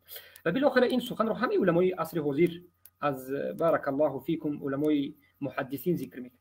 ابن باز همین سخن رو گفته و بارک الله فیکم خیلی که دیدید عبدالعزیز راجحی گفته و دیگر از علمای کباری که هستند بسیاری اونها این مسئله رو گفته. این مسئله بینات معروف است و این مسئله باز میگردد به مسئله بدعت. بدعتی که مکفره هست یا مکفره نیست. مکفره نباشد هم کسی که به سوی بدعتش دعوت میکند، بدعتی که مکفره نباشد هم وقتی که انسان را به سوی بدعتش یک مبتدی دعوت میکند، از پشت او نماز خوانده نمیشود و این به اتفاق علما است. حالا چی رسد به مسئله عذر، مسئله عذر دادن، این مسئله بینات خطرناک است. خیلی که خود اینها از نام میگن که اینها تکفیر میکنند و غیره و غیره، گرچنده که تکفیر کردن یک بار نیست، گرچنده که حجت رسانیدن است، گرچنده که علمایی که اینها میگن که عذر میدن ما اونها را قبول نداریم، بسیاری اونها توبه کردند و عذر نمیدن و غیره و غیره. و بالاخره ما میگیم که کسانی که یعنی عذر میدن به اونها حجت رسانده و فهمانیده میشود و بالاخره نه که نه بعد از حجت رسیدن این عملشون کفر است و این بیرون خطرناک است. از همین جهت از پشت اینها نماز خوانده نمیشه. بارک الله فیک. ابی هریره برادر شما من شما کنکت نمیشه برادر قندم نشه دیوایس is not connected. شما از گوگل کروم داخل شوین برادر قندم، از طریق گوگل کروم اگر موبایل اندروید دارین، اگر آی او اس داشته یعنی آیفون، از طریق سفری داخل شوین باز کنکت میشه. ابو محمد برادر اگه اجازه بدین برادر ابو صالح ما وقت بدین بعد از با شما سوال دیگه تنو بپرسیم. مشکل نیست شیخ. جزاک الله. السلام علیکم و رحمت الله برادر خالد. ابو صالح برادر السلام علیکم. رفتن. هستین برادر؟ السلام علیکم و رحمت الله و برکاته. علیکم السلام. بر شکر خود استاد اومد. علیکم السلام و رحمت الله و برکاته. خب انشالله که شیخ سوالا ختم شده باشه دیگه، لایف هم به اتمام برسانیم و شما خیلی خستم شدین و برادران محترم انشالله فردا روز شنبه، یعنی فردا شنبه ساعت 6 بجه به وقت جرمنی و 9:30 به وقت افغانستان و ساعت 8 به وقت مسکو و ترکیه انشالله ما آخری پروگرام راجع به می علاقات درسی عذر به جهل داریم که موضوع برنامه ما هست پاسخ به شبهات مرجعه عصر است. انشالله تعالی شیخ ابو محمد مدنی الله حفظشان بکنه انشالله اینا فردا اما بعضی شبهاتی که ندارن طبق احادیث نبی صلی الله علیه وسلم برای اونها پاسخ خواهند داد که همون شبهات هم برطرف شود دیگه. علاقات درسی ما آخری روزش است دیگه ما میبندیم باذن الله سبحانه و تعالی. شیخ بزرگوار اگر چیزی گفتنی دار انشالله ارائه بکنین و در آخر هم امی شیخ ابو عثمان حفظه الله تقریبا 14 دقیقه درباره امی العذر بالجهل فی شرک اکبر و صحبت خیلی مفید را برای ما فرستادن، صدای خودشان فرستادن ان شاء الله او را برای دوستا پلی بکنیم ان شاء الله که بعضی شبهاتشان رفع شود باذن الله سبحانه و تعالی. و دیگه برادر ابو عمر کاپیتان زاده برادر بزرگوار الله شما را جزای خیر بده و دیگه برادرایی که در اینجا تشریف دارن زحمات کشیدن الله سبحانه و تعالی همه شما را جزای خیر نصیب بکنه. و عمران برادر نورستانی الله تعالی جنت را نصیب بکنه برتون. ابو محمد برادر بزرگوار و ابو طلحه برادر مهربان ما الله شما را جزای خیر بده که همکار شدین بار ما و دیگه برادرایی که امروز ما همکار شدن الله جزای خیر باشه عطا بکنه. ان شاء الله شیخ صحبت شما را میشنیم. شیخ بارک الله فیک. اولا من گفتنیم که الله سبحانه و تعالی شما را حفظ بکند و مثل شما دیگر از علمای صادقین طالب علمای صادقین را درباره این ملت مظلوم فارس زیاده بگرداند و الله به شما جزای خیر بدهد که این صحنه را با همراهی این برادران بزرگوار که ابو محمد عمران و دیگر برادرانی هستند که نامشان را گرفتن نمیتوانم اینجا حضور دارد الله مثل اینها برادران موحدین ما را زیاد بکند. و خیلی خوشحال هستم که امروز الحمدلله ما این سرحدهای کفار گذاشته را شکستیم و با توحید همه یک جا شدیم، نه تاجیک و نه افغان نه این و نه آن. من و شما چی هستیم؟ موحد و برادری هم دیگر و ما به خاطر لا اله الا الله برادر و خواهر ایمانی هستیم و این بیناد ما رو خوشحال میکند و روز به روز الحمدلله الله که خواست دینش را خودش ظاهر میکند و جزاکم الله خیر و بارک الله فیک. جزاک الله خیر شیخ ابو محمد. بعضی دوستا گفتن یک دو سوالم باقی ماند ان شاء الله دو سوالم از شما بکنن و دیگه دوستایی که از سوالای سیاسی میپرسن دوستای گرامی ما از امارات طالبایی که فعلا وجود داره از اونها ما بری هستیم، از اونها ما بیزار هستیم. این 56 کشوری نام نهاد اسلامی که از اونها را کلش ما تکفیر میکنیم، اونها مسلمان نیستن، اونها طواغیت هستن. بالعموم الله سبحانه و تعالی ما را اصلاح بکنه. دوستای گرامی دنبال از این نگردید که نام از زید است، نام از احمد است، نام از فلان است. اونا کلشان حکومت طاغوتی هستن. اونا قانون اساسیشان طبق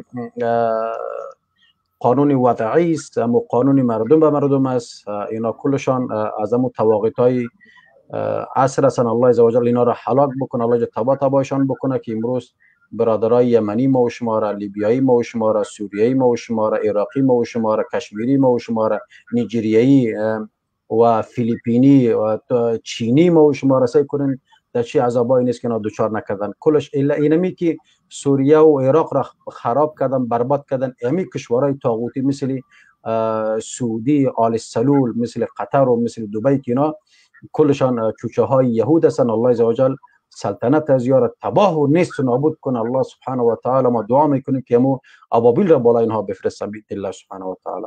دیگه از اینا ما بری هستیم، از اینا ما بیزار هستیم. لطفا این سوالا را دیگه زیاد نپرسین.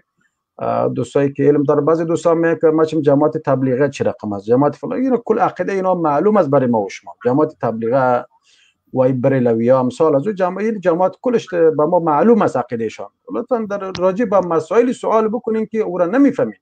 چرا نص قرآن از فاسالوا اهل الذکر ان کنتم لا تعلمون. میگه چیزی را شما سوال بکنید از اهل علم رو نمیدانید، این سوالا را بکنید. جزاکم الله خیرا. الله سبحانه و تعالی از همه شما راضی باشه. بازم شیخ ابو محمد المدنی واقعا شما را زحمت دادیم و آمدین در صفحه دعوتگران به سوی حق و وقت خدا صرف کردین. البته به خاطر مانه که به خاطر الله سبحانه و تعالی ان شاء الله که خالی از اجر نخواهد بود. فقط فردا پروگرام آخری من و شما هست، راجع به علاقات درسی آذربایجان. ان شاء الله باز موضوعات بعدی را باز صحبت میکنیم. مهربانی دوست ما که سوال داشتن، مهربانی. شیخ یک برادر بر ما پیام روان کرده بود، گفته بود از امی علمای افغانستان می شما را متهم به تسلسل در تکفیر میکنن و خوارج مینامند. و گفته بود که زمانی که علی رضی الله عنه فهمید خوارج هستند برای از اونا می عبدالله ابن عباس فرستاد که امروز اونا مناظره کنه. سوال از برادری است که اگر فرض مثال شما خوارج باشین یا تسلسل در تکفیر داشته باشین، وظیفه از امی علما چی است؟ وظیفه اهل سنت چی است که با شما مناظره کنه یا نکنه؟ میرم مختصر توضیح بدین. بارك الله فيك برادر عزیز. اولا میگم که سبحانك هذا بهتان عظیم. الله پاک است و الله هم دیده ایستاده است و شاهد است که این بهتان عظیم است و بهتان بزرگ است که ما را تهمت میزنند به تکفیر تسلسل. قسم به الله ما تکفیر نکردیم مگرم همون کسایی را که الله و رسولش تکفیر کرده، کسانی که به شرک اکبر واقع شدند، کسانی که شرک را دارند انجام میدهند و به شرط و شروطش که وقتی که دیدیم و دانستیم و فهمیدیم و اینها آمدند به خاطر دفاع مشرکین ما را گفتند که تسلسل میکنند. هیچ حجتی ندارید. حجت شما اهل ارجاء فقط دعوا هست و تهمت است و بهتان است. اما فسنصبر و عند الله تجتمع الخصوم. صبر میکنیم و در نزد الله این خصومت ها جمع خواهد شد. اما در مسئله این اگر شما بگویید که ما خوارج هستیم، پس بیایید مناظره بکنید، اثبات بکنید خوارج بودن رو. چگونه ای که دعوا میکنید که شما در منهج هستید، منهج صحابه حضرت علی رضی الله عنه، مگر اون خوارج هایی که خروج کردند به نزد اونها عباس رضی الله عنه را نفرستادند؟ مگر عباس رفته به اونها با قرآن و سنت بحث و مناظره نکردند؟ چرا شما نمی آیید؟ چرا به سوال ها جواب نمی دهید؟ چرا در کجا تعلیم گرفتن و کی بودن خود را معلوم نمی کنید و فقط از دور یک کلمه تهمت؟ این البته هم دعوایتون تهمت است و هم منهجتون باطل است و بالاخره به این چنین انسان ها که باطلیشون اینقدر ظاهر است و واضح است سخن بسیار هم یعنی والله اعلم نیاز ندارد و همین کافی است که هم منهج و هم تهمت که هر دوش باطل است در یک جا در اینها جمع شده است. الله هدایتتون بکند وگرنه عذاب سخت الهی را و خواری و ذلت را در این دنیا و آخرت انتظار باشید. بارک الله فیک. و یک چیز دیگه شیخ، عبدالله ابن عباس وقتی که با خوارج مناظره میکرد از اونا درخواست دیپلم نکرد یا نگفت شما کجا تحصیل کردین؟ بله بارک الله فیک. اینها درخواست دیپلم بکنند، قسم به الله ما دیپلم را میتونیم الان در نزدم دیپلم که وجود دارد میارم اینجا در پخش مستقیم شیخ ابو عمر حفظه الله میتونم به شما نشان بدم، لیکن اونجا اسم تاجیکی، اسم پدر که تاجیکی به طریق روسی که نوشته شده در زیر کمونیست که 70 سال بودیم اوفی که وجود دارد، اینا میگن این تو نیست. در دیپلمی بگویم شهادتی تحصیل فارغ التحصیل وقتی که از مدینه منوره میشوید به شما رسم شما رو بر بالای دیپلم نمیزنند و بالاخره اگر دیپلم آوردیم این کار میکنم، رسمم رو ایشون دادم شاید اینها نقص بگیرن به چشم من یا که به سری موی من که موی ریخته است یا که به ریش من که ریشم نیست یا که کم است یا که بگن که دندان تو یک کش کم است و ایناست. بالاخره مقصدی اونها فقط با همین وسیله ما را به چشم مردم عامه بد نشان دادن است، زیرا که مردم عامه عادتا به مسائل علمی از نظر علم نظر نمی کنند، از نظر مسائل غیر علمی که نظر میکنند به اونها این فریفته می شود. ما هم میتوانیم بکنیم لیکن این منهج اهل سنت است، این یک شرمندگی است و بالاخره عاقبت این کار بد است که الله خودش گفته است که عاقبت این بد است و ما میگوییم که الحمدلله بسیار برادران افغان بودند که همراه اینها ما دوستی داشتیم در مدینه منوره و بسیار برادرهای تاجیک هستند که ما را میدانند و میتوانند که از همون منطقه من هستند. همه منطقه‌ای که من اونجا تاجیکستان زندگی میکنم از من با خبر هستند که من کی هستم و بالاخره در کجا تعلیم و چقدر تعلیم دارم. اما این همه متهمی است. اما بالاخره منهج اهل سنت و جماعت همین است که یک کسی به نزد من بیاید، من ابو محمد مدنی، یا که به نزد شیخ ابو عمر حفظه الله بیاید و بگوید که من یک مسلمان هستم، انسان هستم.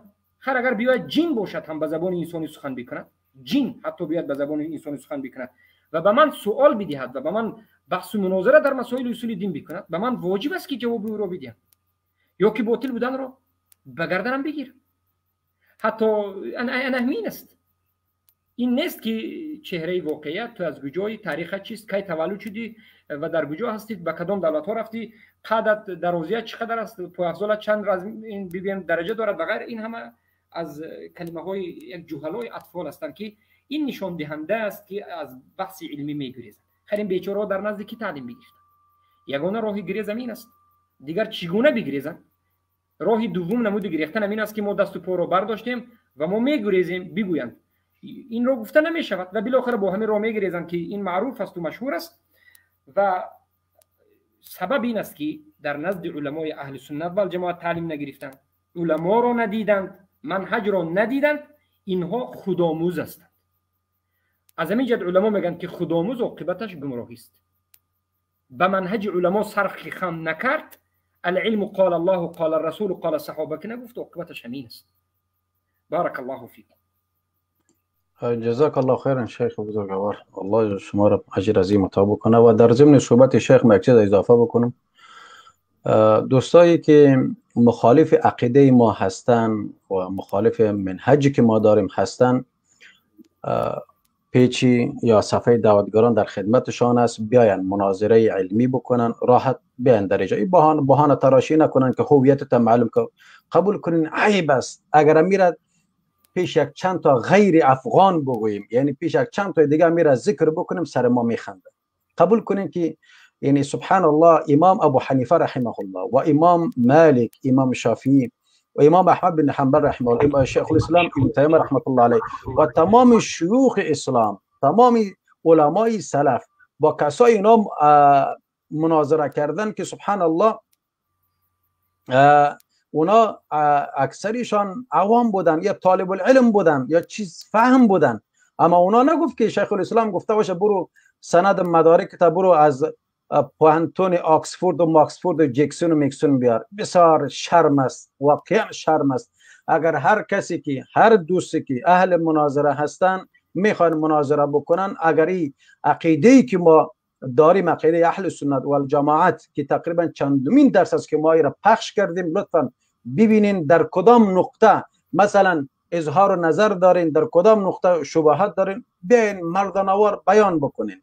سبحان الله این کار درست نیست که آدم یک بهانه تراشی بکنه که هویت نداری فلان نداری. اصلا در شان یک مسلمان این نمیگنجه. سبحان الله. بنا به خاطر از دوستای گرامی شیخ ابو محمد المدنی و دیگر دوستایی که سبحان الله اهل علم هستن، خصوصا سعی کنین، ما بسیار اهل علم داریم، بسیار کسایی داریم که دکترا دارن در رشته شرعیات. سبحان الله. اصلا نامه اونا رو ما ذکر نمیکنیم. متاسفانه که امروز میدیا در دست امینها افتادن و شب و روز در مقابل ما بدرت میگوین. ما بسیار علمای جید داریم، بسیار. افسوس که یا در سلولای زندان هستن یا در جاهای دیگه قرار دارن، نمیتونن، مشکلاتی که دارن. سبحان الله. بر صورت الله سبحانه و تعالی عادل ذات است و در روز قیامت در بین ما ان شاء الله تعالی الله سبحانه و تعالی فیصله خواهد کرد که حق به جانب کی است. اگر این عقیده ای که و اشخاص که ادعای زیرا دارن به عقیده باشن که ما بر تمام امت عذر قائل هستیم و تا که شرایط از او بررسی نشه و او را ما نمیتونیم که اسم مشرک را بالا از بگذاریم، این دروازه کفر و شرک است، برای امت باز میشه و امت در بیراه میره. لطفا از الله بترسین، خوف داشته باشین، مبادا که الله سبحانه و تعالی در عذاب درناکی دچار بکنه. بخاطر از ما ان شاء الله شیخ مدنی باذن الله سبحانه و تعالی راجع به فواید تکفیر، یعنی تکفیر چی فایده هایی داره، چرا الله سبحانه و تعالی در کلامش مثلا کفار مثلا یهود و نصارا و مشرکین اینها را کفار و مشرکین خطاب میکنه و چی فواید داره. انشالله راجع به یک درس ما می داشته باشیم. دیگر ابو محمد برادر چی سوال دارید؟ یک چیز مهم بود شیخ اگر اجازه شما باشه. مهربانی. ابو هریره برادر نوت کنکت است، چندین بار آمدیم برادر ما نوت کنکت است، اینترنتشون فکر کنم ضعیف است. امیر اگر دوستا اگر راهنمایی بکنیم برادر ابو هریره برادر ما نمیتونن بالا بیاین. عمران برادر اگر طریقی درستش اگر میفهمین نمیفهم والله عالم چه رقم است. استاد برشان گفتم بیشتر. خواه صحیح. یادآور شدم باشم. نه جزاک. مهربانی برادر ابو محمد. شیخ ابو محمد المدنی یک چیزی است که دمی روزا زیاد نشر میشه، دم باره میخواستم نظر شما رو داشته باشم. از امی علمای افغانستان که امروز شما درخواست مناظره کرده بودین، به بعض برادر امی لینک های که مدخلی ساختن، امی ویدیو های که ساختن که شما تلفظ اشتباه میکنین در عربی و در بعض جا اونا شما را متهم به این میکنن قول ابن باز برای شما اشتباه نقل کردین، همچنان قول ابو بطینه. این مورد میشه کم اشاره کنین و سخن داشته باشین. بله بارک الله فیکم. اینها مدخلی های توجیک هستند که به نهایت در تاجیکستان طول 10 سال تقریبا 15 سال اینها به نهایت منتشر شدند، لیکن بالاخره الحمدلله رب العالمین که الله سبحانه و تعالی ما را روبروی اینها کرده، به سبب ما اینها را خفه و نابود کرده شده است. اینها کسانی هستند که البته کمترین عیب انسان را میگویم، بله من خود را هیچگاه نگفتم و نمیگویم که در همه عباره 100% است. هر یک انسانی که غیر عرب است و حتی عرب است، ما در نزد علمای بزرگی که عرب هستند وقتی که عباره میخوانند، عباره که به حرکت است یک دو خطا شدنش ممکن است. به نزد امام مالک رفتند و امام مالک را گفتند که در عباره خطا میکنی. امام مالک گفت اقرار کردم بله در عباره خطا میکنم. در نزد من شما گفتند مرا نه، امام مالک گفتند مرا نه، روید به ربیعه الرای بگویید. ربیعه الرای از من بدتر است. یعنی معنای گپ این است که در مسئله زبان عربی باز نظر بکنید به کتابی که خراسانی عبدالعزیز طریفی نوشته است که ما چگونه باید با زبان عربی معامله بکنیم.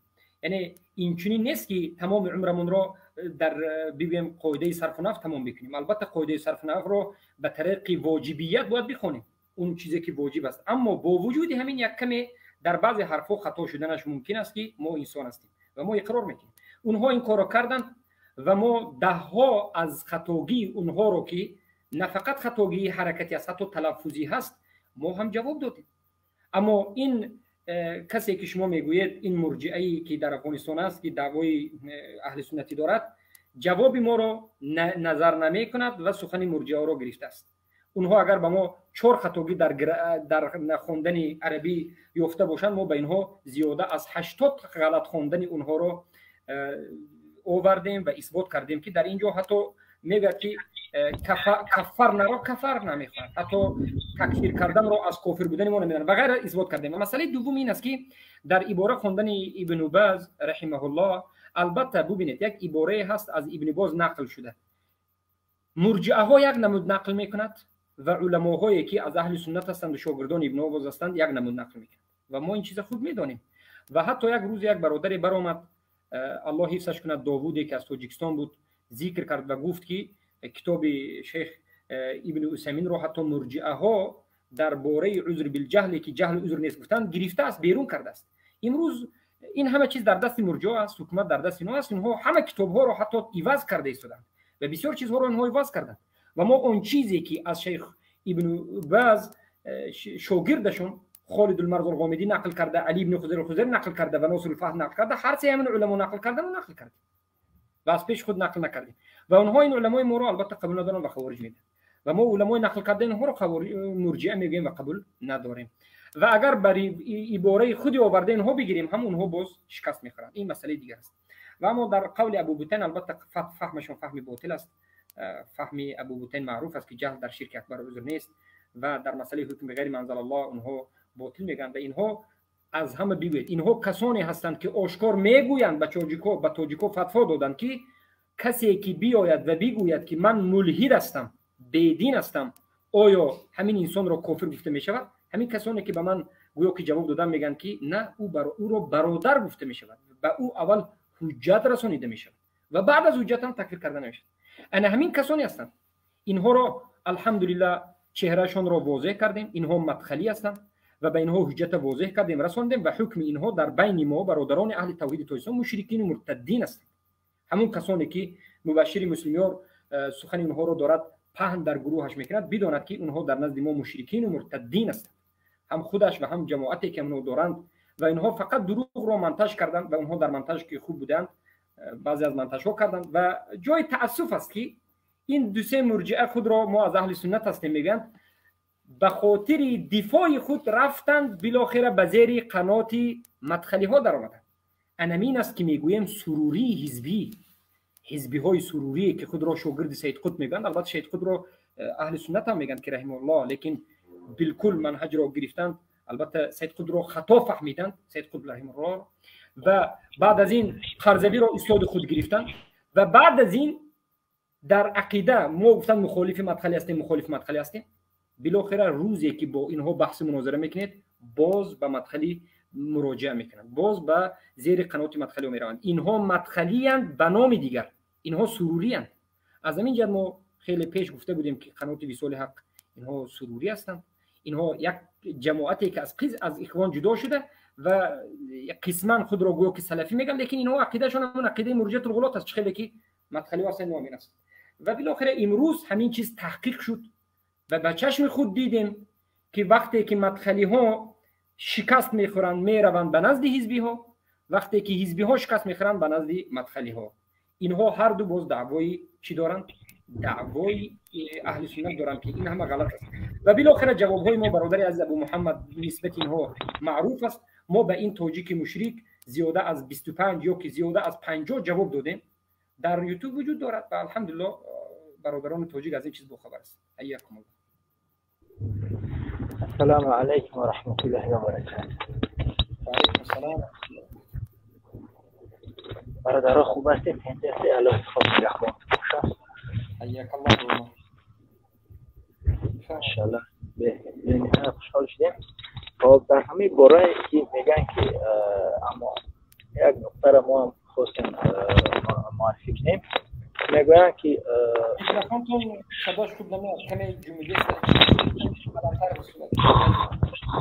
خب در همه سخنی که میخواهند که مثلا شما در کجا خونده، در کجا چی کرده، در همه حالت ما هم یک کم درخواستیم بگیم، یک دو سخن بگیم. انشالله اینا نمیدونن که حکومت تاجیکستان نه به مثل حکومت افغانستان است. حکومت تاجیکستان امنیتش در تمام دنیا است. ما حتی طالب علمان و استادان داشتیم که حتی افغانستان از افغانستان اونها را برداشتن نتونست، تاجیکستان از افغانستان برداشت و حتی استادان بدن که از ایران، اینم یک قبلا چند قبل پیش از ایران اونها را برداشتن، حتی از روسیه، از اوکراین، حتی از اروپا، از بعض جاهاش استادان ما را برداشتن بردن. اینها نمیدونن که قدرت تاجیکستان با مثل قدرت افغانستان نیستن. قدرت تاجیکستان دیگر است. اینها با همون خاطر ما میگیم که استاد با هر حال باشه ما یگان جای ختم مخشد نکن، نشان نتی یگان چیتا. انشالله با فضل الله حق اومد باطل میرود. بارك الله.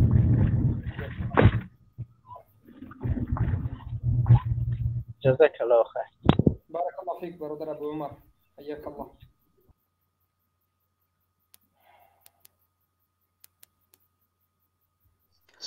شیخ یک چیز دیگه هم بوده که میره کوتاه اگه پاسخ بتین. یکی همو ویدیو را که شما ترجمه کردین و پاسخ دادین دمو قول محمد ابن عبدالوهاب رحمت الله علیه را بیان میکنه که ما مسلمین را تکفیر نمی کنیم حتی اگر قبور بدوی و حسین را عبادت کنند. شیخ اونها را تکفیر معین نکرده. امیجا منظور شیخ از تکفیر نکردن تکفیر حکم است یا تکفیر غیر معذب؟ تکفیر، بله ببینید، تکفیر حکم، تکفیر عقوبت، تکفیر غیر معذب همش یک چیز است. تکفیر اسم این یک چیز است. یعنی اینجا منظور از سخن محمد ابن عبدالوهاب تکفیر معذب است. همین رو ما تکفیر حکم هم میگیم یا که همین رو تکفیر عقوبت هم میگیم. الاسم و الحکم است. برای همون کتاب هایی که در باب تکفیر آمده است این رو یک اسماء و الاحکام میگن. اسما اسم است، حکم یعنی بعد از اسم گذاشتن حکمی همین اسم را به بالایش گذاشته است. بالاخره سخنی که محمد ابن عبدالوهاب گفتند این بود که گفتند هر کسی که در گرد قبر عبدالقادر جیلانی طواف میکند ما او را تکفیر نمیکنیم. به این معنا هست که ما اوها را خون و مالشان را حلال نمیگوییم. اینها مشرکین هستند. در دوام سخن وجود دارد اینها مشرکین هستند، اما اینها را ما کافر نمیگوییم. چی معنی دارد این سخن؟ دوام سخن را اینها البته از بزرگش تا کوچکش نمیخواند. اینها مشرکین هستند، یعنی اینها مشرک است، اسم اسلام رو به اینها داده نمیشود، اما اینها رو تکفیری که تکفیری معذب است کرده نمیشود. یعنی یک بار ما اینها رو رفته خون مالش رو حلال کرده قتل نمیکنیم، بلکه به اینها حجت رسانیده 3 روز وقت داده به استوبه، یعنی فرصت داده میشود. بارک الله فیک. امیر شیخ الاسلام هم در هر جایی که از تکفیر یاد کرده منظورش همی بوده نه؟ بله بله، هر جایی که شیخ الاسلام گفته که تکفیر نمیکنیم تکفیر عقوبت رو در نظر داریم.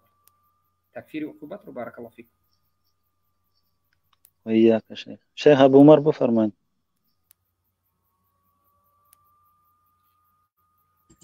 خب دیگر انشاءالله که سوال ندارین دوستای گرامی. دیگه سوال زیاد است. خب زیاد است ولی میمونم به روز دیگه میمونم. تقریبا این چیزی کم 4 ساعت من شیخ هم خسته است.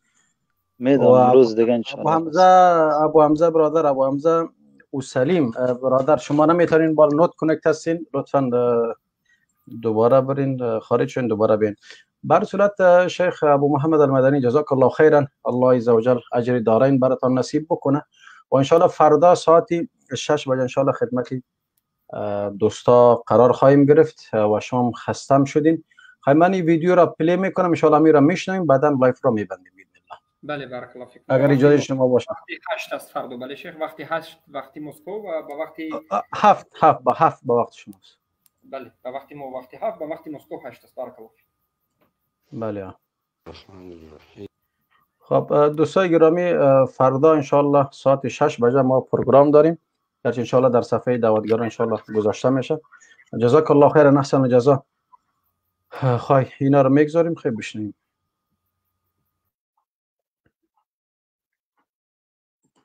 ابو صالح برادر چیزی گفتنی دارین شما؟ ابو صالح برادر، ابو صالح برادر، ابو صالح هاشمی. خواهی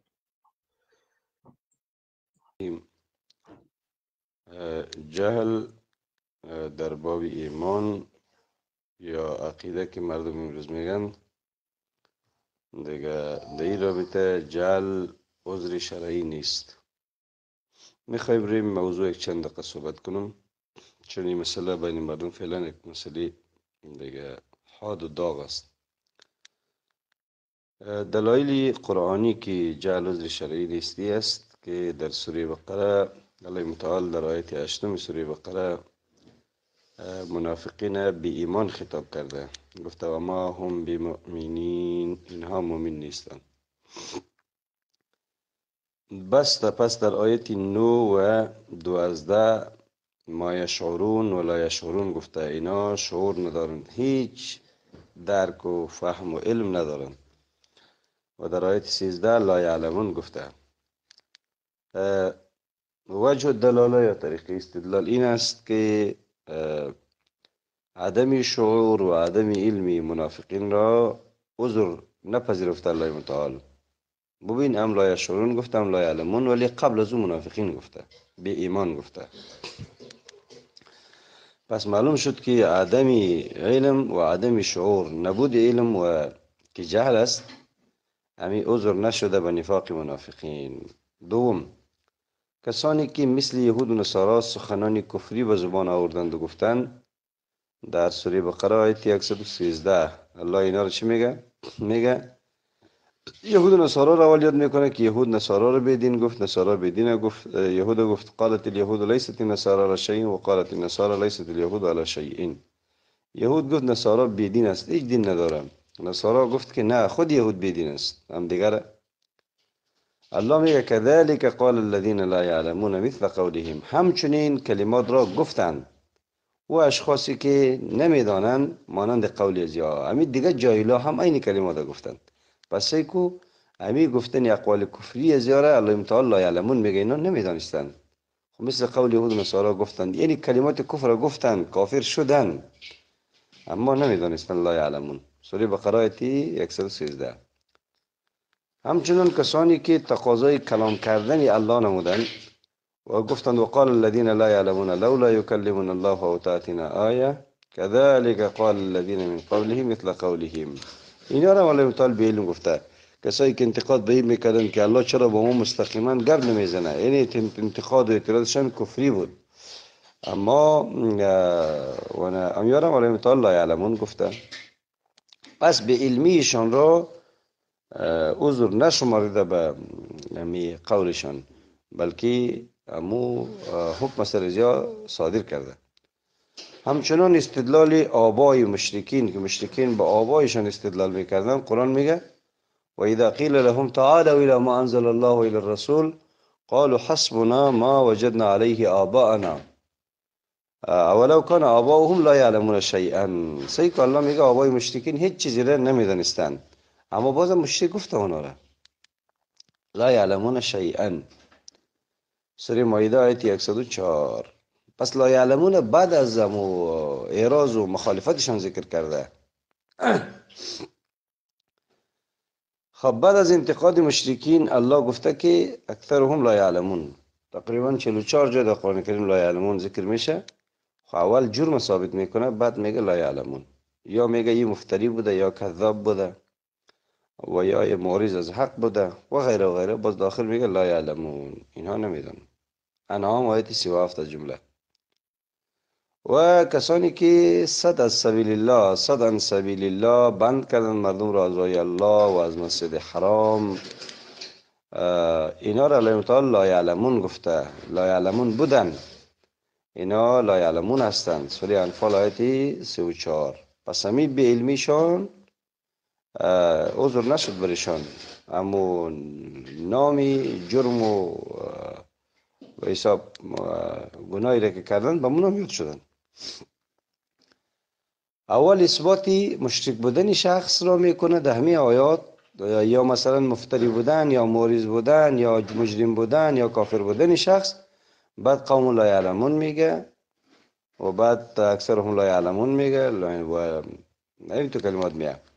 مثلا در سوره توبه میگه و این احد من المشرکین استجارک فهجره حتی یسمع کلام الله.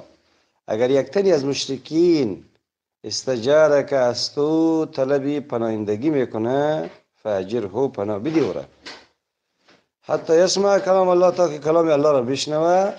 چرا؟ به خاطر که اینا قومی است لا یعلمون، نمیدانند دیگه. سوره توبه آیه 6. همچنان بیان نفاق منافقین بعد از الله تعالی میگه لا یعلمون، سوره توبه آیه 93.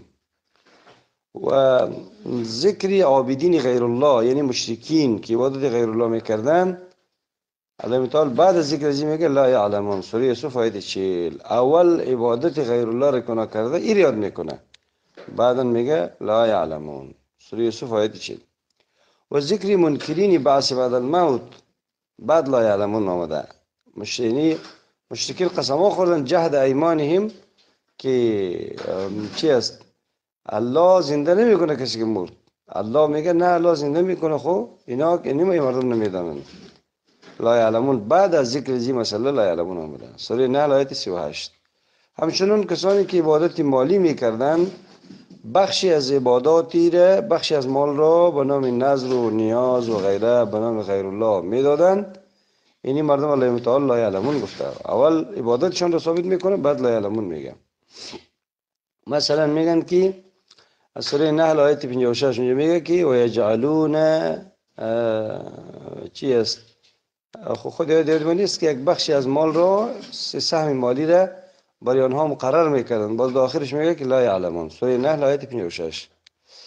بیان مثال شرک مشرکین ضرب الله مثلا بمی الفاظ می عبدا مملوکا، که این هدف در اونجا بیانی شرک از مشرک است. بعد میگه لا یعلمون، سوره نحل آیه 75. مشرکین یا مشرکین مکه و همچنین دیگه کفار پیغمبر صلی الله علیه و سلم را مفتری گفتند که این افتراه میکنه، دروغ میبنده از خود. او بعد از او در مو ختم آیت الله متعال میگه لا یعلمون، نادان هستن، نمیدانن. سوره نحل آیت 101. سه که اول افترا را برشان ثابت کرد، بعد لا یعلمون. همچنان ذکر اتخاذ آلهه، کسانی که غیر الله آلهه گرفتند، یعنی مشرک شدند، کافر شدند، الههای متعدد برای خود ساختند. اول الله اثبات دیگه میکنه که نه غیر از الله دیگران را آلهه گرفتند و مشرک شدند این کارشان. بعد میگه لا یعلمون، نمیدانند. سوره انبیاء 24. منافقین پیغمبر صلی الله علیه وسلم را عدل گفتند، خیلی یعنی زیاد ذلیل، که کلمه کفری و کفری است، انسان کافر میشه دیگه. بعد الله متعال میگه لا یعلمون. چی گفتند؟ لئن رجعنا الى المدینه لیخرجن الاعز منها الاذل. اگر ما پس در مدینه بگردیم، حتما شخصی زدمند که خدا گفت عبدالله بن ابی گفت آدمی ذلیل و پس را از این مدینه میکشه. الله در آخر آیت میگه که لا یعلمون، اینا نادان هستند دیگه. سوره منافقون آیت 8. اهل کتاب اینا باز مردم میگن که اینا دعوای حقانیت میکنه، شبهه میندازند، یک نفر دعوای حقانیت بکنه، دعوای اسلامی بکنه، باز اگر او ارتکاب شرک بکنه به حساب جهل، میگه این جهل برش کمتر عذر است. این یک شبهه است. چرا؟ در دنیا ما تو مردم نداریم که دعوای حق نکنه. اینطور یک فرقه، اینطور یک گروه، اینطور یک مردم نیست. چرا؟ مثال میگیریم یهود و نصارا را که گمراهی و کفر و همه مخالفتشان ظاهر است مثل آفتاب وری، اما دعوای جنتی بودن نمیکنه. چی میگن؟ وقالوا لا يدخل الجنة الا من كان هدى او نصارى. این هیچ کسی دیگه به جنت نمیره مگر یهود و نصارا میره دیگه. این دو گفتن. همچنان یهودیا گفتن خاص یهود میره. الله متعال میگه قل ان كانت لكم الدار الاخره عند الله خالصه من دون الناس فتمنوا الموت. یهودیا بخی دعوای خصوصیت کرده که جنت خالص بری ما هست. نحن ابناء الله و احباؤه، ما ابناء الله، فرزندان الله نعوذ بالله و پس دوستان الله هستیم. چطور الله دوست خود عذاب میده؟ این جنت بریم ماست. یهودی ها میتو گفتن. همچنین مشرکین مکه میتو میگفت مثلا و میگه یطمع کل امرئ منهم ان يدخل جنت نعیم. هر فرد از اونها طمع زیر داره که به جنت نعیم داخل شود. به فکر هستند و یحسبون انهم مهتدون و امثال ازی دیگه. غرض اینی که جهل در باب ایمان عذر نیست. چرا؟ طریق استدلال می است که در همه آیاتی که الله افترای مشرکین، اعراض مشرکین، همچنان جرم مشرکین و کفار و نفاق آنها، کفر آنها را ذکر میکنه، بعد آخرش میگه لا یعلمون، قوم لا یعلمون، لا یعلمون و می الفاظ یاد میکنه آنها را.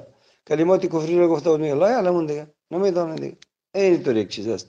اینا همه دلیلن به اینکه جهل در باب ایمان که حالی مردم عقیده میگه سابق مسئله ایمان میگفت، اما این عذر شده نمیتونه. بلکه در قانون دنیا هم جهل عذر نیست. چرا؟ یک دولت که یک قانوننامه و اساسنامه داره، بعضی از امورات را که جرم میدانه اگر کسی مرتکب شوه باز بگه من خبر ندارم، میگه برش عذر نیست. مثلا مواد مخدر، با کسی گیر بیا مخبر چه خبر که دولتی ممانعت است و این ممنوع هست، ما خودی نمیفهمیدم. پس اینا لی باید خودش مکلف باید میفهمید. یا عقل داشت. اگر دیوانه است خود دیوانه مکلف نیست.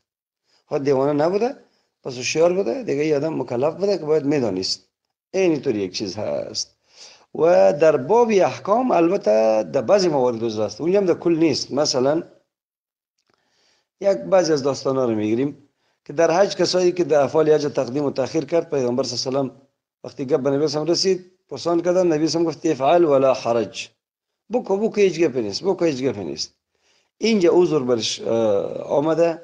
همینطور زیاد جای دیگه هم هست. مثلا کسایی که در غیر قبله نماز خوانده بود یا به شراب خورده مردند و نماز خواندند و سر زیر اعتراض شد، خیلی مردم عملشون ضایع شد. الله گفت ان الله لا یضيع ایمانکم، الله ایمان شما را یعنی اعمال شما را ضایع نمیکنه. اونجا به حساب همین جهل برشون عذر شده.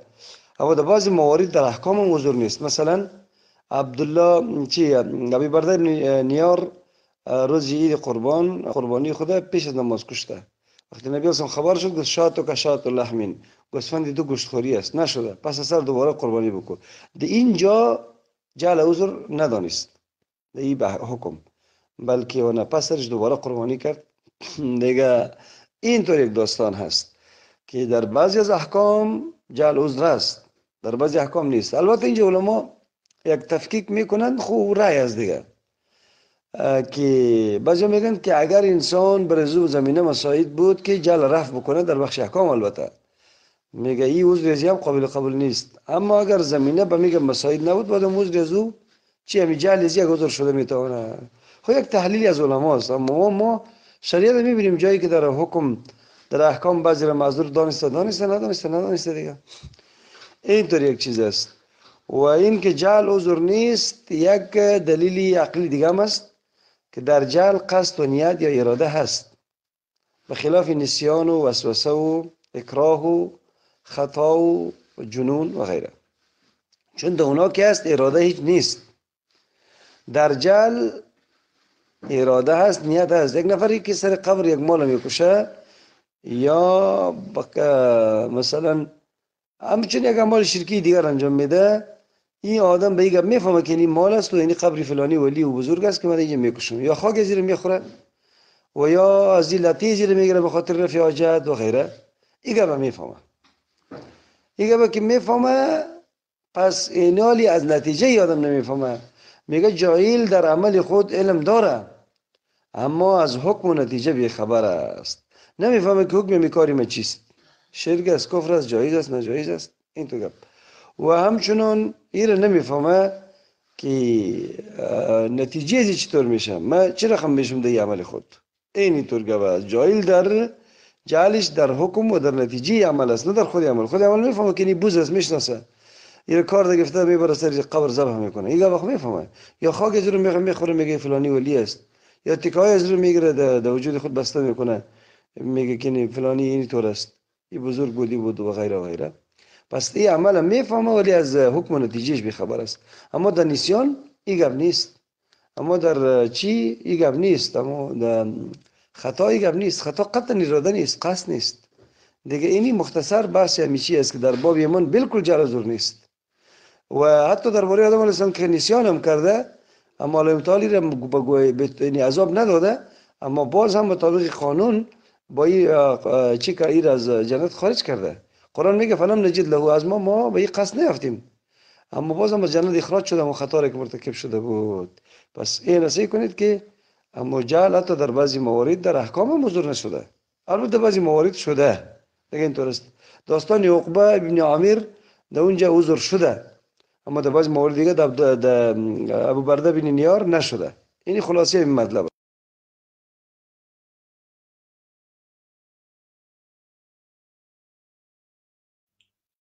خب این بود صحبتی شیخ ابو عثمان حفظه الله، الله عزوجل از اون راضی باشه. انشاءالله که صدا رو دارین دوستان. ابو محمد برادر صدا هست در روم؟ بله صدایتان هست. دیگرها خواب است فکر کنم بیخی تاوشان برده است. نه شیخ اینترنت ها ضعیف است، از خاطر امران تیز میاد. شیخ عثمان بهترین. ما خود تیاره وری براتون میرسونم. ماشاءالله.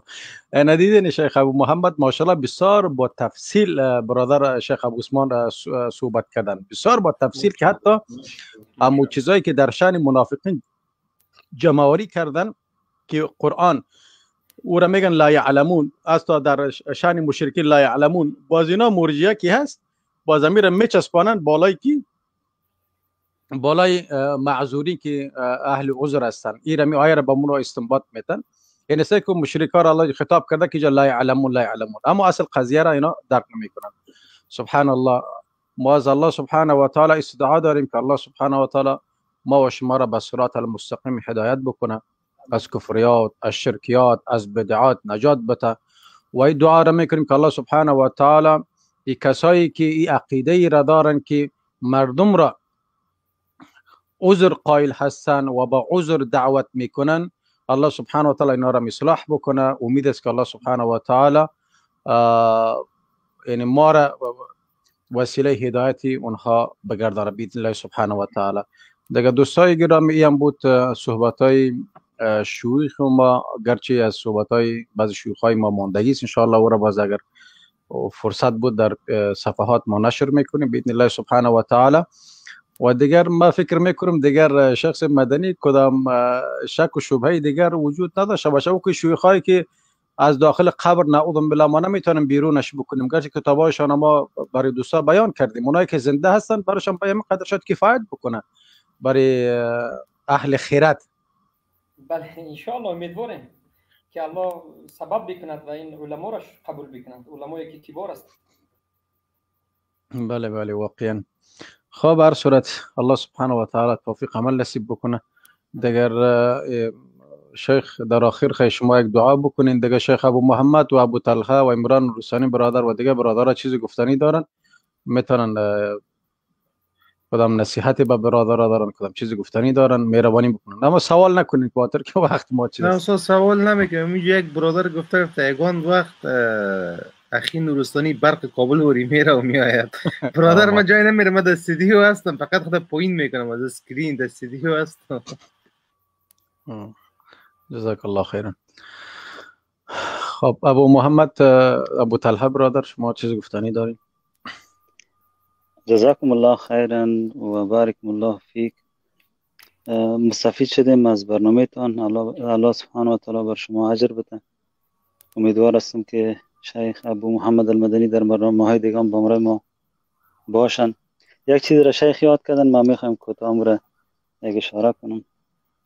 شیخ گفته که اکثریت از اینا که هستن خودآموز هستن و واقعیت هم هست. کمی کسایی که کنفرانس ها برگزار میکنه اکثریتشان خودآموز هستن و همین مسائل از کتب یاد گرفتن، نه پیش کدام شیخ پیش عالم زانو زدن یا درس خوانده باشن. دیگه من چیزی گفتنی ندارم. یک برادر همونجا زیاد شله است پرسان میکرد که پشت همی قادیانی و احمدی نماز خوانده میشه یا نه. امیر شیخ ابو عمر پاسخ داد. سبحان الله. شیخ ابو محمد تفضل اخي. بفرمایید شیخ عزیز بارک الله فیکم. مهربانی کنین. همه فرقه احمدیه را میگن، اینا قادیانی را میگن. بله قادیانی احمدی مرزایی که در اروپا هم بله بله در طرفای سبحان الله که از در اینجا از خانه از اقارب خودم ترجمه قرآن را پیدا کردم که تقریبا 18 یا 19 سال پیش یا 18 سال دقیق یادم نیست، 18 سال پیش سبحان الله اونجا نوشته بود که احمدیه، یعنی قرآن را ترجمه کردن در خانه های مسلمانان انداختن. سبحان الله بدبختان. مهربانی کنین شخص. بارک الله فیکم. البته به اجماع علما اینها از دین خارجند و از ملت اسلام نیستند و ابن تیمیه رحمه الله باطنی ها، نصیری، قرامطه، این چنین فرقه‌ای که باطنی هستند و میگن که اینها به اجماع کفر هستند. بارک الله فیکم. اینا اصلا دین ندارند و حتی این احمد میرزا خود را پیامبر اعلام کرده و غیره که شرکیات و کفریات اینا معروف است، از پشت اینها نماز خواندن باطل است. بارک الله فیکم. جزاک الله خیر. دوستان شنیدین دیگه. انشالله فردا شیخ دیگه من شما را با عمران برادر رها میکنم. فردا آخری وقت ما خواهد بود. انشالله فردا من با شما هستم باذن الله سبحانه و تعالی تا توان استطاعت باشه دیگه. و از عمران برادر ابو طلحه ابو محمد دیگه دوستا هستن، انشالله با شما همکار هستم باذن الله سبحانه و تعالی. انشالله شیخ الله شما را بارک الله فیک. اللهم امین. خب خیر آخر یک دعا بکنین شیخ بزرگوار. شیخ البته شما دعا میکنید. بارک الله فیک. یک برادر تاجیکستانی ما آمدن، همین اگر چیزی گفتنی دارن باز نبیان که برادر مهربانی کنید. جزاک الله خیر. خب برادر یک چند روز پیش خواستن یک سوال پرسن. خب بخشیش که خیلی وقتم دیر شد، اونا با نو هم زنگ زدن گفتن که در هم پرامو افری پرسیدید نپرسید. خب استاد از هر دی شما انشالله که با خبر هسته، یک برادر است میگه که 3 خونه دارم الان. در یک خونهش خودم زندگی مینم، در یک خونهش هیچ کس نیست، در یک خونه دیگرش دادرم و فرزندش زندگی مینم. آیا چند سال شد مثلا یک خونهش خالی است، یک خونهش برادرم قطعی فرزندش زندگی مینم.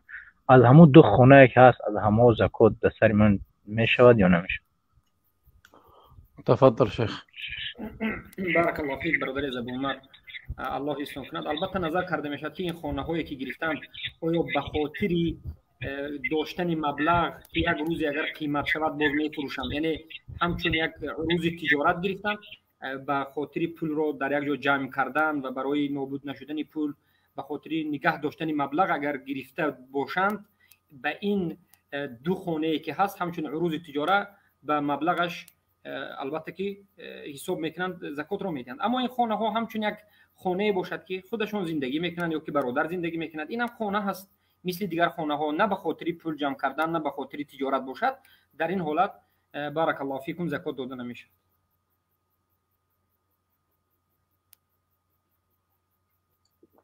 دیگر سوال دارین برادر محترم؟ انشالله باز فردا باز سوال بکنین. ابو عمر انشالله جزاک الله خیر، شما را خیر پایین بکنم. برادر ابو عمر چیز ابو عمر هاوس کاپیتان زاده برادر، حال شما یک ذره ما را عذر بتین، این رقم نه سلام و نه کلام. خیر باطری که عجله است دیگه، او پروگرام در حالت خاتمه است. برادر هم به خاطر از اینکه از همین موقع استفاده بکنیم، ادب شانی بود کدام. خیر ان شاء الله از برادرای ما و شما هستن. یا وقت عذر ما را بپذیرید دیگه، ما عذر داریم، عذر به جهل. در آخر دعا میکنیم الله سبحانه و تعالی عقیده ما را راسخ بگردانه. یا الله مهربان ما را با زیر پرچم توحید لا اله الا الله یک جای جمع بکن. یا الله مهربان اوید برادران خواهران ما که در سلولهای زندان قرار دارند که از عمق دل دعا میکنن یا رب العالمین، مثل شیخ ابو حنظله، مثل شیخ ابو حارث، مثل شیخ مراد یزن، مثل شیخ علی الحضیر، مثل شیخ سلیمان علوان، مثل شیخ ابو یزید عبدالقاهر حفظه الله و شیخ ولید السنانی، یعنی مسما هستن با امام احمد الثانی و عافیه صدیقی خواهر ما که در سلول زندان قرار دارند و تمام خواهران برادران ما که در سلول های زندان قرار دارند. یا الله مهربان اونها را آزاد بگردان، اونها را صبر جمیل عطا بکن، اونها را یا رب العالمین از کفر و شرک اونها را یا رب العالمین نجات بده. و اید خواهران ما که در سوریه و در عراق و در چین، در ترکستان شرقی که سینکیانگ هست و در کشمیر، در فیلیپین، در یمن، در لیبیا، در قفقاز و شیشان، در افغانستان، در پاکستان و دیگر کشورهای دیگر، در نیجریه، یا رب اونها را کلشان از زندان ها آزاد بکنی و اونها را یا رب العالمین به داد رفیقانشان تو برسی یا رب العالمین. الله مهربان او ده برادرای ما که در به خاطر رضای تو، به خاطر اعلای کلمه تو یا رب العالمین در هر گوشه و کنار دنیا هستن، چی در تاجیکستان، چی در افغانستان، چی در جماهیر شوروی، چی در لیبیا و عراق، هر جا هستن یا رب به خاطر رضای تو نبرد میکنن یا رب، به خاطر دفاع سرادات یا رب اونها را سرفراز و کامیاب بگردان یا رب العالمین و از سنگرایشان مستحکم بگردان.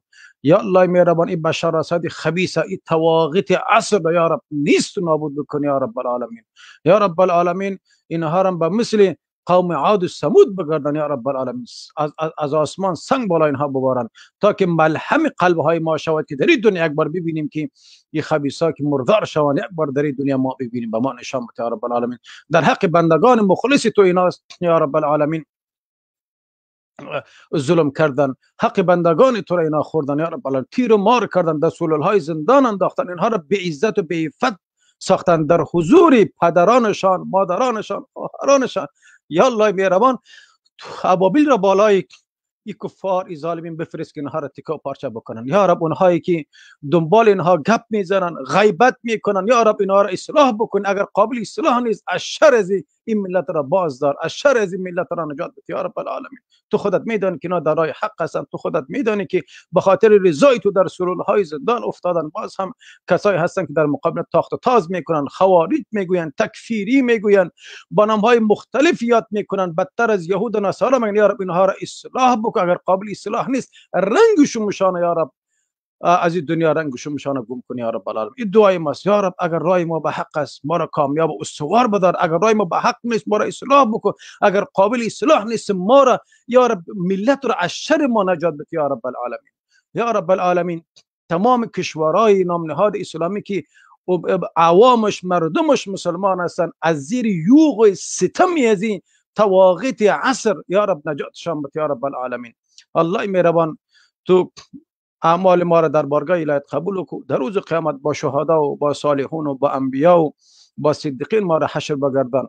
اللهم اعز الاسلام والمسلمين، اللهم ذل الشرك والمشركين، اللهم انصر من نصر الدين، اللهم احشرنا بالقرآن، اللهم توفنا بالقرآن، اللهم احينا بالقرآن، اللهم اهدنا بالقرآن، اللهم إنا نسألك شهادة في سبيلك، اللهم إنا نسألك الجنة الفردوس الأعلى، اللهم خاتمتنا بالإيمان يا عزيز يا جبار، اللهم اجعلنا من الموحدين، اللهم اجعلنا من المجاهدين، اللهم اجعلنا من المتقين، اللهم اجعلنا من الصالحين، اللهم اجعلنا من الذاكرين، اللهم اجعلنا من الحامدين يا رب العالمين.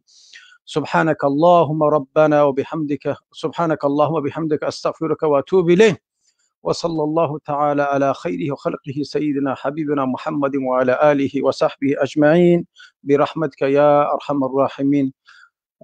برادر ما علی توحیدی برادر بیا که آخر شما باید اگر چیزی گفتنی دارین مهربانی کنید که باز لایف ببندید.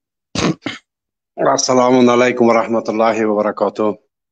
سلام به شما. و علیکم السلام و رحمت الله و برکاته.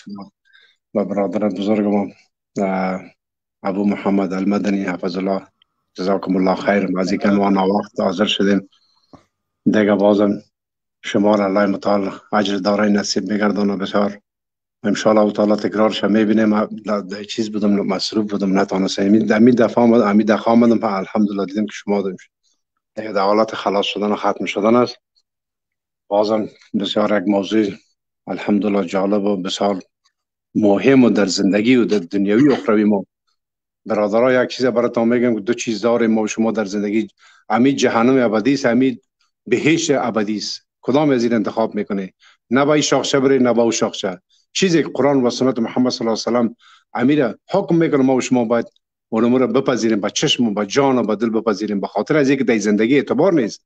یعنی در زندگی تا فردا یعنی توحیدی زنده است که کی را تضمین کرده میتونه؟ او برادرها بیا هر کس که تضمین میکنه تا فردا علی توحیدی زنده است کس نمیتونه. به می خاطر است که الله متعال میگه اهدنا الصراط المستقیم، و همون راهی که پروردگار عالمین حکم کرده همون راه ما شما بگیریم. نه این طرف نه شیخ نه بدر عذر بده به کسی. عذر دیگه نیست. 14 سال اسلام نازل شده، با خانه ما رسیده، با فرد ما، با کافرها، با خانه کافرها. امروز کافرها ما رو میگه حج رفتی او محمد، ما رو میگه محمد حج رفتی تو چرا حج نمیری؟ کافرها که در کانادا امریکا هستیم امروز اینم میگه چقدر جای مناسب، چقدر جای توحید، چقدر جای ذکر و پریر است، میگه اونجا چقدر شما انجوی میکنید. امروز در خانه کافرها رسیده این دین. ما و شما مسلمان زاده چرا امروز ببین در افغانستان چه حالت است؟ یک سپورت به نام سپورت یا ورزش رسمی که او از نظر اسلام حرام است به شما بهتر معلوم است. در این باره اگر برادر ما یک دو دقیقه توضیح بدن ان شاء الله تعالی خالی از اجر دارای نخواهد بود که به نام سپورت امروز افتخار میکنه کلگی جمع شده ما میگه قهرمان هستیم، که در حالی که خون یکی دیگه را میزنن، زدن از جنگ است، کشتن است. تو ببین امروز این ملت به کجا رسیده، این امت به کجا رفته؟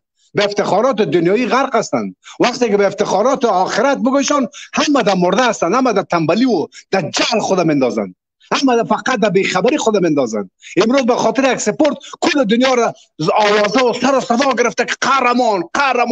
خاک در سر شما جاهلا.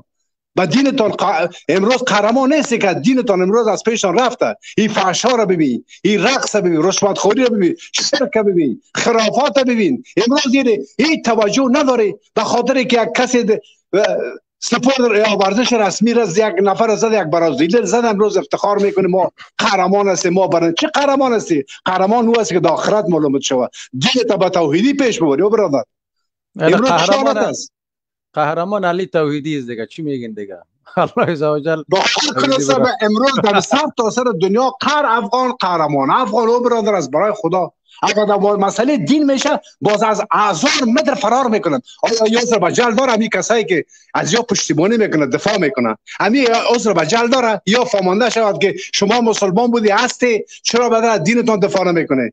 چرا از امروز از عزت و شرفتان، از توحیدتان دفاع نمیکنه؟ از قرآنتان دفاع نمیکنه؟ امروز قرآن را مسخره میگیرند، پیغمبر ما را مسخره میگیرند، دین ما را به مسخره میگیرند، به تمسخر میگیرند. قرار همین مسلمان زادان نماز هم میخونن، تماشا میکنند. این عذر به جهل دارن. الله متعال ما را داید نیست ما از اصلا با آخرت 10% این امت بخصوصا ما خود افغانستان میگم امروز با آخرت عقیده ندارن. اگر داشته باشن امروز گفتم یک ورزش رسمی یکی دیگر میکشن دمو آدمو از بین بر. استاد عزیز همین چی میشه نظر حکم شریعت امیر شما تشریح کنین توضیح یک دو دقیقه ان شاء الله تعالی. همین مردمی که امروز قهرمان ما بیزار از این قهرمانی از این قهرمانی از دست آورده دنیوی ما را بیزار هستیم. ما قهرمان میخوایم که در آخرت باشیم، در پیش الله متعال خود باشیم، در پیش محمد مصطفی صلی الله علیه و سلم باشیم. ما قهرمان در پیش صحابه جلیل قدر محمد صلی الله علیه و سلم باشیم. نه در دنیای دروزی که به خاطر زدن یکی را زدی خوندوتارش کردی تو قهرمان هستی یا میکشی یکی دیگر در بین خود امروز برادر میکشه قهرمان هستیم. بازم جزاکم الله خیر دیگه ان شاء الله تعالی. دیگه من بسیار ناوقت آمدم، بازم خیر باشه ان شاء الله. من تکرار برنامه را میبینم ان شاء الله. کسی را دوست دارم، برادرای دوست دارم که می قرآن و سنت با ما تشریح میکنن، همین توحید با ما میآموزه. ما واقعا که امروز از توحید دور هستیم. باور به الله کنه که تا امروز امو عالمایی که در افغانستان داریم این یک تعداد زیاد است. اگر ما از زبان زیاد تا توحید شنیده باشیم، یا علمای سابقه ما البته میگیم 40 سال پیشه 50 سال پیش توحید از چی بود؟ شاهنامه فردوسی بود، مثنوی مولانا بود، برقه و گلشاه بود، یوسف و زلیخا بود. این حال از این ملت اومد چه یاد بگیرسن؟ مغز ما صاحب ورقه و گلشاه و یوسف و زلیخا و نمیدونم مثنوی معنوی و فردوسی و شرستم پدر باشد و من پسر بگیتی نماند به یک تاج و سر. اینمی چیزا رو به ما یاد دادن صاحب. ما اینا چی کنیم ما اینا؟ جزاک الله خیرا، موفق باشین ان شاء الله. بس فردا ساعت 6 بجه پروگرام داریم. موفق باشین ان شاء الله تعالی. زنده باشین، سلامت از عالم دور. روی کدامتون میبوسم ان شاء الله تعالی. بازم با دور احترام. السلام عليكم ورحمة الله وبركاته. وعليكم السلام ورحمة الله وبركاته. سبحانك اللهم وبحمدك أشهد أن لا إله إلا أنت وأستغفرك وأتوب إليك. والسلام عليكم ورحمة الله وبركاته.